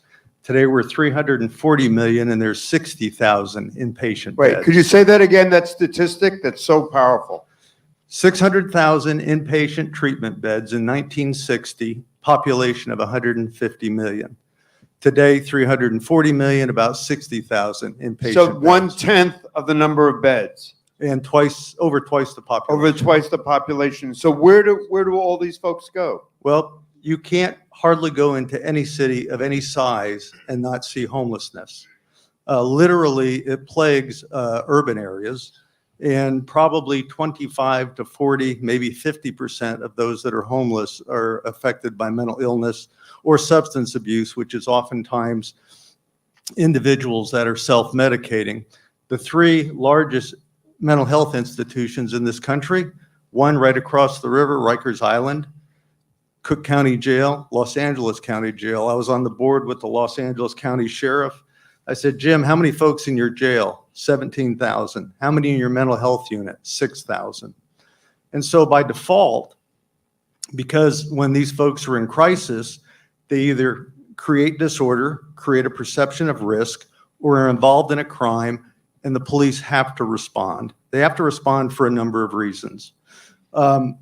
It was recognized as a result of a bad outcome in 1989 in Memphis, which developed the CIT, Crisis Intervention Team Training. And so the Georgia experience is we were recognizing in 2000, 2001, a disproportionate numbers that were affected by mental illness that were killed. And nationwide, about 25% of those that are fatally killed by the police are affected by mental illness. So the Chiefs Association, the Sheriff's Association pledged to send their folks to CIT. We probably have the highest number of officers CIT trained in the country, probably 1 out of 3 out of 35,000. And the result is Georgia is 8th in population. We're 21st in fatal police shootings. So that's a good thing. Yes. But but before we talk about crisis intervention, and so I understand crisis and is that's what our Attorney General just discussed, arrived together. But I just want to be clear first, so that right now, in a majority of this nation, the only place for folks that are grappling with mental illness to go to is county jail. Unless they create effective partnerships with nonprofits, faith-based groups, and have working barrier-free bureaucracy relationships with other government entities. Yeah, well, barrier-free bureaucracies don't exist in America, but that's right. All right, so Doc. Governor, real quick, if I could just add to this point, because Doc, could you speak closer to the mic? Yeah, sure. We're sort of just talking around this, and I work in the Essex County Jail. Essentially, folks, county jails have become the de facto homeless shelter, mental health inpatient unit, mental health outpatient unit, detox facility, MAT program, inpatient substance abuse treatment. Anybody can come to jail in almost because of a lack of resources in the community for those other services where these folks should be served, because they likely never should have come to jail, and if serviced and treated in the ways that we had been previously, they never would have arrived on our So doorstep. I think what you just said is so important. What Dr. Fleming just said is that jails are now the centers for detox, residential, mental health. It's all of the areas where people that are without Shelters. means, the only place they can have these basic services is in the county jail. So I just wanted to go to Joe, who's president of Jersey City Benevolent Association. So Joe, when you were a beat cop, what options were there if Jim is acting out and I'm mentally ill? What options are there in the community today? Is taking somebody to a hospital a realistic option, or is county jail the primary option? And you got to speak closer to the mic. So taking them to jail is not what we want to do, right? I think everybody here agrees arresting our way out of this is not going to be the way to go. What we don't have anything on the ground to help in these situations, right? So it is either jail or a hospital. So what we're trying to do on the ground in Jersey City through our nonprofit and faith-based organizations is have those partnerships and apply for grants, provide social workers, open up a wellness center on Martin Luther But King right Drive. now, though, Yeah, there's nothing. Right now, so it's overwhelmingly, to go to Dr. Fleming's point, county jail, probably overwhelmingly in the state of New Jersey. Would you agree with that, Pam? Yes, I do agree. So we looked at nationwide. Into the mic, thanks. So we reviewed all of the nationwide correctional facilities, and there's really nothing out there in terms of the community providing those type of services. I think what's challenging is that jail facilities provide comprehensive behavioral medical treatment. And so when someone enters the facility, they're getting a workup all throughout. They're looking at medical, they're looking at mental, they're looking at behavioral.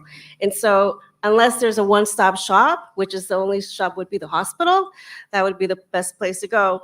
I mean, I really think we should think about, like, SAMHSA has put up it's like a model, it's called the sequential intercept model. And that before somebody enters the law enforcement, there has to be something, it's called Intercept Zero, which is community services, like the crisis line. Could we, in New Jersey, implement a crisis line? Well, I just want to go, because of slow on the solution. So the point is, but I just want to drive home, is to understand what the reality is. Yep. The reality is that county jails are predominantly the only places that provide mental health. That's true. So does anybody disagree with that, Phil? No, absolutely. So then, does the jail want to get out of the mental health business? Absolutely. I think, number one, it's not the best use of our resources. And we have 700 county correction police officers who are not prepared to handle mental health issues, or not psychological clinicians or mental health workers. And it's just a bad environment for the officers, the inmates, the employees there in that combustible environment. I want to just say that again. Yeah, I think that's really powerful, is that at the end of the day, the county would rather not be in the mental health business through the jail. We have a psychiatric hospital. We would rather do it there, where they have proper nurses, proper doctors, proper care. But again, there's no more facilities. I'll tell you a quick story. Ann Klein is the only psychological hospital where you can send inmates. They never have room. There's never room. I was in the I was at the jail, and I walked by a unit, and there was an inmate who had feces spread on the wall, who had, unkept. And I started screaming at the officers, and it started saying, no. The psychologist from this was years ago. The psychologist from Ann Klein is coming. We clean every day. We make sure. But if they come and everything is good, they don't allow this individual to go to Ann Klein because he's not at that level. So they purposely, which makes no sense to me. I mean, I understand why they're doing it. So they have to show the inmate in a distressed state so that Ann Klein would put him at the level to take him in, which is backwards. And I've been to Ann Klein. And I've seen Dr. Fleming in Essex. And you have a waiting list to get into Ann Klein of persons for months. Before I get to the doctor, so Brenda, you've been around the country and seen some of the challenges of mental health. Where do you have a sense of where it's being done compassionately, right, and well? That's a tough one because my own personal experience when I was homeless, when I was dealing with behavioral, mental health, and addiction, my mindset was they closed the mental health hospital in Arizona, which is where I'm from. And thank you for the cold weather while I'm here. Well, you're going to talk to Chief Dekmar. He's grateful for the pollen, but we're from New Jersey. We're tough.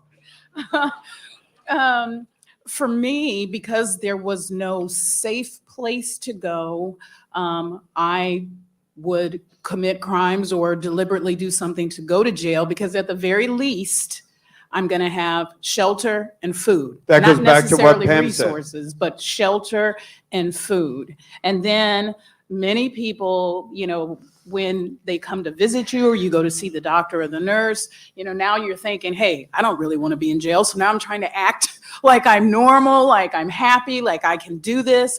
Then they release me on OR. I have nowhere to go. I end up back down underneath the bridge. The cycle just repeats. So without a licensed, certified place with people who are trained, not only on the behavioral health part, but also from a legal perspective with a little bit of compassion. Because what I have found is that many people have zero tolerance for people who struggle with mental health, behavioral health, and drugs and alcohol, unless it's someone that they care about, a family member, a child, a husband, a significant other. Then they have the compassion. But if it's just someone they're passing on the street, like, oh, that bum, or, they don't have as much compassion because it doesn't mean much to them because they don't hold any value in that person. But I think you said something really powerful for Dr. Brenda Combs is now, so your point is the county jail was the only place to go to what Pam said earlier for that one-stop shopping.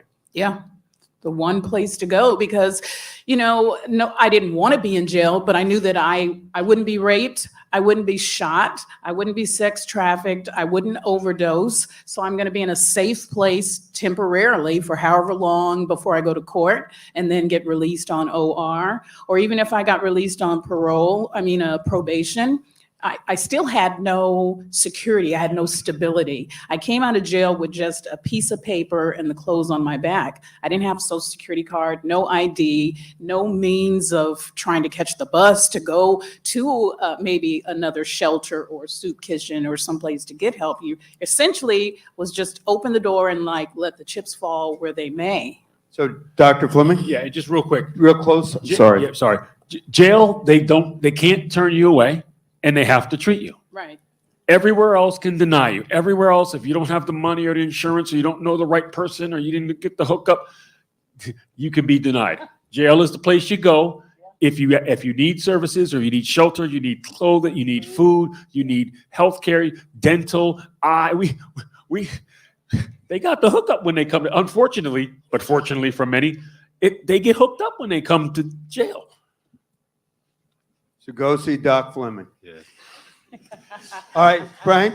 Well, unless you get caught up in bail reform, right? Yeah. So I don't know. Yeah. At one point, jail was a place where you could be detoxed and get stable, even if it wasn't built for that.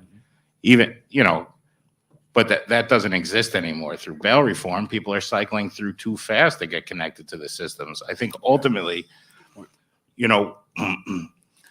we miss too many entry points for folks. So Valerie hit it right on the head, right? So the reentry population, all of them, mental health, co-occurring, have needs across all systems of support. Unfortunately, our systems of support are very disjointed, right?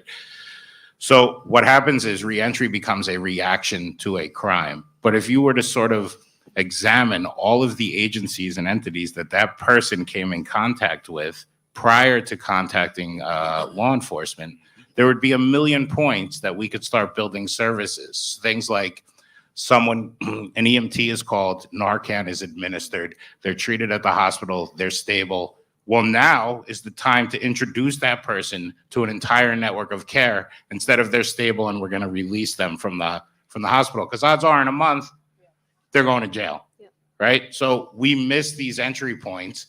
How do we change this, Frank? How do we do this? Well, a good idea is for our institutions in the community, things like our ER, to know who the person is that's walking in their door. Simple as a frequent flyer list. Hey, this person is consistently in the ER. And then send that list to the jail. Yeah, this person's consistently in the jail. To the welfare agency, they're consistently on welfare. Oh, okay, this person's using all of our systems of support. When they walk in our door, a red flag goes up because But we don't know who they are. We don't have a health information exchange. So that, I mean, I see it in Essex. I see people trying to, when somebody comes in at 2:00 a.m., no one knows who that person is. They don't know their history of addiction, the history of mental health. Unlike, say, for example, if I have heart disease, they'll know my history of heart disease, et cetera. What do we do in the absence of a health information exchange that's going to enable to tell the jail who that person is, the degree of treatment, and their past history? Well, it's as easy as just getting our systems to talk, right? So like my sense is county government's job is not to provide direct services. It's to be the conductor of systems, right? To connect these systems, to be the entity that sort of makes disjointed system, right? Make sure that they're speaking to each other. I mean, that electronic medical records that everybody can tap into is great. I mean, it's a crime that in the community, particularly in Hudson County, where there are outpatient programs and community clinics and federally qualified healthcare centers, someone will bounce from clinical program to clinical program to clinical program, and they'll be in crisis and they'll get diagnosed based on how they walk in the door. So you're getting diagnosed based on your symptoms, not the underlying issue. And they'll keep. Can I just jump up? Brenda's shaking her head up and down. Yes. Brenda, what does that mean to you, what Frank's just said? What he's actually saying, from my personal experience, is at the moment you walk through the door, you're judged.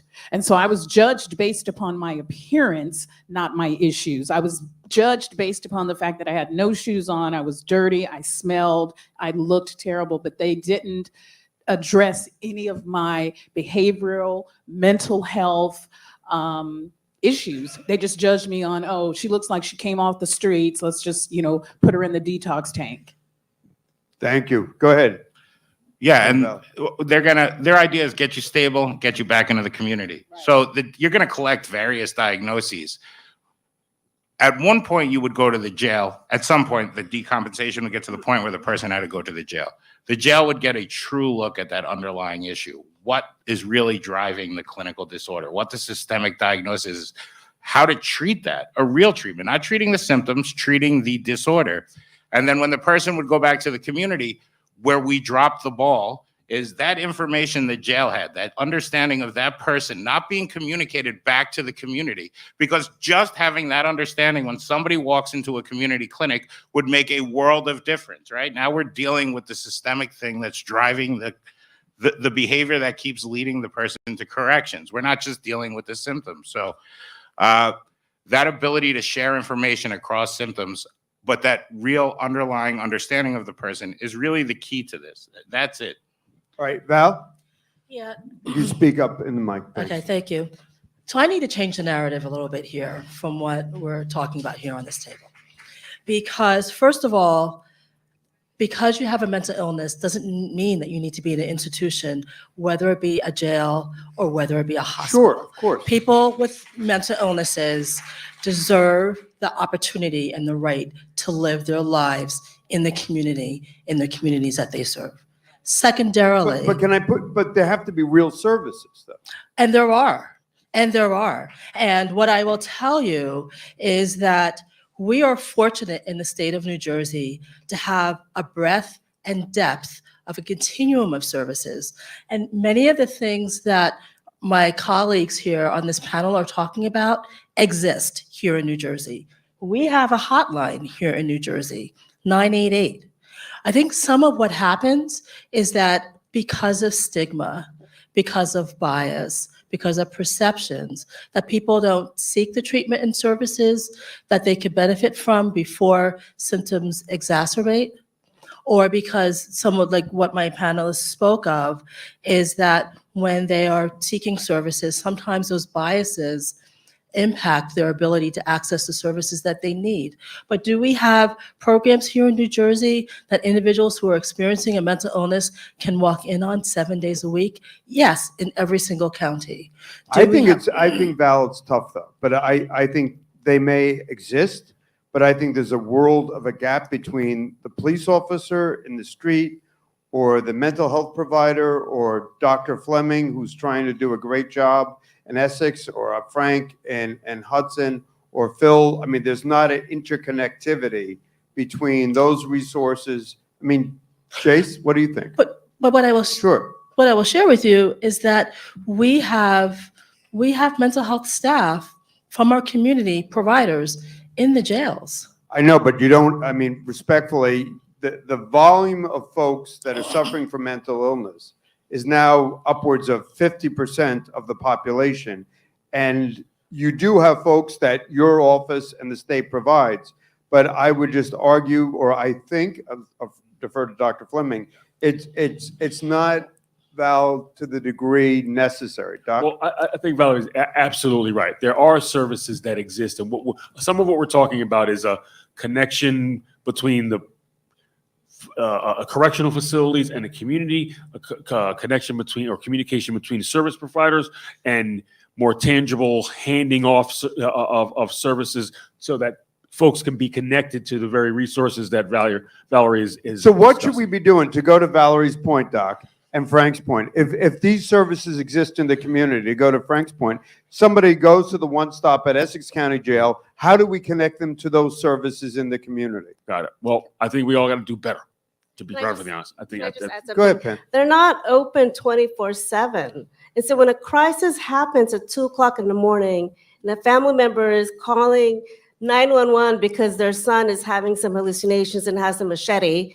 and running around and trying to kill their grandmother, who do they send this person to, right? So that's the issue is, yes, there's 988 and someone will talk to and provide those counseling services, but you need to hand that person to someone or to a setting where they're going to feel safe and not incarcerated.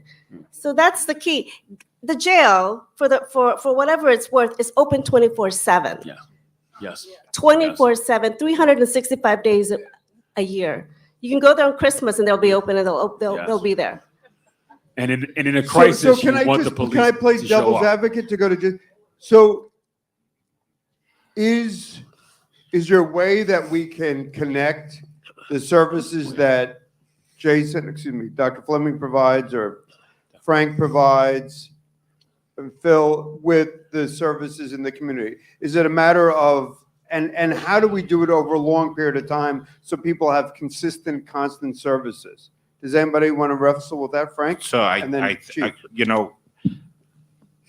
There's no magic wand here. I think just invite the services into the jail. So for example, Hudson County, we're going to put welfare in the jail. We're going to have welfare inside the jail. Everybody that leaves the jail is going to see a welfare worker. It's going to exist in the jail's gym.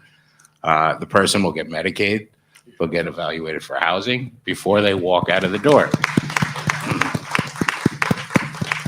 Jails are law enforcement entities, right? They're not clinical, they're not housing, and there's needs across all systems of support. The jail shouldn't be providing those systems of support. They should be inviting those folks in to make sure that those services exist on site. The jail is open 24/7, right? So But Valerie's point is, and Valerie can articulate, Valerie's point is all these services are in the community. Yeah. Well, how do we connect people to those services, whether it's medication-assisted treatment, whether it's mental health counseling? How do we connect them so when Jim McGreevy leaves Hackensack Avenue in Hudson, that I'm part of a regimen to receive these services? You would have a federally qualified healthcare center in the jail that can provide medication-assisted treatment. You have housing providers in the jail. You actually have the services in the jail so that sort of like a navigator, somebody can take you by the hand when you walk and take you from door to door. And that's the answer. Dr. And I guess Fleming? Commissioner? excuse me, and I guess my point is Val, closer. that, I'm sorry, No. is that there are those resources that are in the community. We are paying for staff individuals and MAT in every jail in this state now. That's tremendous. But I guess my point is that, and we have mental health professionals connected to community providers in the jails now, today. Now, am I saying that our systems are perfect? Absolutely not. And the fact that my colleagues that are here don't feel as though either those services are robust enough or aren't fully aware that those services are available says something to me in terms of what I need to do to further promote those resources. Because you're absolutely right. Those partnerships between our institutions and between our community providers, between the Mental Health and Addictions Authority, which is where I sit, and corrections and across an interbranch, all need to exist and do exist in order to best serve those individuals who have who are impacted by mental illness and who are involved with law enforcement. But Val, I think you're doing everything humanly possible that you can do. That being said, I think I go back to what Chief Dekmar said, because you do have, and Commissioner Edelman and yourself and leadership on MAT in jails, you've done a great bang-up job, no question. But I think I go back to what Pam said and what Brenda said and what Phil said. At the end of the day, we went from 600,000 beds to 60,000 beds. And so that has to either be replicated. Jason shook his head, yes. What did that mean? Yeah, so Can you speak closer, Jay? yeah, I'm very, sorry. very short, quickly. You mentioned jails are in the business of mental health. I think jails are in the business of mental health for the folks who could benefit from general mental health. What's happening is that we are spending so many of our resources and time and effort and man and woman power treating the severely mentally ill because of what you are referencing and what is being referenced, that we don't get a chance to do coping skills, anger management, time management for the folks who just kind of messed up and they need to be set on their way so they're no longer engaged in the criminal activity that got them arrested on whatever BS-ish charges that got them there. That's what I would like my mental health department and my staff to be focusing on. Instead, we're dealing with the smearing of feces in the psychotic and the in and out of the emergency. So say that room for- again. So what you're doing, Dr. Fleming, what Dr. Fleming is doing is you're dealing with the most extreme cases. Yes. Because they're right before your face. And you can't ignore them. You can't deny. Your can't ignore- codes are going off left and right as a result of and that's that what, population. Val, I wasn't trying to be difficult. That's what I was trying to say is that unless we really consciously, intentionally, and with awareness develop an alternative institution, it's going to be tough. Because at the end of the day, if Dr. Fleming is grappling with the psychotic episode of the smeared feces and not providing mental health treatment on a lower level, he, by virtue of the limited resources he has, is not necessarily allocating those resources in the most sensible way. Phil, I'm sorry. I mean, that's the point exactly. If we don't have Speak enough up. beds in Essex County, in the state of New Jersey.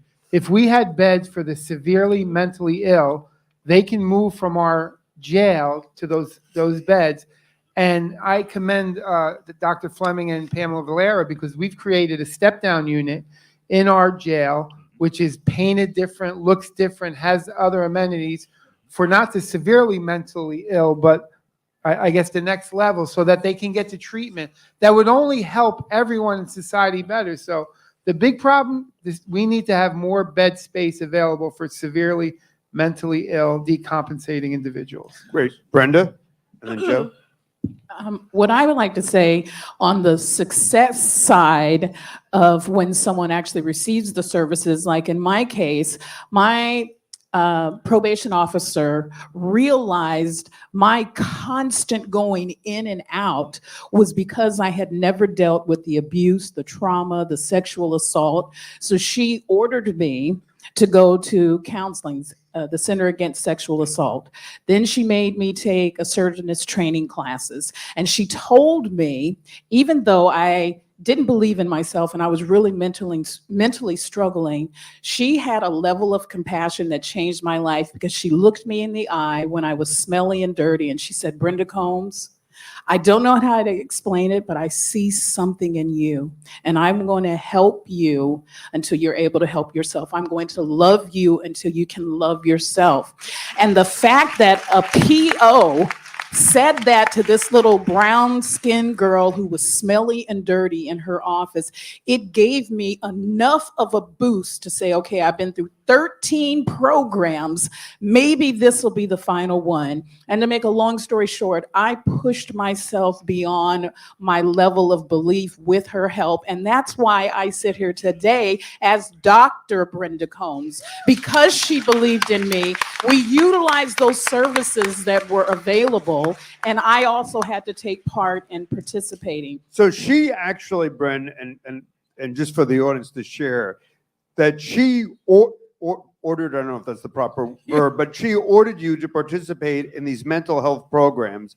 And then you, following these mental health programs, began to grow stronger, more powerful, Felt and better more healthy, about right? myself, yeah. So, but the point is somebody made those resources available to you in the community?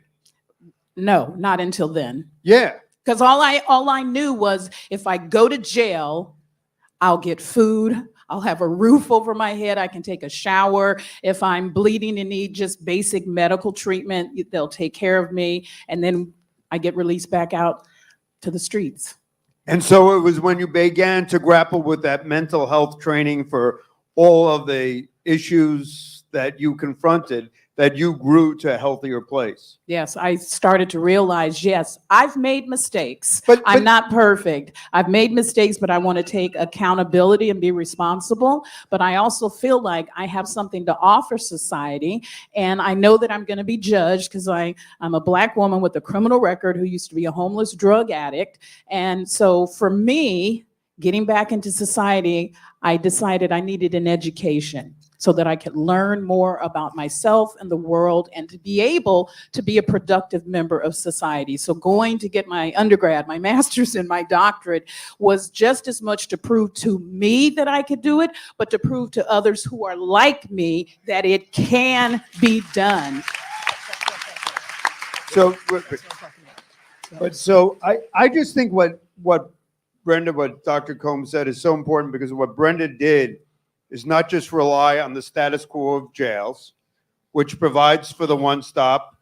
You know, there's that great, and the great for Passover, and, you know, when Moses led the Israelites out into the desert, there's that passage, I think, from Deuteronomy where folks were like, why did you lead us into this place? We had 3 square meals and a cot back in Pharaoh's land. But it's the point was, you're out of jail, you access these services, and somebody's providing you the quality, clinically based medical services to strengthen and empower Brenda Combs. And that's where we have to get to, because that was the transformative power of your life. Right, mixed with compassion and looking at me as a person and not a case.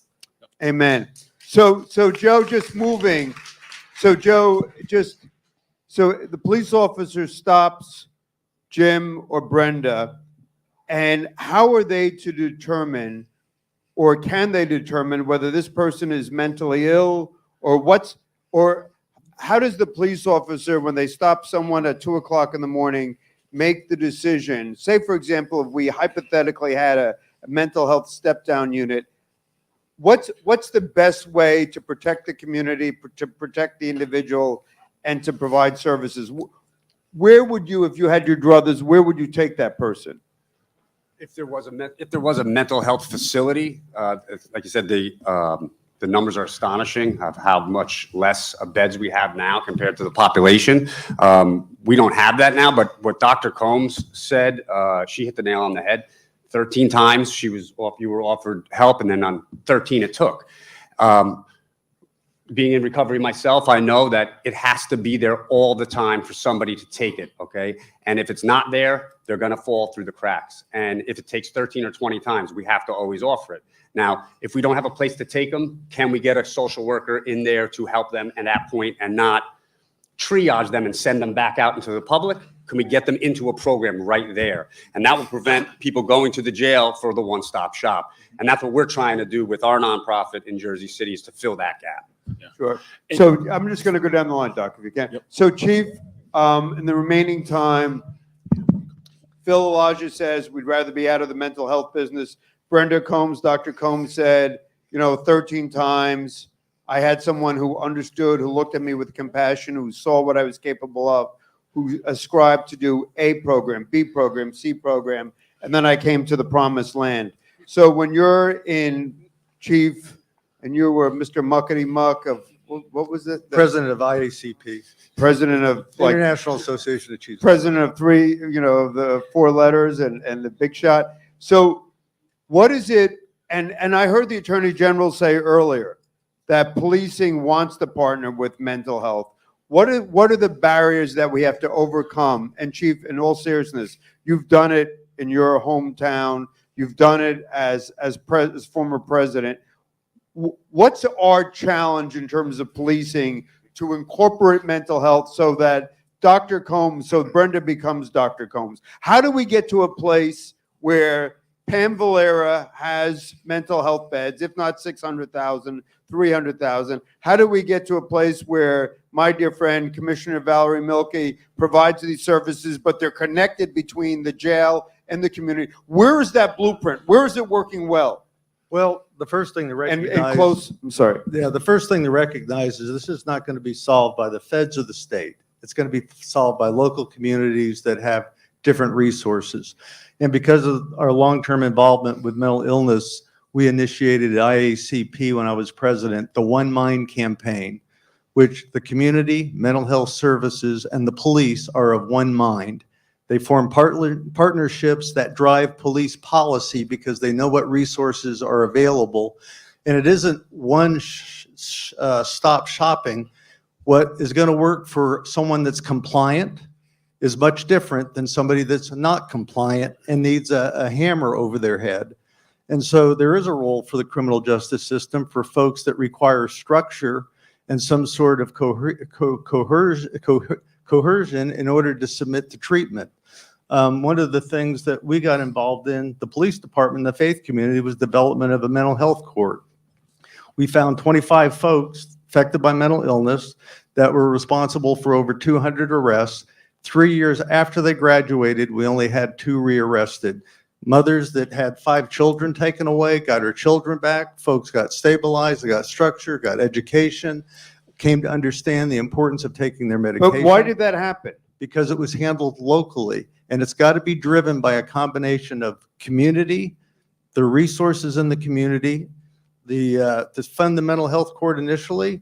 All 3 cities in the county, and the county ponied up the money. Within a year, the state recognized its value and took over the funding. So to go back to Brenda's point, Dr. Combs' point is she'd be glad to do this, but the only place she can find right now that has all these services is in the county jail. But if more folks offer these discrete services in the community, Brenda becomes Dr. Combs because she can avail herself to those. I think you would be surprised, to Valerie's point, how many services are out there, but they're disjointed and there's not a way. So we recognized that in 2012, I took a police officer position, made it a caseworker. Officers are dealing with folks and they go, ooh, they got more problems than I can deal with. Do a referral to the caseworker, who hooks them up with everything from getting an ID, Social Security benefits, Medicare, unemployment, housing, food.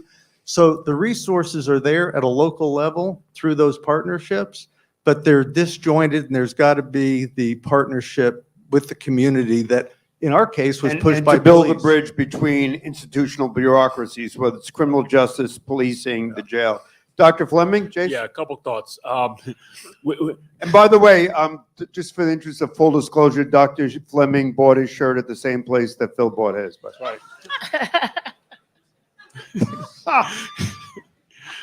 We look good. I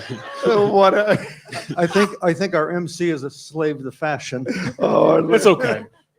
We'll work with him. We'll work with him. Thank you, Doctor. a couple thoughts in closing. I joke with my staff sometimes.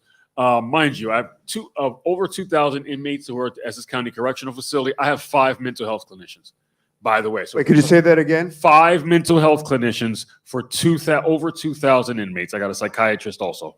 But 6 of us, including myself, are holding down the fort for over 2,000. So when I talk about us not being able to just do general mental health to get folks who are struggling with basic issues out and staying out, this is what I'm referring to. So just real quick, I joke with my staff about the county jail at Essex, or many county jails. It's almost like the church.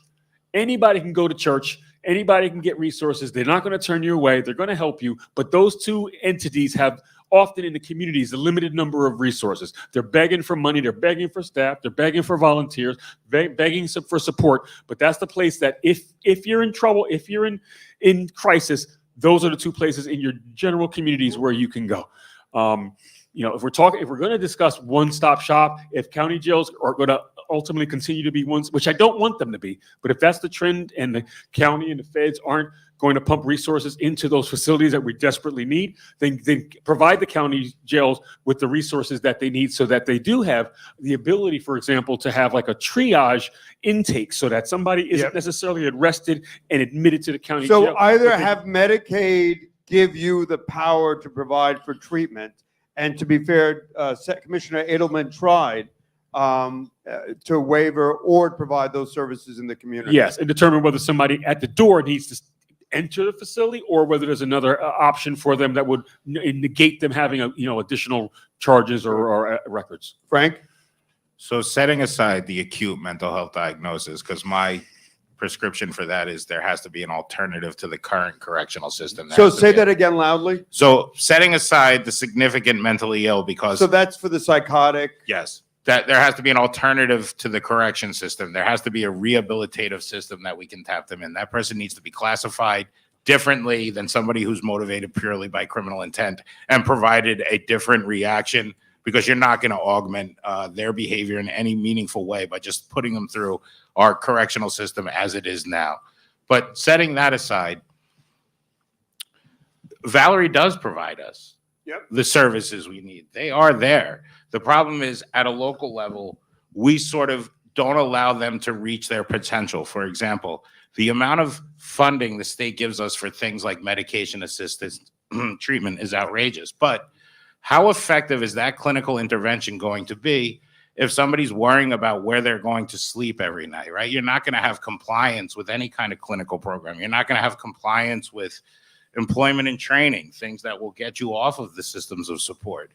And because of those systems being fragmented, when Valerie gives us these tools at a local level, our inability to sort of join these systems prevents us from allowing those tools to reach their potential. So I think we have to understand that everything is connected, everything has an effect on each other, and if we're able to apply it in a uniform way, we're going to be much more successful. MAT is not a magic bullet, but MAT with talking therapy, housing, employment and training, that's going to be effective. But what we hear from everyone is that if one stop, to go back to Dr. Combs, if one-stop shopping is in the jail and only in the jail, that's where people will go. And what we need to do is to look at how do we provide those pre-entry services earlier in the community. So I hear what you're saying, Frank, and to go to the great Valerie, my dear friend, blessed. I remember doing the Christie administration, Bishop. Valerie and I were the only Democrats in the Republican. We would hide upstairs in the wilderness in the upper room. But no, on a serious note, I want to say thank you to the commissioner.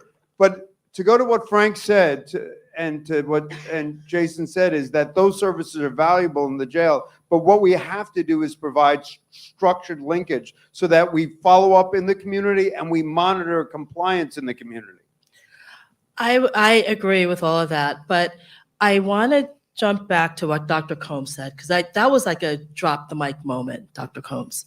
And that is that people who have a mental illness deserve respect. They deserve to be seen as people. And when you start there, you give them the hope that their lives can be different than what they're experiencing right then and there. And so that whatever threshold they walk through, whether it be the jail, whether it be the hospital, whatever threshold they walk through, they deserve that respect. And that's what gives them the hope and the opportunity to take advantage of all these other resources. If they feel that the person in front of them is only seeing the diagnosis, you've lost them before you've even started the battle. Thank you. That's a really important point. Brenda, Dr. Combs, did you want to respond to that?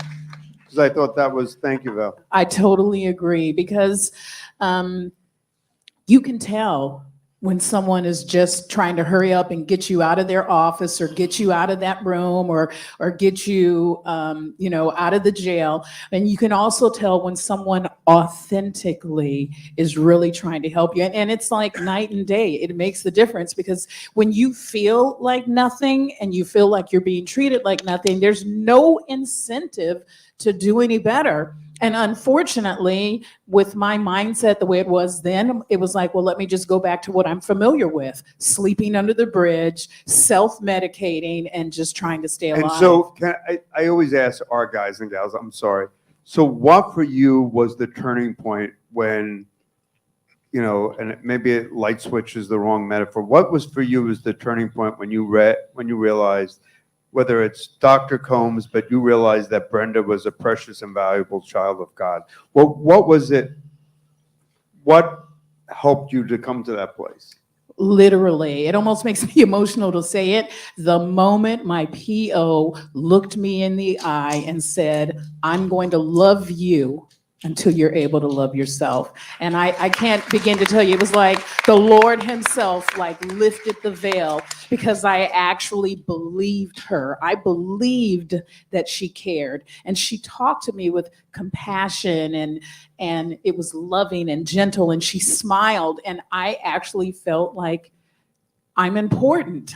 I matter, and maybe I can do this. Maybe I can overcome 10 years of homelessness and addiction and trauma and abuse. Maybe I can get back into society. Maybe I can sign up for school. Oh, maybe I can finish this bachelor's degree. Maybe I can get my master's. My gosh, I'm on my way to getting my doctorate. And soon as I did, I called my PO. God bless her. I love her to this day, because she changed my life by just showing me she cared and doing her job, of course, but showing me and telling me that she cared. And just juxtaposing that until the second panel we had today, who talked about violence in prisons, violence in jails, the guys, whether it's, the violence across the board and that response, as opposed to a loving response. And that great, that great quote from 2 John, perfect love casteth out all fear. Mm-hmm. When you're in a place, that's when you can come. Pam? I just want to say that I don't think we've talked about cost. So that's the next panel. Okay, but just so I mean, you've been on 2 panels. Don't try to get on panel 3. But, okay, so here's the situation. There are some pretty interesting models, and I would want to just start looking to them. So Florida created this mental health recovery program. It's called the Miami Center for Mental Health Recovery, because 57% of the population has a mental health disorder. And so when you look at costs, we have to think about how much is the county spending on managing mental health disorders in the jails and the prisons. So Judge Liebman, who is the part of the Florida District Court, spends on average 636,000 a day, or 232 million annually, just to house and manage mental health disorders for people. So we could invest some of those funds really to the community. So the point is, if you could invest them in the community to do what Brenda described, that's far better than continuing. The only place that provides services would be the county jail. To go to the Valerie's model, to talk about what Frank and Jason and talk about what Chief Dekmar talked about is alternatives. But what I walk away from here on this panel is that right now, today, in the state of New Jersey, county jails are the primary source of delivery of mental health. And while there are changes, thanks to Valerie's leadership, the commissioner's leadership, the investment of MAT, we have opportunities. But what we aren't doing, and we're going to talk about this in the next panel, the hard thing for a judge to send somebody to a mental health step down, it's far easier for a judge to send someone to prison than to send someone to a mental health unit. Because one, there aren't those mental health hospitals in existence, as Jason will tell you, because I see his chart with his magic marker, how many people are waiting to get to a psychiatric hospital in the state of New Jersey, and Dr. Fleming has them marked out by his office, and the number of people who wait for a number of months. So how to do this better for those extreme cases, such that Jason Fleming, Dr. Fleming can deliver those services more appropriately in the jail. So Doc, any last thoughts? Nope, that's all. Any last Thank you. thoughts, Brenda? For those of you in the field, just keep doing what you do best and just show compassion. Everyone has a bad day. We were just saying, luckily my PO that day was in a good mood, and maybe it was just, I feel it was a divine intervention for her to be part of my journey. But, keep doing what you're doing. Don't allow the stress and the disappointment and the bad numbers and the data to stop you from giving and loving and trying to help each other, because we are all part of the same family. Amen. Amen. Phil? That was beautiful, Doctor. All right. I as chief of staff, I'm going to go back to the county and talk to the people who deal with all of our residents and stuff. And not everyone can have a great day every day as a worker. But like, if the PO who was assigned to her that day had an argument with her husband that morning, or the kid was late for the bus and came to work in a bad mood, her whole life would be different today, right? So, I mean, and it's hard to be perfect and on every day, but it's a reminder that a smile, a helpful hand does so much. And we have to remind the people who work in government that, and again, it's very hard. I mean, you had a bad day today making fun of me and Dr. Fleming, and I won't forget that. But little things make a difference. So I think we have to remember that. Can we have a round of applause to our panel? I'm just like it's a butterfly. Let's hear it for Dr. Fleming and Phil. Thanks, Val. Thanks, Pam. Thanks, Frank. Thanks, Joseph. All right, next panel coming up. This is our last panel. You guys have been tremendous. Can we have a round of applause for everybody here?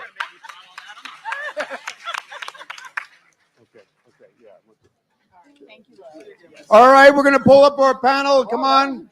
And we have our Giants football player and our special commemoration to the Washington family.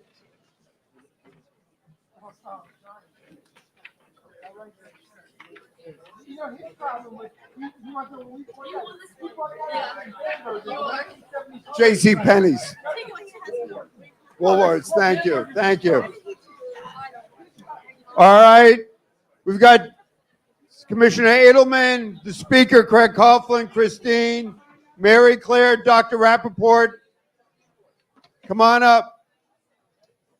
So I am just so blessed. Dr. Marc Rappaport. Marc, we're going to hear from Marc Rappaport. This is a great panel. Just hang in there with me, and then we've got we're doing a special tribute to the Washington family and also to a great giant. Marc, what should mental health look like? And Christopher. Hey, how are Let's give it up. What should mental health look like, Marc?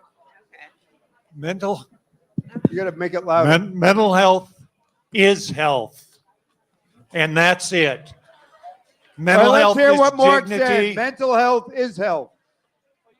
Mental health is dignity for all people.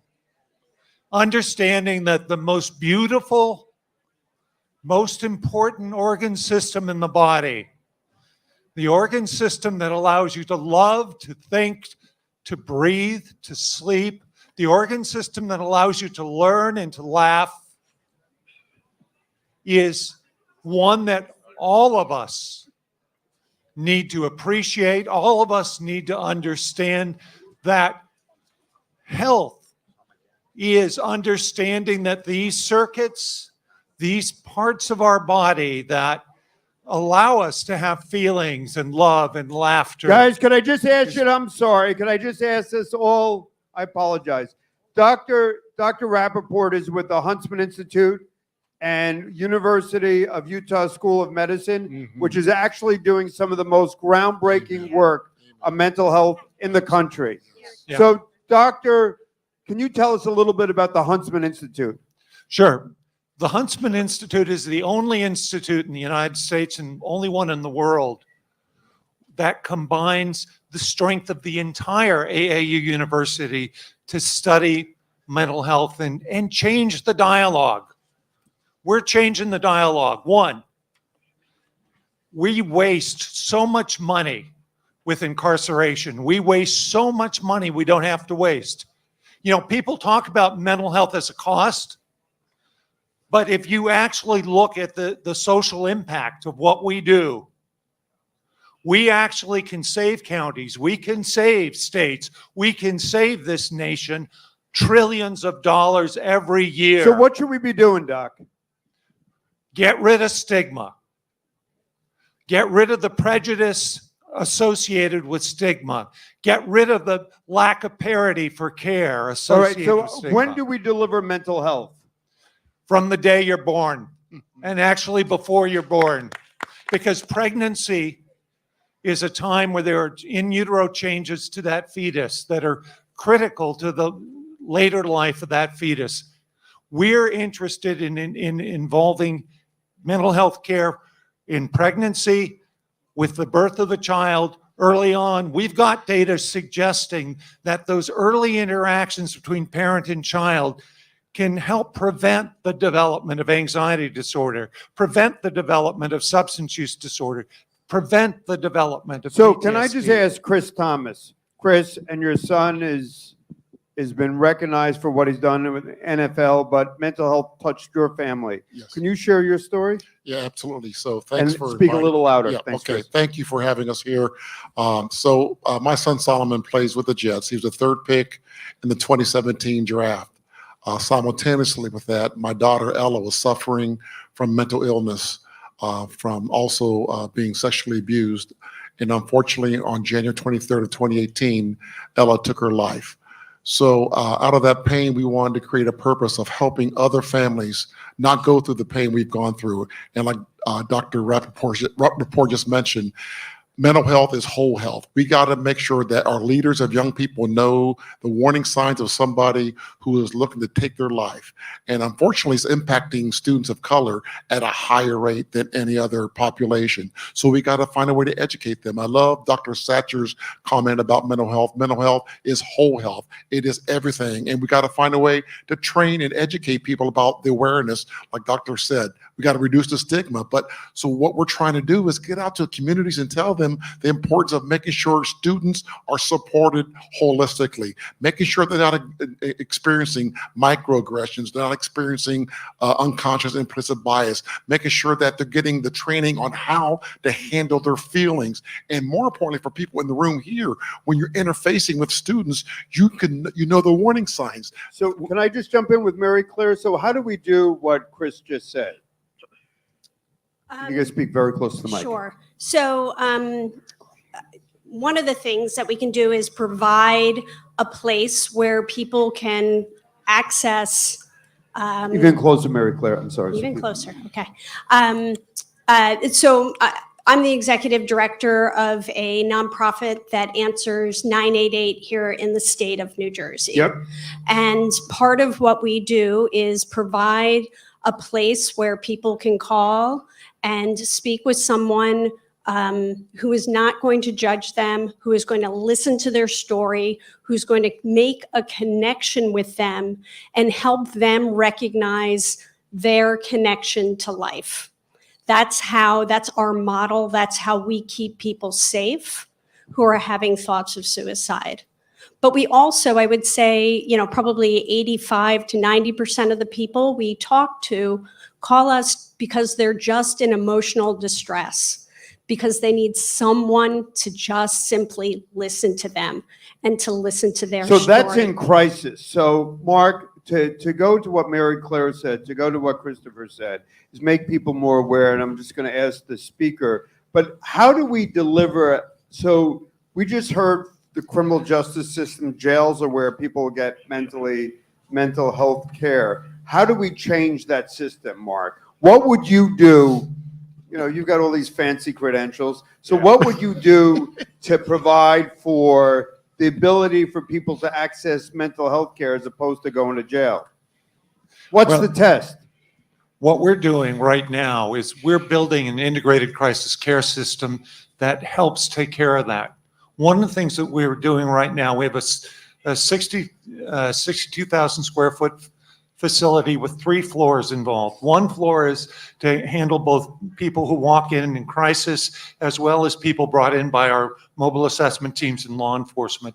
A 3rd floor has 24 beds for those individuals who need longer term stay rather than 23 hours. But we have a floor with a free legal clinic, a free dental clinic, a free medical clinic, where our partners in the homeless and unhoused communities, our partners with Medicaid, our partners with all of the other services get to connect with these individuals. We have a partial program there. So what happens? It's All right, integrated. so Doc, you have all these services, but if somebody gets arrested, right? If somebody gets arrested and they go before a judge, how do we get them to the Huntsman Institute as opposed to the county before jail? they get to jail, they come to us. So the police officer takes them to the Huntsman? Yes. Yeah, they take them to our crisis care center, and we've decreased the amount of time that law enforcement spends with individuals from 4 to 6 hours in Utah to 5 minutes. So how do they do it in 5 minutes? Because they just bring them in. We are responsible then for their assessment and for their disposition. And how does the policeman determine to bring them to Huntsman as opposed to county jail? Well, it depends if somebody is there because of a true problem that requires incarceration, or if someone is there because they're homeless or acting out in some way in the community. And do you educate the police? Yes, we have a close partnership with the police, with Sim Gill, who's the district attorney and the city attorney. And we all work in partnership around this. But we're diverting people away from jail and to us. That's fantastic. And can we have a round of applause? So, and doctor came in from Utah. When did you come in? Tuesday night. Tuesday night. Doctor came in from Utah to talk about this program. But this is one of the most innovative. Pam Valera talked about innovation. This is one of the most innovative programs in the country. What the Huntsman is doing after the former elected official senator. But I just to Craig Coughlin, who's could we have a round of applause for Speaker Coughlin? He makes sure our budget gets passed every shamelessly. But Craig is also a lawyer, and he's somebody who understands social justice and these issues. So, Craig, in the earlier conversations, time and time again, people talked about the county jails as being the only place that all these services are provided. How do we, and I'm going to ask Sarah and then Christine, how do we change that dynamic to get closer to Dr. Rappaport's model? Well, I mean, we need a whole coordinated effort of everyone pushing in the same direction to understand that. And candidly, let's face it, we need a radical change, and we're approaching it right now. By the way, that was a shameless plug, ladies and gentlemen, to put pressure on me to make sure that his budget request, which he has made over and over and over again. Can we hear it for shameless plugs? Yeah. Can we hear it? Come on, let's hear it for the speaker. Don't be fooled. He's not giving, he's taking. So look, in order to do that, and which sounds like a remarkable program, and something that I think is, for us, at least at this point in the state's evolution, aspirational. It also needs an enormous amount of coordination with the police, right? If you're going to keep that sort of time frame, they have to make an immediate assessment as to whether they take them to the facility or whether they take them to jail, because and that's a burden for the police officers. Really, they got to be trained to do that, right? You have to make that instant recognition. So look, for now, I think we need to look at it more holistically. People are in jail. We certainly should be providing them with the mental health care that they need right there. But we should make sure that we do a few things, right? We need to, ideally, we would try to address their mental health concerns before they get to jail, because that's not the best place to become whole, I would imagine. And then we have to but even if they are, then we have to make sure they have that kind of treatment afterwards, right? Because there's no, I would suspect, I'm not a psychologist, but I suspect mental illness does not get corrected in a time frame that somebody else sets, right? I think it has to be set. You have to determine it over the course of time, and some people are longer or shorter. So we need to do that. So what we have done in the state, and what I think are good steps, is, first of all, we tried to recognize that mental health and physical health are one and the same, right? They should be treated together. We've done that by trying to make sure that insurance coverage is required for mental health in the same way it is required if you break your leg. We're not going to say to you have to wait or something like that. I think we've worked to try to make sure that, because as I understand it, there was a lack of mental health professionals available to people. And so using telemedicine, which I think is an opportunity for people who are in crisis or on their way to being in crisis, for them to have some sort of care. Look, I think it takes a holistic approach, and it takes everybody to be on the same page. It helps that, if municipalities can get engaged, because they have an awful lot of direct contact with citizens. I think it takes a commitment and a recognition that the impact of mental health on so many things throughout the state, all the things that are so many things that are troubling, homelessness and crime, and I do a lot of things around food insecurity.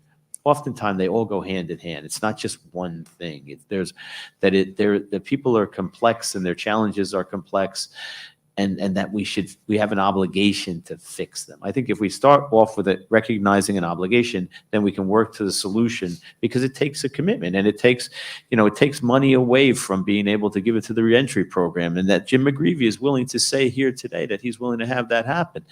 I'm kidding him. It is remarkable. It's a commitment to go. But the truth of the matter is, you're not going to have it. Let's face it. It takes money, right? We have to make a financial commitment. We have to make a commitment to understanding what is involved in solving those issues. We heard people talking about it. The Dr.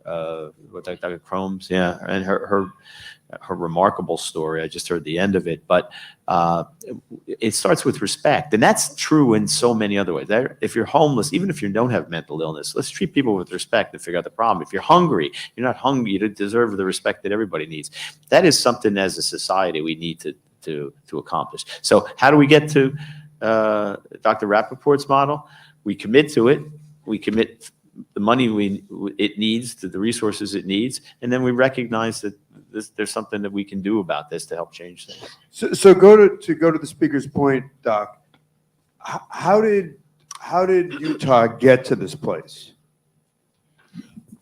Utah's remarkable in the sense that it's passed more pro-mental health legislation than any place in the country. Despite being a very red state, there's a real commitment around what we talked about earlier: people, self-respect, family, and community. So they've done that. And then we're the right size state to create these prototypes. So I meet with the governor, the Speaker of the House, the President of the Senate regularly. I meet with the mayors of both the county and the city regularly, and everyone is committed to trying to do something different, because we can change the circumstances that we're in. It is a matter of communication, redirecting funds, and dedication. So the Huntsman Institute is affiliated with University of Utah, but what is it? The Huntsman. So like if I'm talking to Commissioner Edelman, if I'm talking to Speaker Coughlin, if I'm speaking to Professor Valera, and I said, Huntsman is a great model, what Utah's doing, and I see my friend Chris Thomas shaking his head and Pam shaking her. What is Huntsman? We're a university-wide mental health institute that really takes advantage of the entire strength of the university and the strength of the entire state of Utah. So I have faculty in the law school, the business school, the theater arts, music school, all working on the big problems together, because our problems are complex. You know, why do 75% of mental disorders begin between the ages of 10 and 24? Why? Say that again. 75% of mental disorders begin between the ages of 10 and 24. We need to address this in a holistic way. So we look at the social determinants of health. We also look at the epigenetic changes that are going on because of pollution, because of noise, and how that affects that fetus, and how that affects that child, and how that predisposes people to mental health illnesses, and how that costs the society more than preemptive and preventative treatment. So I'm going to go to Sarah and then to Christine. So Commissioner, so to talk about what the speaker said, you look at all these factors, these indicators, whether it's poverty, whether it's hunger, whether it's addiction, mental health, et cetera. So how do we get to the Huntsman model? Well, I want to build on what both the speaker talked about and the last panel. I think the Huntsman model is one pathway. Yep. Florida is another. And we're doing what Florida is doing here in New Jersey now. And I think what General Platkin talked about earlier today with Arrive Together is an important part of this continuum. One pathway is for individuals to end up in carceral settings to receive those care for all of the reasons we talked about in the last panel. It's an opportunity for secure housing, for a safe place to sleep, for a warm meal. That it doesn't have to be that way, right? Budgets are a reflection of our values. Today, in the last panel, you heard about this choice, like we're spending taxpayer dollars to do these things in jail when Medicaid should be paying for them. Well, actually, Medicaid are also taxpayer dollars. In New Jersey, our state taxpayer dollars fund 45% of our Medicaid program, and federal tax dollars fund 65% of our program. The notion that that is sort of a false choice, that we could be funding it here or we could be funding it here. They're all the taxpayer dollars, right? Yeah, but if you're running a county, you'd rather it be on the federal dime than on the county dime. Sure. And Yeah. I think we're making the same point, which is people deserve a warm bed, safe Yep. housing, a warm meal, and to be able to access all of the healthcare services and mental health and treatment services that they need. We don't need to prioritize those wraparound benefits and those services happening in carceral settings. But budgets are a reflection of our values and So our could priorities. you talk about your waiver, what you and- try to do? Yes, and today, the way the U.S. system, not in New Jersey, but nationally, the way our system is structured is to put the dollars in jails instead of in our communities where we most need them.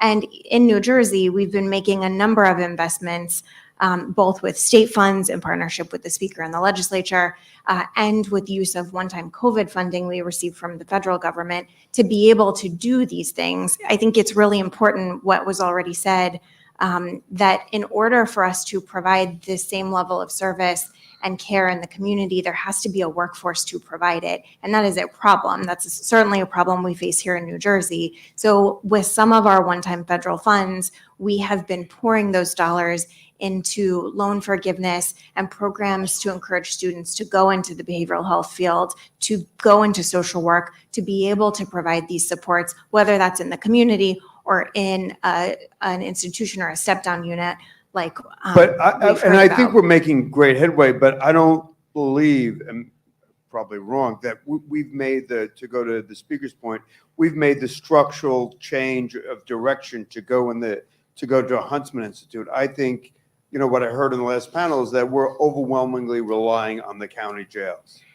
I think the point that Valerie importantly made in the last panel is that a ton of federal funding is going into jails, and that is the wrong way for us to be directing our funding. Not everyone needs to go into an institution, whether that's a jail or a Huntsman Institute. There are many individuals who can be served successfully in the community. There are some individuals who may be more successful in the community because they've spent some time in an institutional setting getting the support they need so that they can go back to the community and thrive. So where we should be investing our dollars at the federal level and at the state level is in building those supports in the community.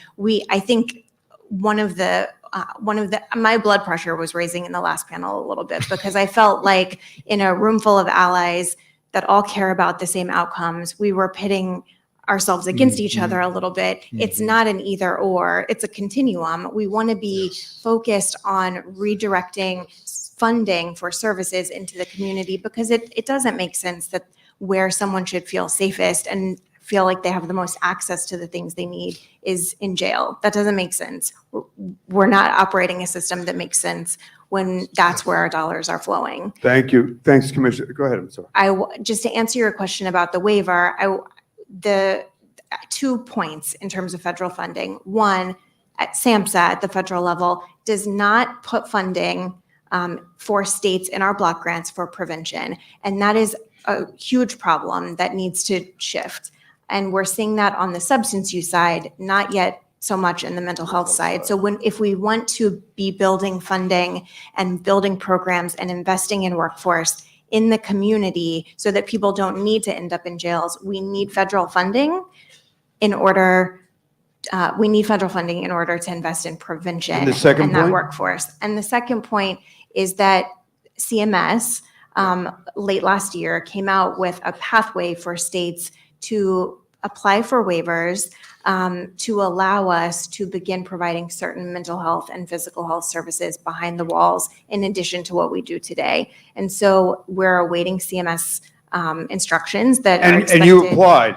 We will. CMS is going to be putting out instructions for that later this spring. And that's something we're looking closely at because we know that if we can provide more services to individuals before they ever end up in jail, that's a win. And if individuals are incarcerated, we want to make sure they have the supports in place And when they're leaving. let me just accept a lot of the responsibility for not the antagonism to jail, because jails are critically important, but the frustration that that's the only place or the primary place people can get mental health. And that was a one-time true for addiction, and we've moved beyond that. And I think what we're seeing today, whether it's Chris or Dr.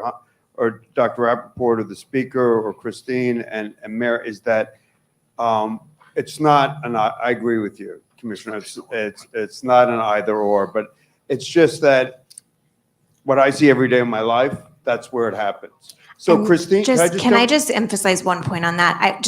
General Platkin talked about how through Arrive Together, we've seen 3,000 individuals. Not a single one of those individuals has ended up incarcerated as a result of that interaction. But almost all of them universally have been connected to services in the community to support their recovery and keep them in the community. But the point is, you shouldn't have So- to threaten, you shouldn't have to be at a crisis moment until the AG, or maybe it's inappropriate if you're not at a crisis moment, intervene so that you're connected to these services. I think. Prevention. Yeah. We need funding for prevention. Yeah, that's what we're saying. But where we have invested state dollars in partnership with the legislature, we are also creating, I think it's really important for everyone in this room to leave this conversation knowing that that the incarceral setting is not the only setting to receive services. But it's the primary setting. For the 3,000 individuals Oh. and many more across New Jersey who have been helped through Arrive Together, they're getting connected to services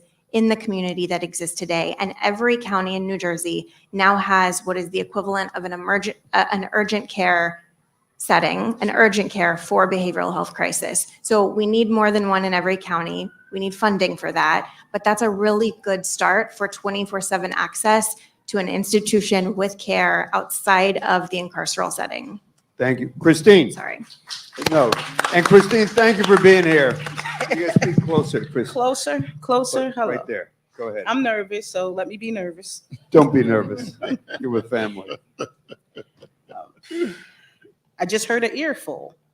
My name is Christine Bell. I'm the executive director and founder of 100 Kids, Inc. We're a community-based mental health education and awareness program located in Hudson County, New Jersey. I've been a part of every avenue of the child welfare system, mental health and behavior health system since the age of 5. As an individual, took care of my mother who was diagnosed with bipolar and schizophrenia.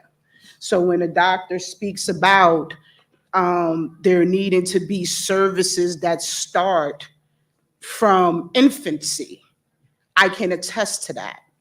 When we speak about, and excuse me because I don't want to be a rant, but when we speak about mental health and we speak about community-based resolutions and we speak about going into incarceration and then sending them back out into the community and that the resources should be there, that's where 100 Kids is. What you need to know about 100 Kids is I'm the only staff member, that we struggle for funding to provide these services, that I actually partner and seek to partner with agencies that bring the mental health education awareness to my community, because something that's not recognized is that mental health is us. Amen. It doesn't need to be intellectualized. It's what we live through day to day. Thank you. Pam? Did you want to talk about, so understanding the Huntsman Institute, understanding what Commissioner Edelman said about that, developing these alternatives, what should New Jersey be doing in terms of providing mental health, particularly on the intersection with the criminal justice system? I mean, we should be prioritizing mental health, right? So there has to be additional legislation. Everyone needs to come together to really consider those things. I mean, Utah is amazing in terms of really considering that. I mean, one of the things that they've done successfully in order for these diversion programs to happen is for legislation to implement those things and to have funding to support that.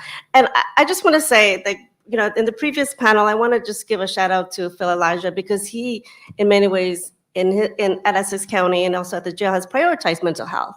You know, the task force has come in to really evaluate the mental health programs there. He's implemented step-down units. We also train their mental health, correctional officers in mental health first aid.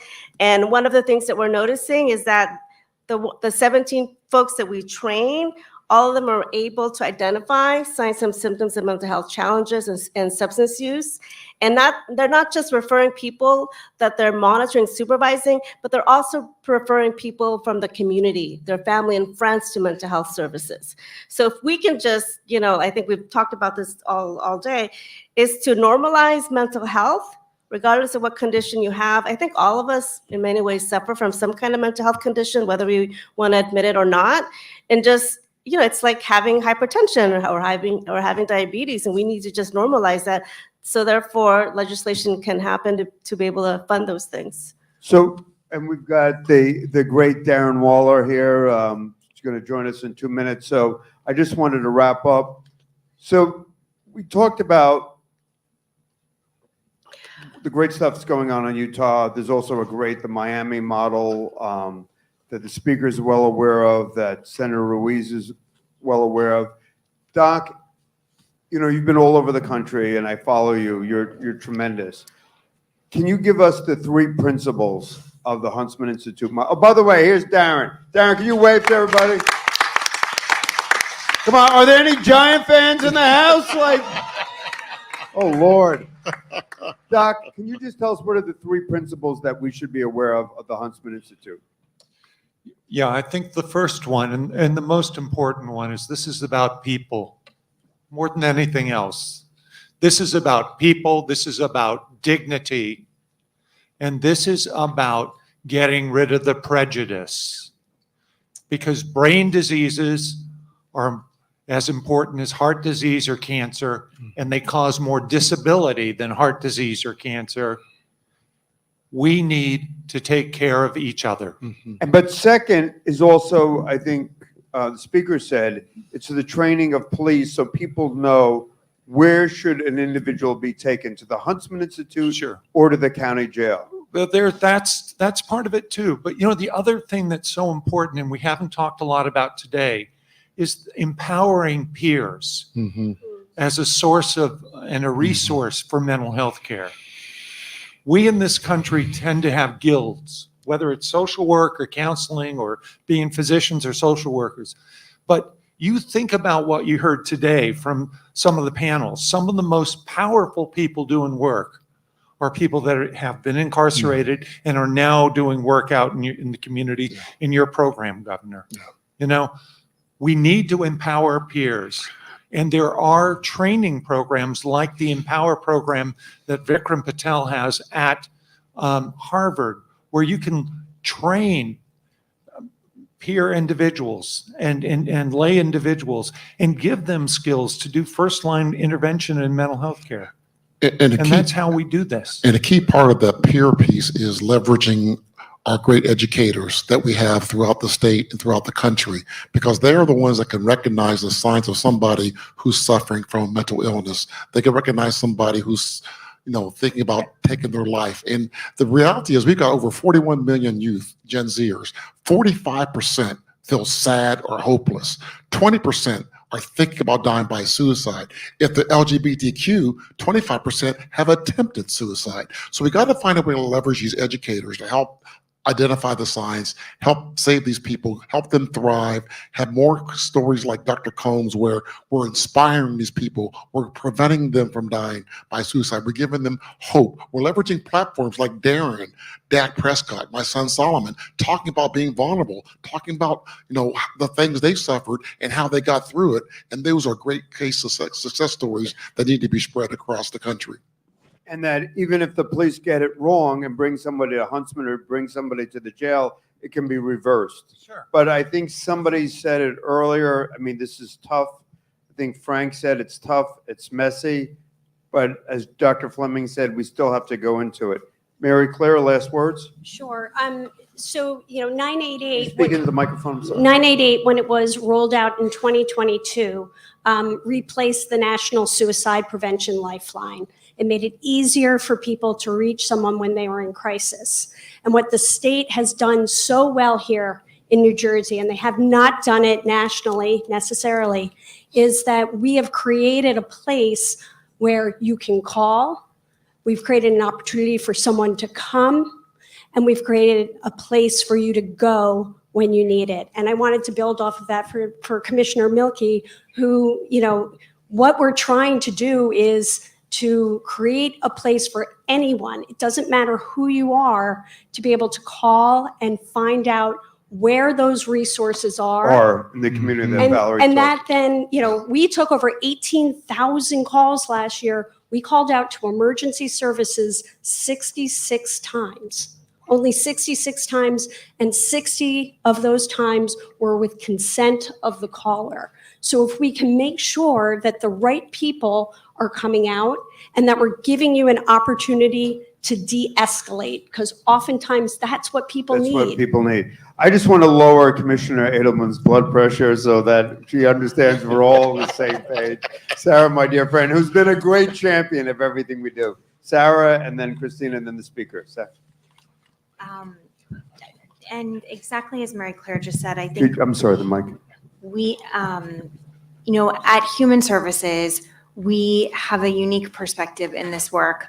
not only because we are the state's mental health and addiction services agency, but because we're also the state Medicaid agency. We're also the agency that helps individuals with intellectual and developmental disabilities and physical disabilities, and the agency that helps families in moments where they need it most, with food assistance, with child care assistance, with child support, families that are facing homelessness. And so I think one of the things that is unique about all of these programs living together in New Jersey under Human Services is that we are able to come at these challenges with a really holistic lens of how to treat a whole person, not to have disintegrated care between mental health and physical health, not to have mental health and physical health exist separately from all of the other things that really are healthcare, like housing and nutrition.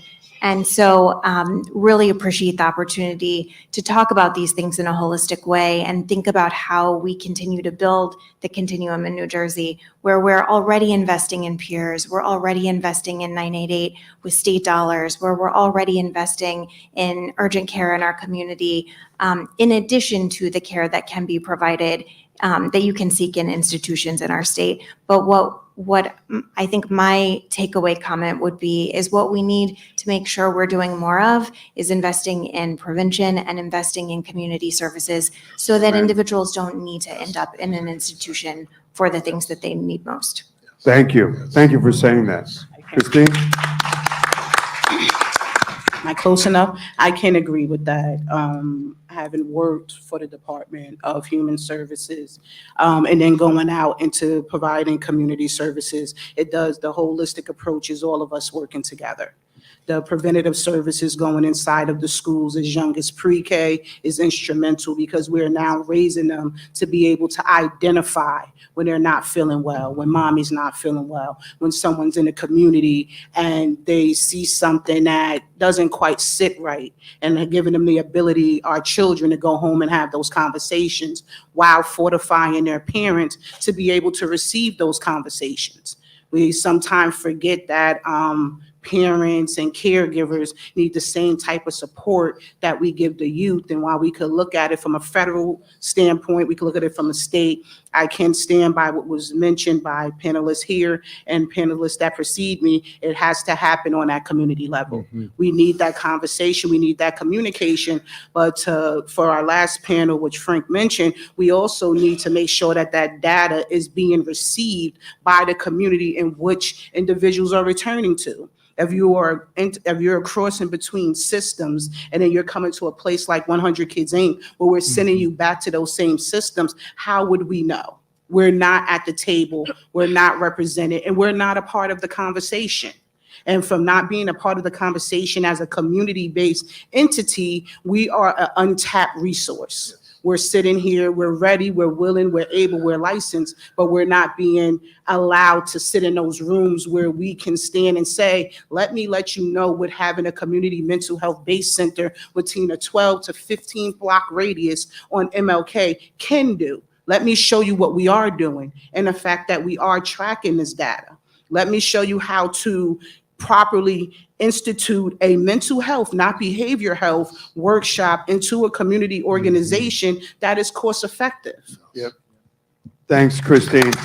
And I just wanted to say thank you to Christine because she's been so helpful to us in working with the local community. And with that, so we heard from Pam, we heard from Chris, his personal story, we heard from Dr. Rappaport. Obviously, what Utah is doing is groundbreaking in terms of providing an alternative that's clearly outside of the scope of the criminal justice system. And I really want to thank Dr. Rappaport. I appreciate what Mary Claire has said in terms of the alternatives that New Jersey has, and Dr. Commissioner Edelman in terms of what is being attempted, and Christine. But my gut tells me we're still leaning, despite everything that Commissioner Edelman's doing, towards the jail, towards those institutions, because they're there. As I think Pam said, jails are open 24/7. They happen to be there. They're alternative. And I'm just grateful for the speaker for grappling with this issue. And so I guess the last thing is, Speaker Craig, if it's not only designing a system that's better, but how do we, with our judiciary, with our courts, with our municipal courts, with our superior courts, how do we change the perspective of our court system so that they begin to look at mental health alternatives as opposed to prison? My sense is, and it's my bias, I think it's so much easier to send people to prison than to mental health. And so how do we, or can we, change the perspective of municipal judges and superior court judges? Well, I think, first of all, let me thank you for letting me be on this panel. I'm wholly unworthy. Everyone else here is on the front lines and doing tremendous work. I don't do any of that. I hopefully have some role in helping shape the way we view things like mental health and how we invest in things to try to address those things. And I will take a moment of what we would call personal privilege in Trenton and commend Commissioner Edelman for her hard work across so many fronts, because she is all of, we've been on panels before. This one's about mental health. We've been there about hunger. We've been there about, homelessness all throughout the board. She does just a fantastic job, and her personal commitment to these things is truly remarkable. So Sarah, thank you. Thank you, Jim, for that. So look, how do we change people's minds? Well, we start with education, right? In every respect, we have to have, if we need to make judges aware that there are alternatives to this, if in fact they do it. Now they have tricky jobs too. Some people we need to, first and above all else is public safety, right? We all have the right and the need to feel safe. And so some folks just, maybe they do need to go to jail, right? And they just need to be separated. And then we can work on the problem, because the holistic approach to all of these things, as it is to most everything, is the best approach, right? I mean, no doctor says, thank God we found this disease later. They say, thank God we found it early. So that's true of mental health as well. That's true of so many of the things that are challenges in our society. Thank God we find it earlier. Thank God we find somebody before they are homeless and don't have anything to eat. So I think we need to have that kind of view. And I think we have to have folks recognized, and judges are included among them, that making sure that people get the mental health they deserve and that they need is just good public policy. It's not giving something to somebody else. And I say this a lot when I say food, because that's kind of my point of reference when it comes to so many of these things. You're not giving anybody anything. What we're doing is something better for all of us. We're all better if people with mental illness have their mental illness addressed. We're all better if nobody's hungry. We're all better if people have a place to live and have hope and can be their best selves. So I think that's where we start. We start off with that attitude, and we come up with inventive solutions to doing this. And then we have to do the job of selling everybody on the notion that this really does work, that this is a wise investment, because it's good for all of us. And can we do that with the judiciary? Well, I mean, look, they don't always listen to us. We are. But we can, yes, and we are. And as the Commissioner points out, and we are. And look, I don't think I've been a judge. I've been a municipal court judge.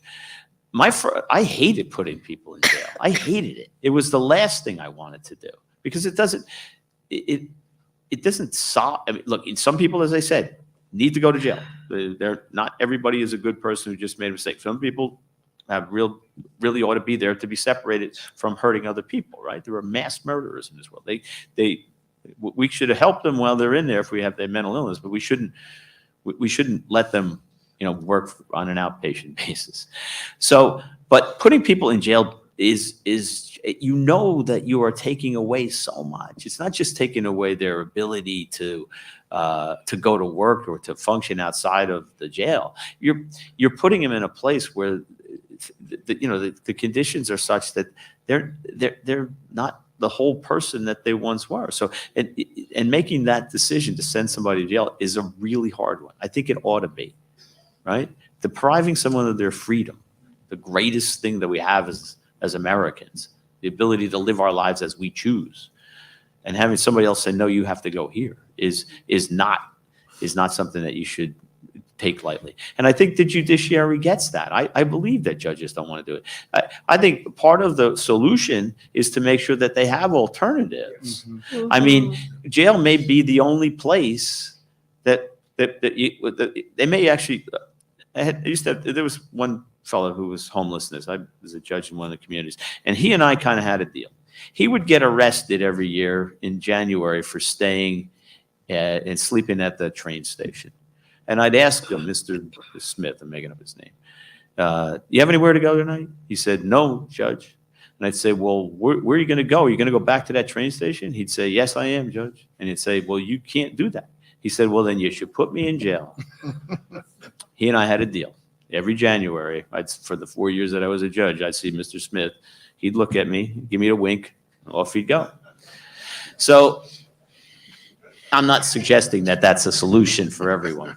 But my point is, for him, yeah, he seemed comfortable with it.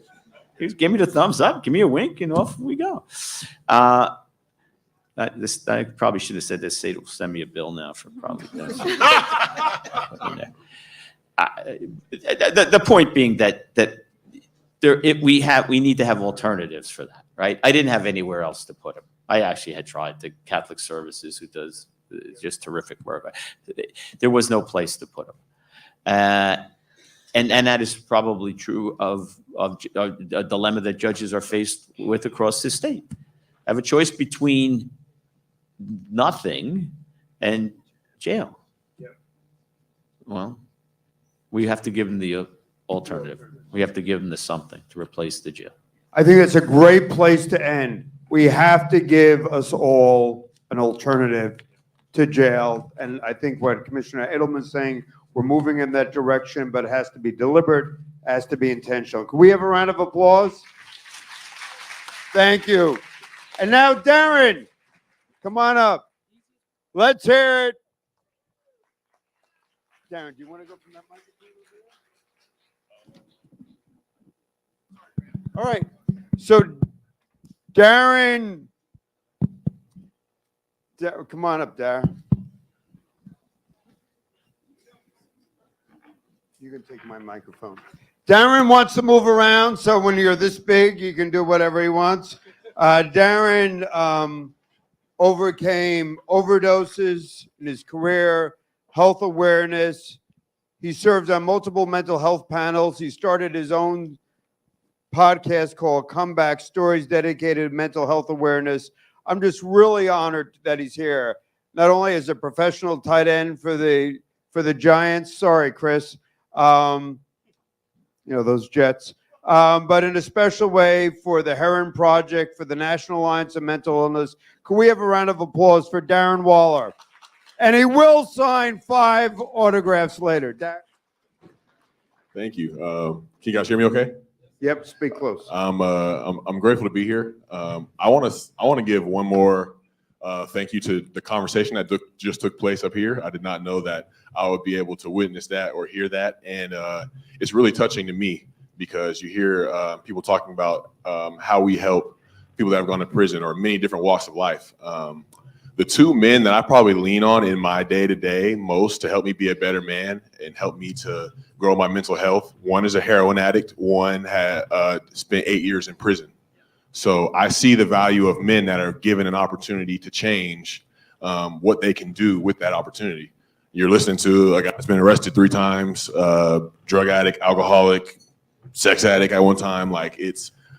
But somebody that needed, when given an opportunity to have a place to air out my truth, to speak authentically about my life experience, things began to change for me. So I'm grateful for that conversation that was taking place, and just thank you for having the conversation. Thank you guys for caring about issues like this, because I love the slogan up here. Mental health is everybody's business. I don't care who you are. I don't care how successful you are.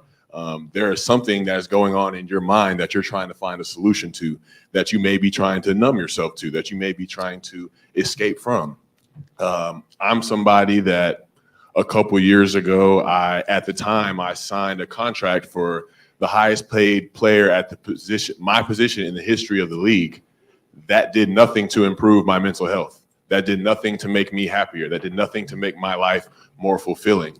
And I don't think external things can improve your mental health, but I do believe that your mental health can improve your relationship with external things.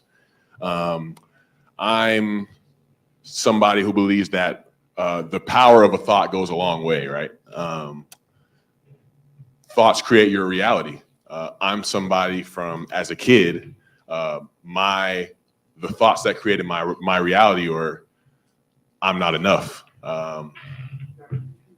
Yes, I can. I'm not enough. I am unlovable. I am unworthy. And these were stemming from my experience growing up. I'm a very sensitive human being. I was a sensitive kid. I was also, like, you could qualify me as a nerd.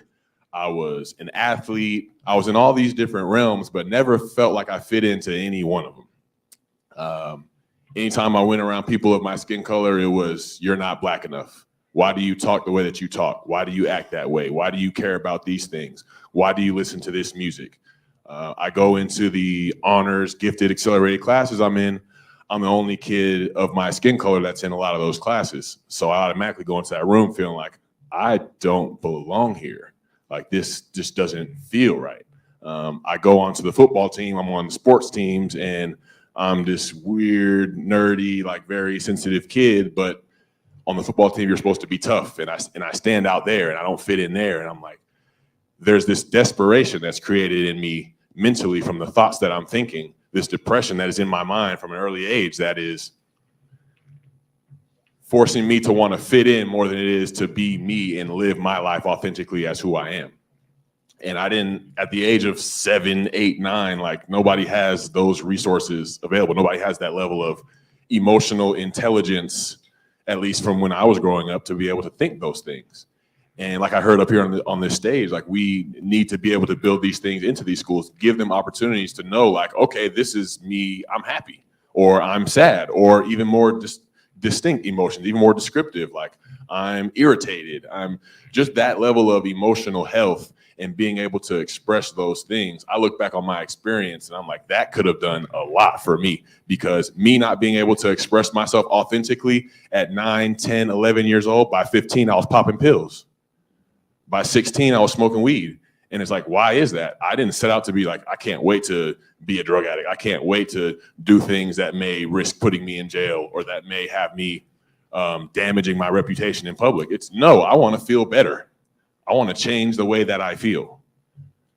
And I look at people from all different walks of life that have done those things, or that have, or the kid that grew up in the streets and that ended up being a member of a gang, and you're judging why his end result is a certain way, but he didn't really have another choice. He wanted to fit in with the people around him. He wanted to be connected with the people around him. He wanted to find a way just to take a deep breath and feel like he was accepted and welcome. And the things that he did to try to get that outcome maybe were not things that we would sign off on or teach our kids, but man was doing the best with what he had.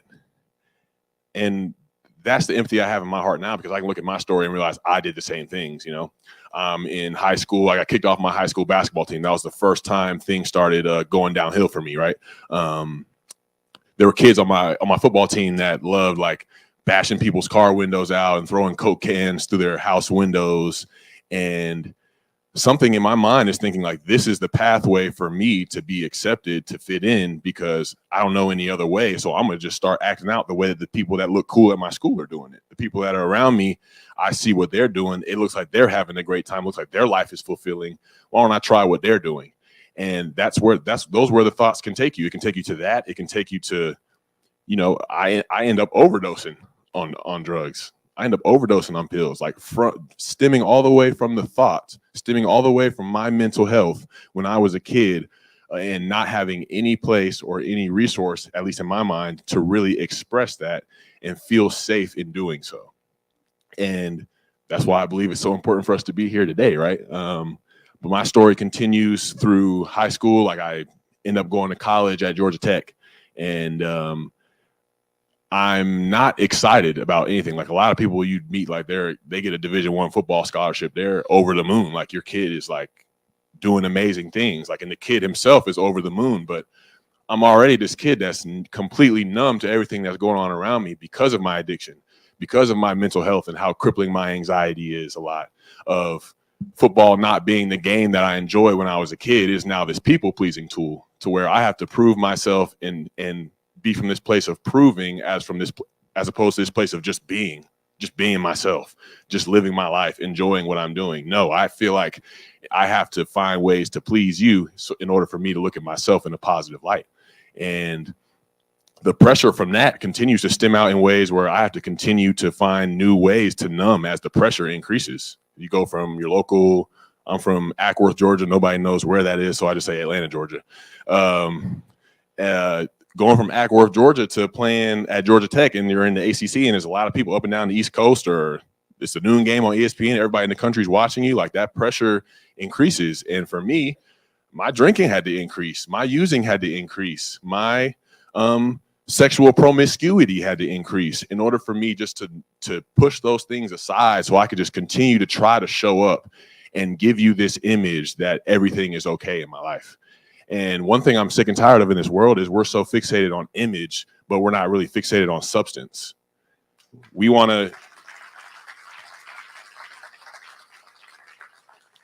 spend so much time showing people an image, putting our highlight reels on Instagram and showing people we're okay, but we get in that car and we driving home from work and we're miserable.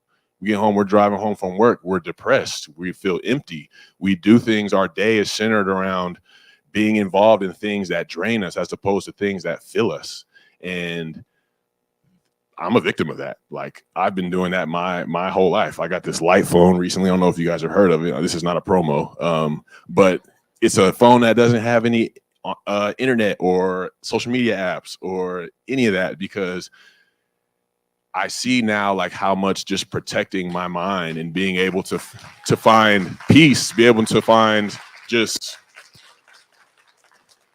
that time to just stop and be like, is this the life that I want to live? Is this how I want to be feeling? Is this how I want to be thinking on a day-to-day basis? And we don't give ourselves time to stop that much. I know, at least for me, like I was so gung-ho on like just trying to be successful, you know what I'm saying, fitting that image and maybe going to the league one day, that it was never about, man, is this what I want? Am I becoming the man that I would like to become in the process? And that answer is no, because in those times in college when I was getting in trouble and my parents wouldn't give me any money because they knew the money was going to drugs, like, let's just be honest, I resorted to stealing to get money from places on campus, whatever it was, textbooks, whatever it was, beer from Walmart, like food, like whatever it was. Like, I resorted to these behaviors that were so beneath the man that I knew that I was and the man that I knew that I could become one day, because the way my mental health was set up, I was willing to compromise the long-term growth, the long-term wisdom, the long-term integrity for anything short-term that would just give me a feeling, for anything short-term that would just give me a release. And so there's this cloud and this shame that just follows me everywhere that I go. On the football field, anytime I line up in my stance, it's not like I'm about to go make a play. It's like, fuck, I hope I don't drop this pass. Because when you don't have trust in yourself, respect in yourself to make choices that are in alignment with integrity, that's going to follow you everywhere you go. It's going to follow you to your job. It's going to follow you to your relationships with your family. It's going to follow you to your relationships with your friends, to what you do behind closed doors. Like, it's going to go everywhere.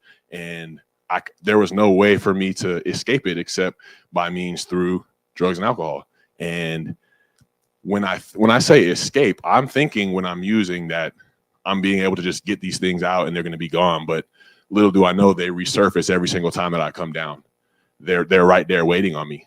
And without proper mental health resources or skills or just simple tools that I can apply to my day-to-day, I'm going to spend my whole life stuck. When I think I'm avoiding something and I just look like a hamster on a hamster wheel, just running, going nowhere, my issues are still there. My potential is still unfulfilled. My ability to show up and be my best self is unseen because I can't find a way to break free from these chains. I can't find a way to break free from these things that just have me shackled, that have me exhausted, that have me just distraught with my life.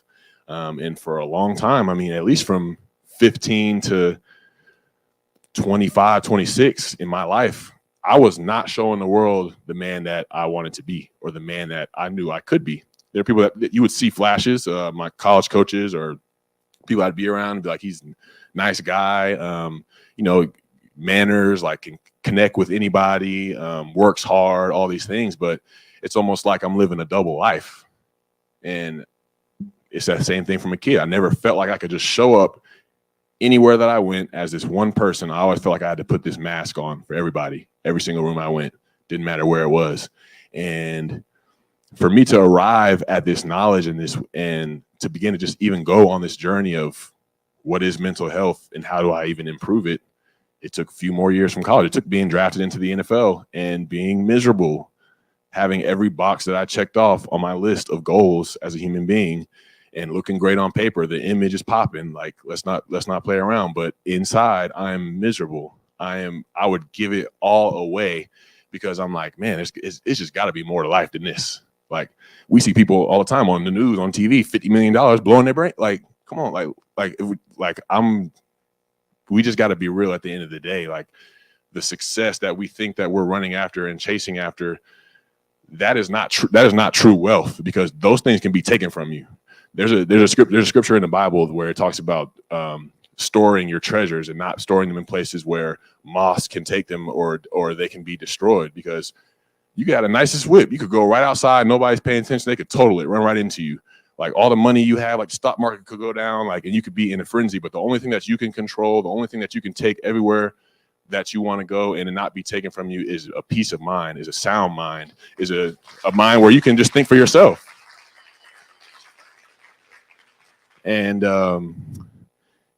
it takes crashing and burning sometimes like me to realize things like that. It takes getting all this money. It takes having this super nice home. It takes having all these things and just sitting there sometimes and being like, I wish I had somebody to share it with. I wish I had deeper relationships where I could tell somebody what's going on in my life and feel love that way, not just feeling this false temporary love of me just pleasing somebody through the things that I do. Because what happens when I can't do the things that I do anymore? What happens when my football career is over? What happens when I'm not that guy that everybody knows me as?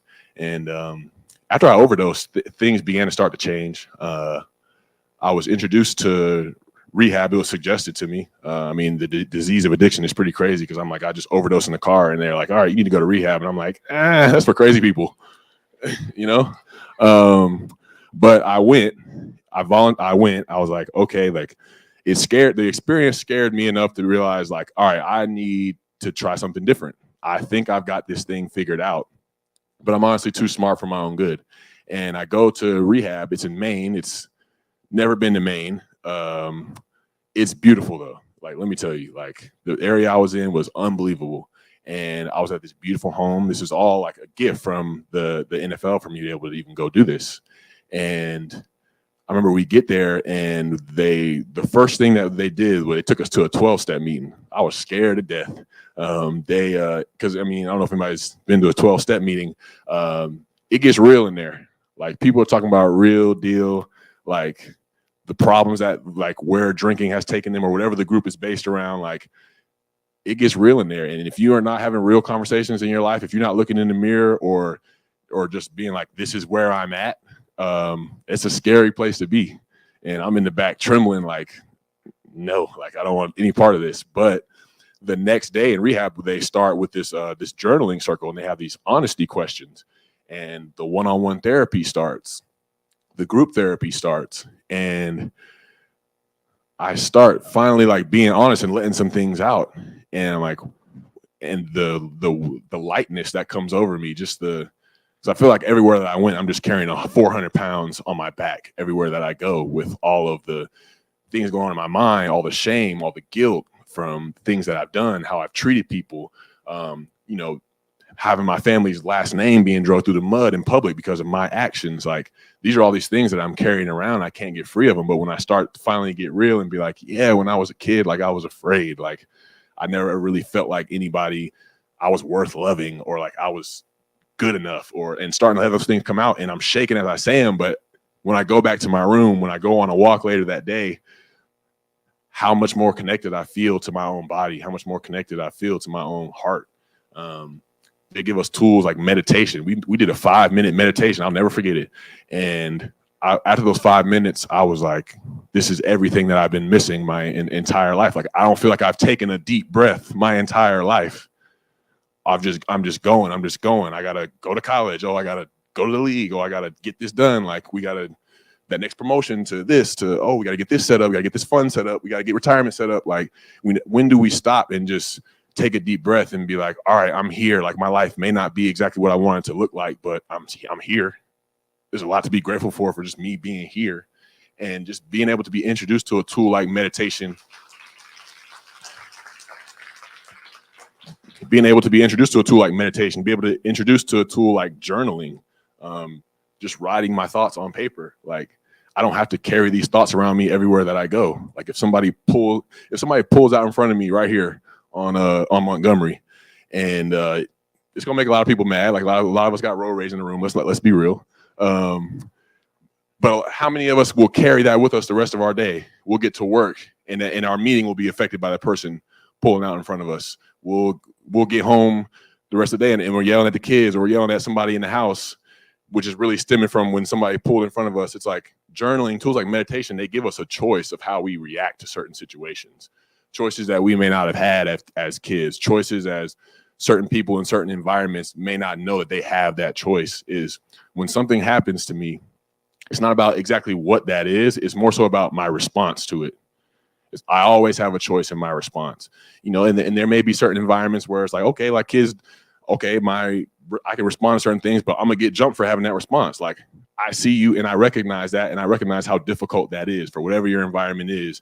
The fact that you feel like you couldn't make a choice because there were repercussions like that, abuse, whatever it may have been, I recognize that. But as we grow, we always have a response, and it's simple things. I've seen how the mental health and meditation and journaling, those things just pay off in my day to day.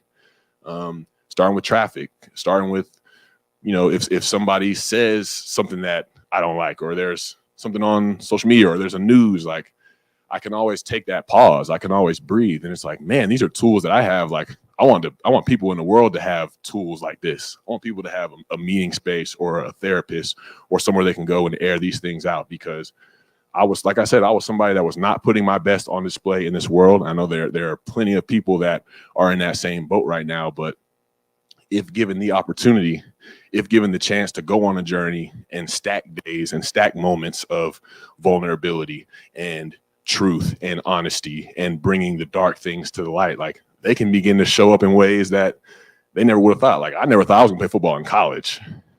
Like, I thought I was applying to colleges on applications like a normal kid, going into my senior year of high school. I didn't think I was going to make it to college. I didn't think I was going to play 8 years in the NFL. But the difference was not necessarily my skill level. My skill level was enhanced by the way that my mind changed, by the way that, okay, like, I'm a bit able to attack things from a mindset of not necessarily so worried about the results or getting somewhere or why I'm not somewhere, but focused on my process. Like, okay, like, it's going to take 300 something days. Like, when I got suspended from the league for a year and change in 2017, got reinstated in 2018.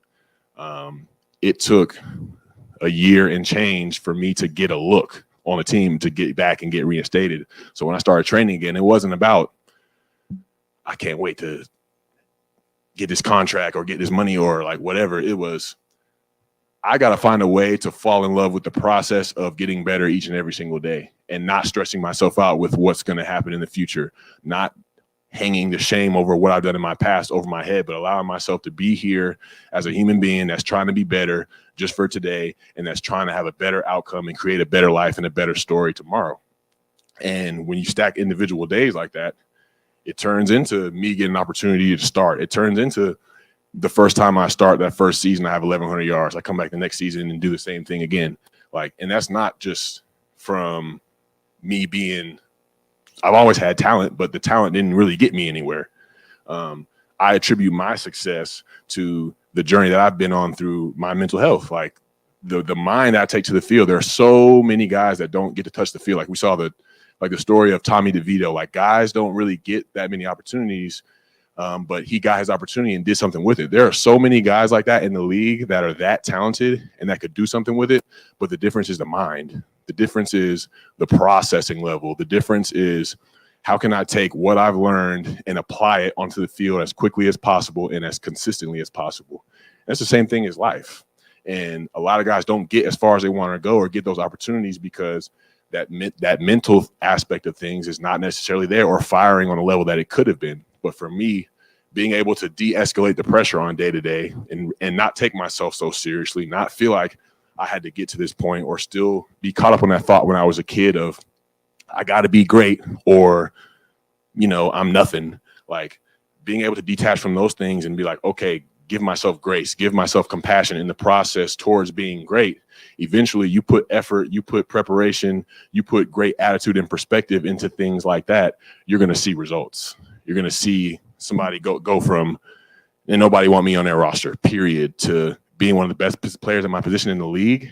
That's not just exclusive to me. That's for everybody. That's for everybody, no matter what their walk of life is. If given an opportunity to improve, to change their perspective, improve their habits, we can't put a limit on anybody. We can't put a limit on anybody, whether they've been in prison for 8 years, whether they've been a heroin addict, whether they've been on oxys, whether they've been drinking their whole lives. Like everybody in this world has an opportunity to present something in a way that nobody else can do. Only you can do it. Only you can provide that gift. We've already got enough of everybody else. We need you exactly as you are because you provide immense value. And if you need an example, just look at me. Thank you. All right, just want to see if anybody give it up. Come on. There you go, Damon. There's Gloria. There's Damon. There's Rev. Can we put him to work? So, 2 questions. Anybody have a question for this great young man? Oh, you already had a question later. Anybody else? Anybody question? Yeah, or right there. Oh, got you. Hello, Darren. My name is Quadia Porter. I'm the executive director of a nonprofit called Brothers Building a Better Nation. And in our organization, a lot of young men struggle with complex behavioral health issues or traumatic events in their lives. You talked a little bit about your ongoing recovery right now and how you're able to just take things day by day. Could you go a little bit about when you was a teenager going into college and how and what resources or lack of resources there was out there to kind of help prevent, I guess, some of the things that was going through? Me going into college, I was like, my addiction was taking off. So I was all about numbing everything that I was feeling. I knew I was feeling all these emotions. I didn't like the way that I was feeling. I didn't like the way that I was living at the time. Extremely anxious, very depressed, and just feeling shame for being depressed because I have all these great things in my life. Like, why am I even depressed? Like, what is going on? And just wanting to drown and numb all of that out. I knew back then at the time that they had like a sports psychologist, and I've heard them at the time mention some resources about a counselor, but for me, I wasn't ready to hear that. There was a guy, his name was Chris Herron. I don't know if you guys are familiar with him. He has a story, and he, had a story about the same pills that I was using. He came in and spoke at Georgia Tech twice, and I left both of those probably and went and got high right after because I wasn't necessarily ready to receive it. So there's an element of people on their own journey needing to arrive at the place whenever they need to arrive at it. But I'm grateful for the conversations that are taking place to where guys are taking that step and saying, all right, let me go see this person. Let me go see this counselor, because it's not necessarily about, it's about more what you can gain than what you lose. Because you may lose, like, oh, if somebody in your clique hears about you going to see a psychologist, they might be like, what are you doing? Like, it may hurt your image, but what you're gaining is something much more. You're gaining those resources. You're gaining that ability to just take a deep breath and realize that you don't have to carry these wounds and these issues with you your whole life. There's a path, there's a solution. It's not going to be easy. It may be a lifelong process, but there's a life where you can just take a deep breath and enjoy your experience, which I didn't think was possible when I was about to go into college. So it's just getting guys to, think that kind of stuff is cooler. And that's why I'm willing to say whatever I need to say, do whatever I need to do to be able to do that. One last question. All the way out there. What was your guidance? Wait, no, one last question. Go ahead. Lady had her hand up. Can you tell us a little bit more about the Darren Waller Foundation? Yes, I can. The Darren Waller Foundation, founded in Las Vegas, Nevada. I was a member of the Raiders. Thank you. Started in Las Vegas, Nevada in 2020. And from there, we've raised and spent over $1 million in giving people scholarships to go to treatment, which has been, the 30-day stay, and which is now expanded to not only 30 days in treatment, but sober living afterwards.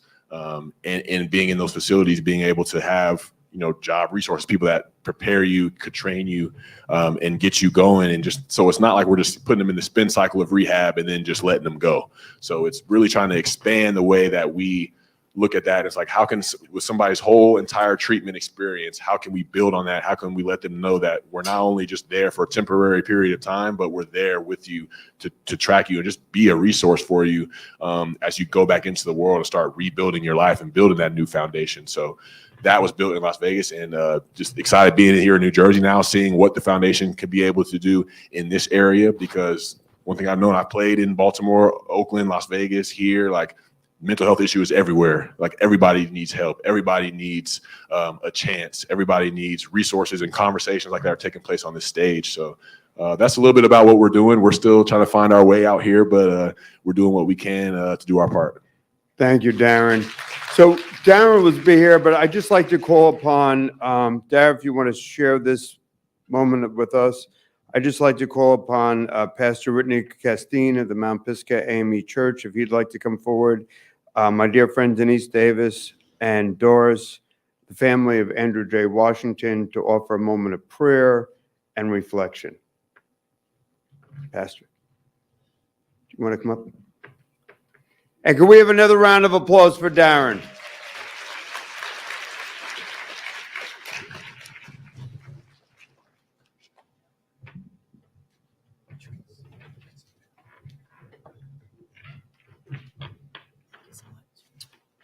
Pastor, do you want to say a few words first?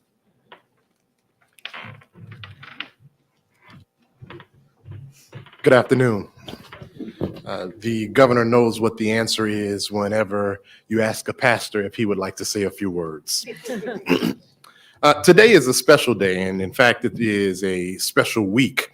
Certainly for those who prescribe to the Christian religion and the Christian faith, this particular week commemorates Jesus Christ's final week on earth alive.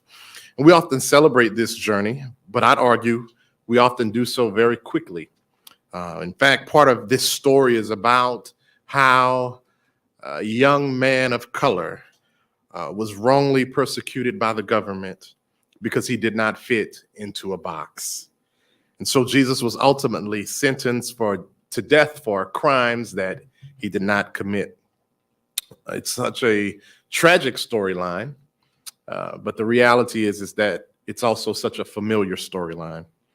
Can you imagine the humanity? Can you imagine how it must have felt? Can you imagine the thoughts? Can you imagine the weight that was on him as he carried the weight of humanity upon his shoulders? And today, that story and that timeline, we celebrate and honor Holy Thursday, or Maundy Thursday, where Jesus invited his closest disciples to a table to have a meal together and to speak of his coming death. Later on, after dinner, he washed his disciples' feet as a sign of honor and humility. For those who've been navigating the realities of mental illness and of mental health awareness, you should know that there is still room at the table for you. You should know that this invitation still stands, that there is nothing that you've done, no feeling that you have, no burden that you carry that will rescind this grand and great invitation. And no matter how low he ultimately has to reach down, Jesus will still reach out and find ways to provide you with relief and revival. We've also obviously come to commemorate Andrew Washington of Jersey City, was shot and killed by Jersey City police on August 27th while they responded to a call as he was dealing with a mental health crisis. His death brought further awareness to those navigating mental health issues, and his family, including his aunts, Tony and Denise, are also here with us. And we note again that this conference is cemented and organized in his honor. Before having them to share, let us just take a few moments of silence.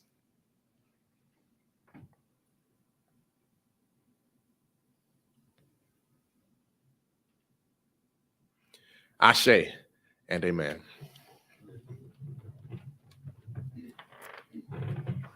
Good afternoon. This is an amazing conference. I learned so much, and I'm so grateful, Governor McGreevy. Thank you so much. I'm going to read something that I written last night. I had planned to read, and it was so much I learned today, in regard to mental health, so many levels of it. My family and I would like to express our gratitude to Governor McGreevy for the mental health crisis and the memoriam conference and the memoriam for Andrew Jerome Washington III. Drew's tragic death has been a profound impact on our family and our community. The journey toward justice for Drew has been filled with both highs and lows. One of the positive developments has been Governor Murphy's signing of the Bill A-4250, the Seabrook Washington Community-Led Response Act. However, there is still much work to be done. We are eagerly awaiting the Jersey City Council members, Mayor Phillip and the Public Safety Director Shea, to establish and implement a Jersey City RFP for Crisis Mobile Response Team. I want you to know, when I was hearing about the Arrive Together today, I didn't put this in my speech, is the fact that they did not establish that, and I think in 2022, in regard to the Arrive Together. I don't know if it would have saved Drew, but I feel that that was something that they should have implemented.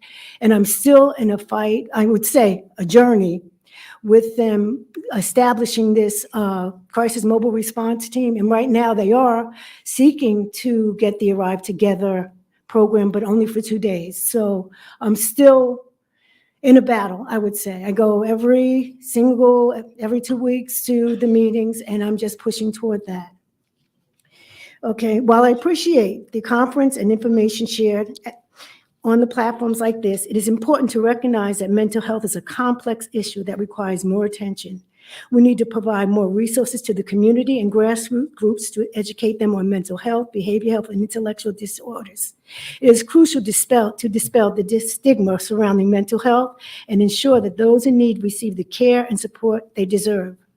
Moving forward, I hope to see more forums, workshops, community gatherings aimed at providing information and resources on crisis and trauma. Knowledge is power. And by increasing awareness and accessibility to mental health resources, we can prevent unnecessary incarceration or tragedies like Drew's. Let's come together as a community to support one another, recognize the signs of mental health issue, and know where to seek help. Let us look toward a future where mental health is not stigmatized or criminalized, but instead treated with compassion and understanding. Mental health is not a crime. Justice for Drew. Thank you.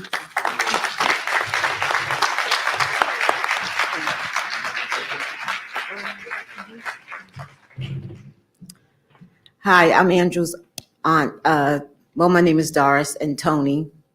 People call me either one. However, I just wanted to add about my nephew. Drew had suffered mental illness for over 27 years and basically lived in the same apartment for years. And when we called the mental crisis unit. However, no one from the mental health community showed up. It was the ambulance, and then the police was called. I think when we talk about mental health and mental health crisis, we need to work on having the right people show up. So forums like this is very important, but we have to put the resources out there. We called the Jersey City Mental Crisis Unit, and that was the only recourse we had to call. That's who we were told to call. I was calling them since July because I saw him spiraling into his mental health crisis. So once they showed up, the ambulance, but not a mental health person, no de-escalation, the police were called. And when the police show up, they show up as he was a criminal. So then he ends up getting shot and killed. I just ask that we do more for mental health. Stop the stigma, give people recourses. We don't want a family to go through what we're dealing with right now. It's very hard. Even driving past the house, and we all lived on the same street. So it's a lot we're dealing with, but I think people should have a place or someone to call, someone to, or some resources that are out there and not the stigma. And please make sure our law enforcement are trained appropriately, or have people in those departments that can come out for mental health people that are suffering from crisis. We're seeing so many mental crises throughout our country right now. Unfortunately, quite a few of them, especially with people of color, end in death. And something needs to be done, and we need to do it now so families don't have to suffer like we've been suffering.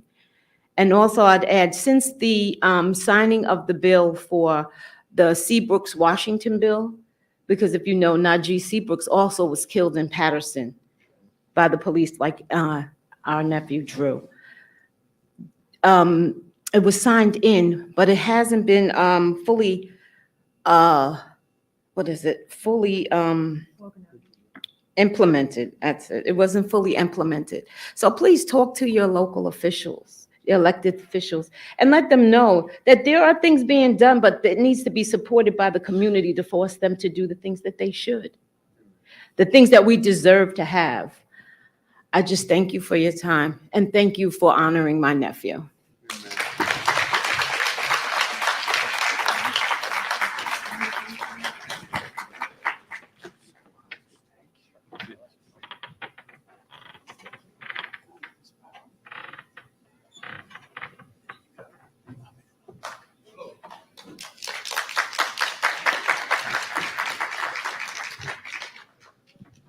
So we heard from Reverend Castine, and I don't know how this happened, but Reverend Darrell Griffin is going to do the concluding benediction, and just, you know, I thought having Reverend Castine, who's AME, would be good, but Lacey Ann said, no, you have to close it out with a Baptist preacher. I don't know why she said that, but I just don't understand that.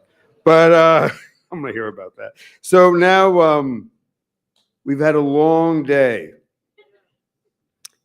And I just want to say thank you to all of you.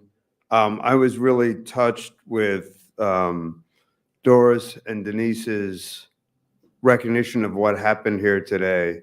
I know I feel I've learned a lot about what we're doing right and what we're doing wrong, and what we need to do more of and what we need to do less of, and calling us out in prayer and sending us on our way during this time of prayer and Judaism and Islam and Christianity. It's a time of reflection, a time of awareness, a time of forgiveness, a time of transformation.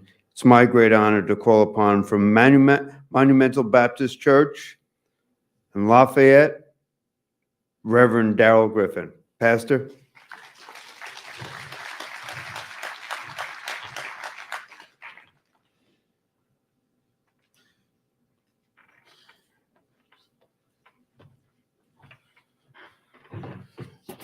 Good afternoon, everyone. In the Christian faith, as Pastor Castine said, that this is what we know to be Holy Week. However, there is one scene from Golgotha's Hill, they called it, Calvary, where there was a man who was on the cross next to Jesus. That the question comes that as he has been sentenced to death, he makes one final plea where he says, Jesus, remember me when you come into your kingdom. One of the questions I've always had is what preventative services existed for him? How did life get to such a place where now he is being sentenced to die? And yet Jesus, with love and kindness and care, makes this promise, says, today you'll be with me in paradise. And because this great example is before us, it does encourage our hearts to let us know that everybody deserves another chance. And so as we go from this place, as we've learned such great information that needs to be implemented, that we go into the world realizing everyone deserves another chance. Because truthfully, you and I are people who have been given another chance.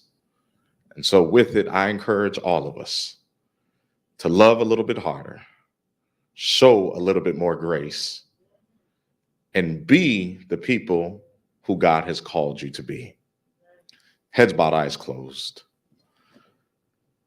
God, thank you for this day that has challenged us to do better, this day that has encouraged us to love a little bit more, but also has enlightened us to the challenges that those on the margins of life face. God, we thank you because you continue to give us another chance. So Lord, help us to give others another chance. God, help us to love a little harder because, Father, all of us have faced issues at a time or another. And yet, by your great love, we have not been consumed. Now, God, allow us to implement this information. Allow us to share this news with others. But also, Lord, allow us to reach out to each and every one of us, each and every one of your children, to extend a hand of help so that they would be able to live another day. God, thank you for each and every person represented in this room. Thank you for the organizations and the families and the communities they represent. But Lord, help us to become one so we can show the world that, Father, that love still wins. Thank you for being with us. Thank you for answering this prayer. And it is in the name that I adhere to, Jesus the Christ. And the people of God said, amen. Amen.